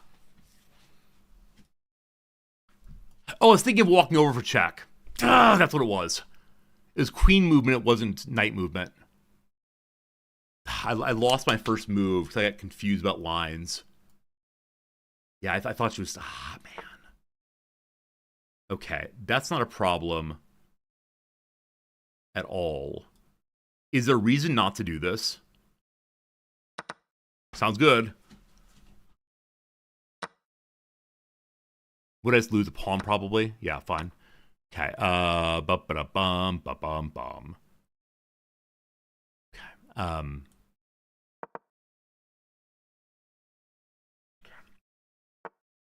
possibly here comes some nonsense. I need to play this correctly.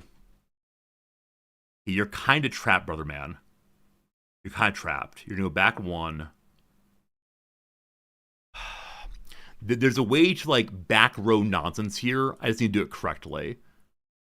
They're protecting everything. Go to here.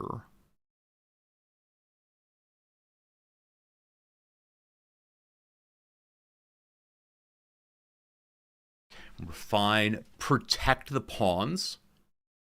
We can protect the pawns, possibly. King moves there, fine. Is there a reason not to take this? I think we're fine. I'm surprised that happened, but okay. They have to understand that they're the one who's low on time. Or I'm the one low on time, obviously. I'm now panicking, incidentally. Just so you know. A little panic happening. Okay. If they go there, we're fine. Okay.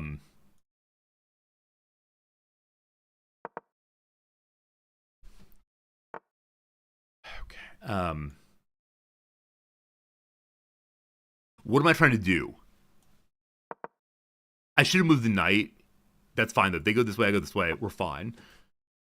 I don't know how to do this. My lack of understanding of endgames is really getting me right now. You're fine. Just don't panic. You're fine. Okay. This into this is cool. I can almost guarantee we're in a stalemate, just so you know. But I don't want to throw them away. If I okay. Okay, we're fine.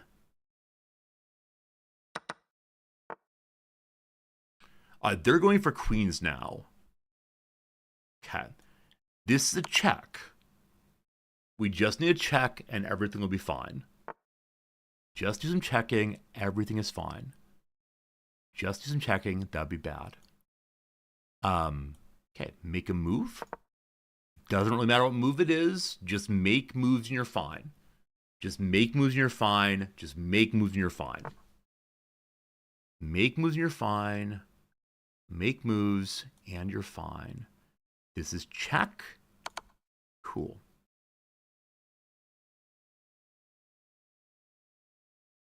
Don't worry about the right move. Just worry that it is a move. Okay, the queen goes here. She's lost that way. That's no good. We are now forking the rook and the king. That's great. I like that. That's a nice move. The queen can check here. I don't know if that leads to a checkmate, so I play safely. Now, with that said, of course, this is certainly the way in which I stalemate. If we check, it's not a stalemate.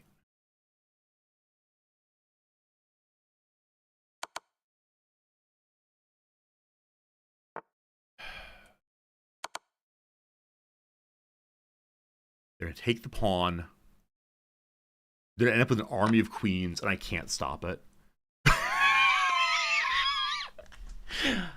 Ugh. Okay. We work from the back. We work from the back. We work from the back. We're fine here. I just need to knock that out. If we end up with a stalemate, I mean, fine, whatever. Just get okay. We should ladder. Laddering is a thing. Laddering is a thing. I know how to ladder, kind of. If I put the queen here, we begin laddering.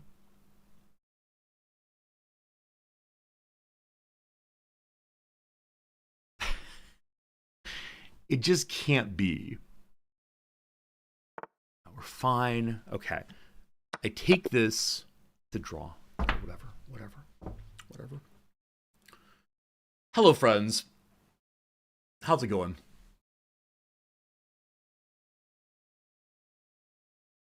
Hope you're having a good day. Always good seeing you. Always a lovely time. That's how it goes. How it goes. We didn't end up what's it called? Losing on time. I'm very happy with that. How about studying the end games? I mean, at some level I agree.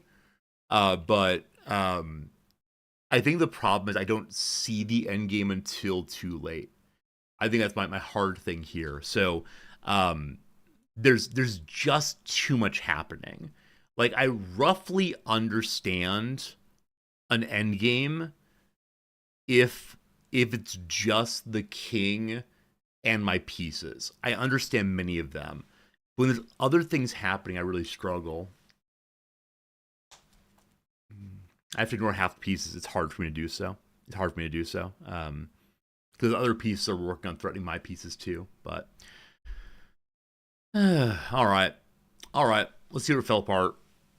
Oh man. I mean, I know I blundered pretty hard at one point. They did also. Yeah. Yeah. There's my blunder. So I guess I was doing fairly well early game. That's cool. I guess. We did some things. Okay. Like I said, any person who is moving into attack the F pawn in the first 3 minutes is a degenerate. So they don't like my move here. Yep. So this was a move I learned earlier, which is protect the F pawn with your knight going outside. Apparently, in this case, that's the wrong move to make. And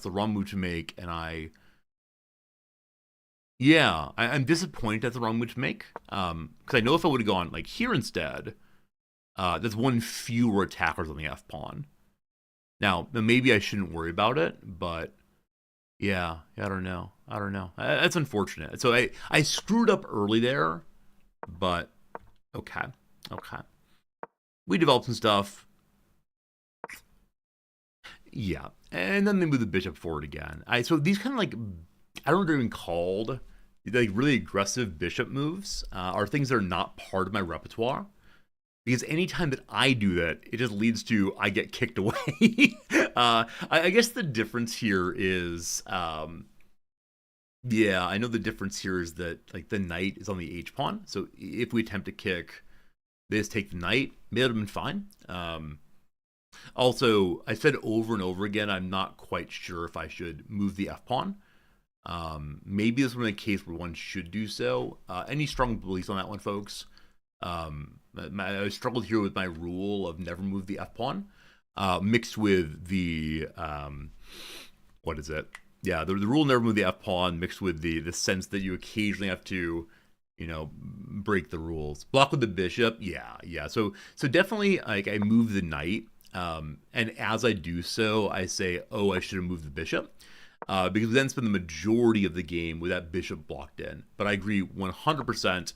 The move to make here was bishop forward. It doesn't help us that much, but certainly better than throwing away our knight that way or blocking in the bishop. So I believe the bishop spends the entire game sitting on its opening square, unfortunately, and that is unfortunate. What helped him being overwhelmed, your decently up material offer trades make the endgame more recognizable. Alwyn, I so appreciate that. I think you're absolutely right that trading down is right. The struggle I had today was finding trades. I found so many places I can move my knights or bishops forward and have them be lost instead of traded. And you'll see that in a little bit here. It was a sad moment for me. Definitely a sad moment for me. Like I was trying to trade down, and just couldn't find this time. But I like it. I like it for sure.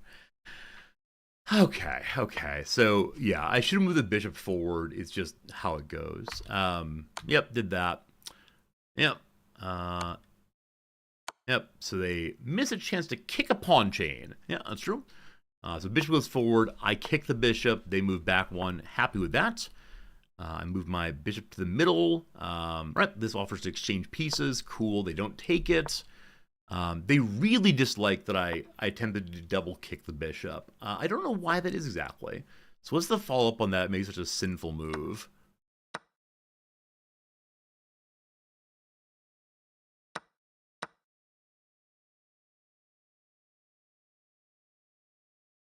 The follow-up on it is an even exchange? I mean, okay. Okay. So they would prefer that I pulled back here. If you say it's a video game. So I realize I'm already behind, but I don't mind the move I make. I'm okay with this move.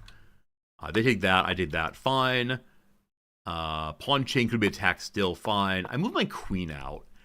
I missed an opportunity to centralize the knights, but it controls more squares. Okay, they would have liked me finally getting my knight off of the edge. I agree with this, that it was hanging out the whole time. Yeah. So they don't attack the queen. Fine. So in a moment here, in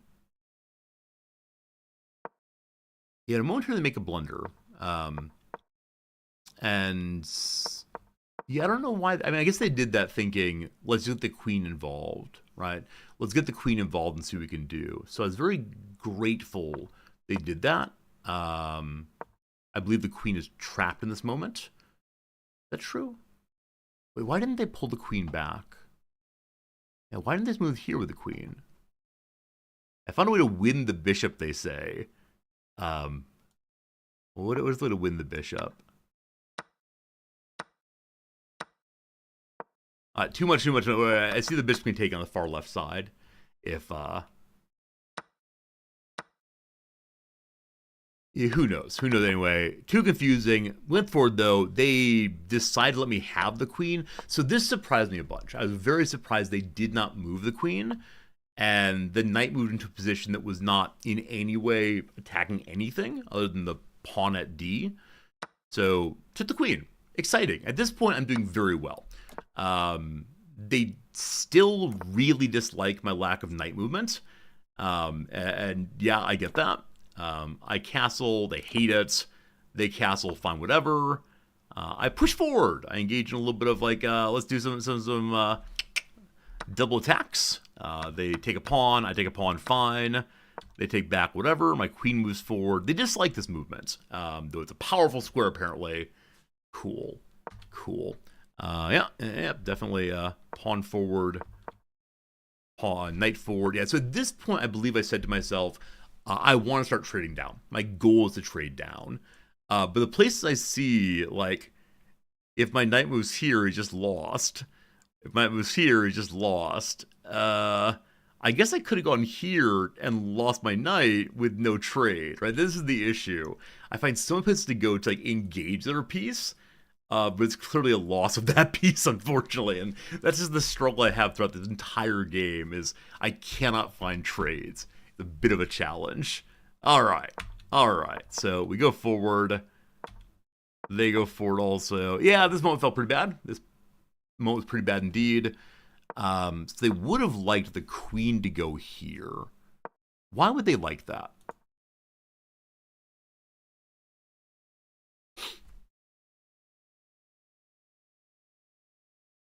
I guess it's protecting something rook. I move forward instead. And yeah. So by moving my knight here, making my knight unstuck, I've really screwed up this time. So they call it a good move, but turns out it's a pretty bad move. And they're now forking the rooks. And that felt pretty bad. I felt pretty bad indeed. Yeah. How it goes. Yeah. I save one. We're up +5 now, so I'm still ahead. But I believe at this moment, like panic hasn't set in, but real disappointment set in. I feel like I'm now losing my grasp on my advantage. They check.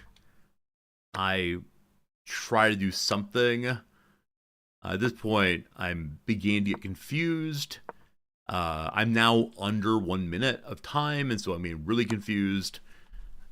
They just check and check. Like I said, at this point, my sense is that I'm possibly going to lose. So back apparently is better than over. That leads to mate in 2. So I think anytime I get to the edge of the map, I've made a mistake. The edge of the map makes it so much easier to, so much easier to possibly be checkmated. Luckily, they don't notice it. What is the checkmate here anyway? What's it look like? Okay, so there's going to be something that forces the king to move. But what? Is it to here first? No. I guess they can just show me. No, that's not it, sorry.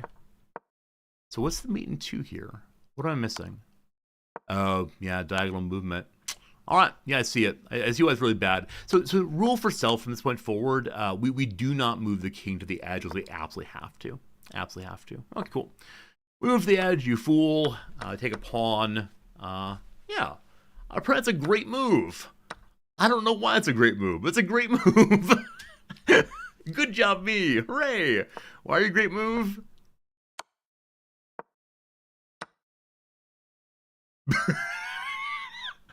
Wait, why is that a great move? I believe I just lose the knight. Some pieces move around and then I lose the knight.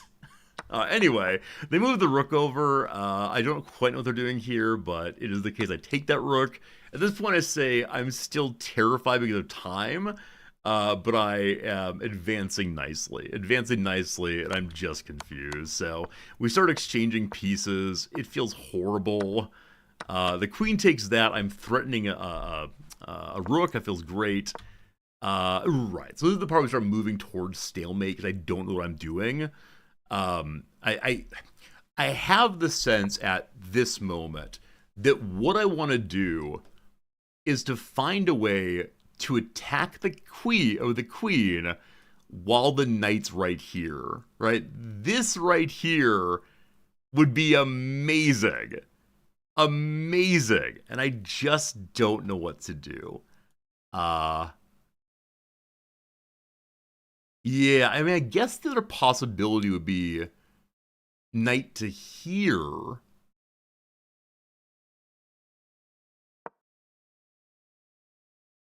Oh, wait. That's bad. Sorry. I was thinking, like, how can I get an attack on the rook that the king can't follow up on? But it's to here. No, again, that bishop is controlling all the cool spaces. Unfortunately. Okay, regardless, we jump away. They'd prefer to go in with the queen. Whatever. Apparently, a radical error.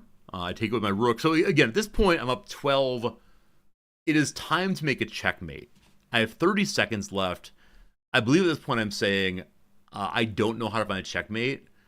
That's absolutely true. I do not know what I'm doing. So, yep, they take a pawn. My rook moves to a position of great power. So I know about laddering. That rook there is still doing what's doing, though. The rook there is still, like, if we do charge and they do charge, there's no follow-up on it right now. So I need to have both the rook and the queen in the same area. Now, the queen can move forward doing nothing. I don't know. Yeah, but at this point, I'm just lost. I realize that very soon here, the army of pawns are moving forward. But they start throwing away pieces here. And I read it as, oh, like right here, I don't know why they moved the king. Um, yeah, I'm just confused here. And so I don't know. I don't know. I take that, and now is going to be stalemate o'clock. And I'm moving. So at this point, I should really say I just need to make any move at all. And gosh, I do. I start just making moves. I don't know the meaning or purpose behind any of the moves, but we're doing them. And I have mate in 4 right here. I think mate in 4 is the closest I'm going to get. Is that right? Mate in 4, mate in 3, mate in 2. See, this feels bad. I gotta say, even worse than having the game end with a stalemate is that I was in mate in 2. So let me pause right here and see if I can get how mate in 2 works. So I know I can move the knight forward, making so the king can't go to either location here. If I do that, I stay at mate in 2 apparently. Okay. Because of the pawn here, their only legal move is this. I see that. I see they have only one legal move. Thanks, I hate it.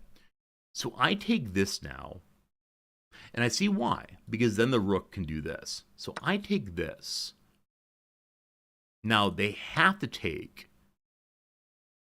Right. So this right here, I'm going to tell you, is the moment where no matter what I did, I would stalemate. I guarantee a stalemate's coming here no matter what I do. I just, like, the line for me between stalemating and checkmating is so far in one direction and then very, very fuzzy. I'm going to stalemate like 9 out of 100 times we're down this far. So I see now that this is very strong, right? The king is unable to take that. It's just a win. But I struggle. I struggle to see it, honestly. So were there ways of getting here without using the knight that way? Had I gone here, we'd just lose the queen. Had I gone here, it's a check. So when we're in endgame, friends, should I just keep checking no matter what I can do? Like, some checks feel pretty unproductive, I guess. Like, I want to do this probably. That's checkmate also. Okay. Yeah. Avoiding stalemate is what I work on. That's stalemate this one. Smoothly I did stalemate this one, yeah. If I'm rushing at the safer bet, just go for endless checks. So I think often the reason I struggle with checks towards the end game is it feels like I'm just eventually going to throw away a piece. Like, I don't know. Anyway, I see ways I could have done it. What I did, though, instead was... I mean, I checked there. It was pretty cool. They got away again. Welcome to the game. Chess sucks. Sign her to the player. It's good having you here. It is a cruel game, isn't it? It's a really, really cruel game.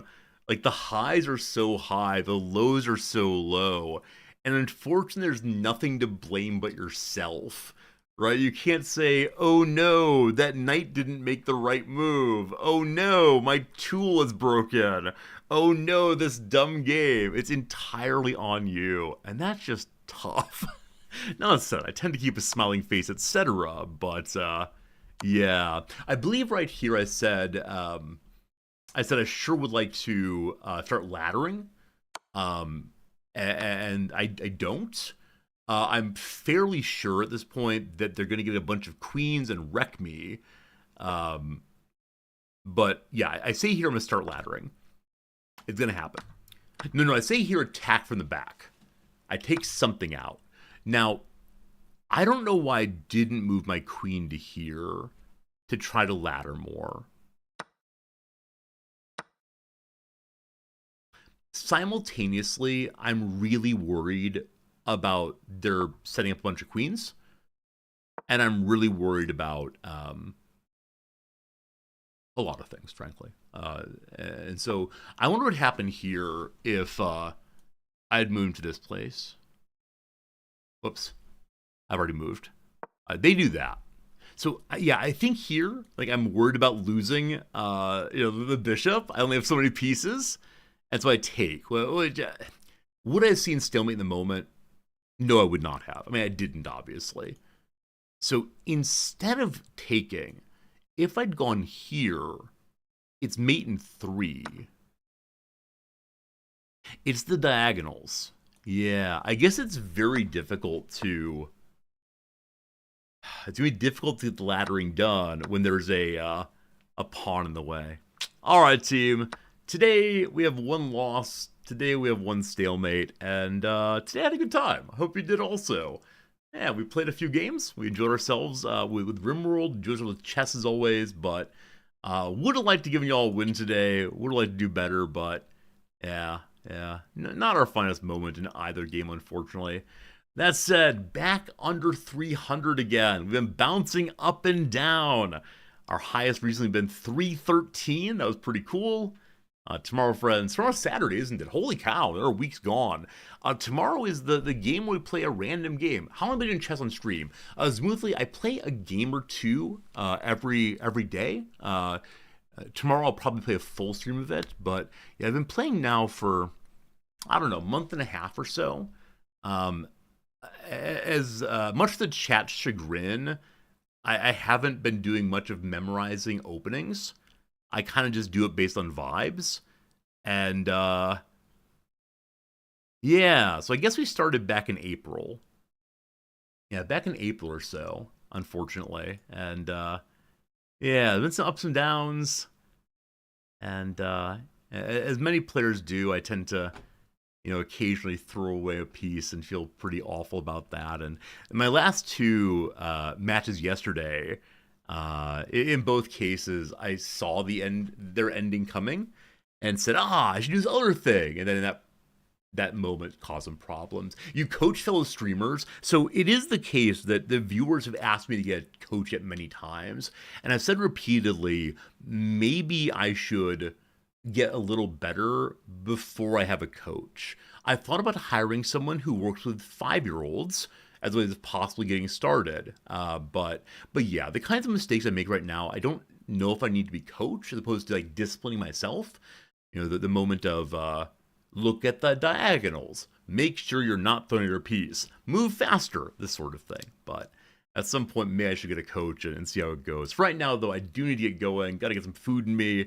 Friends, as I mentioned, my first Wrexham match of the preseason is tonight. I'm so excited for it. But I thank you all for hanging out with me. I really hope you enjoyed yourself.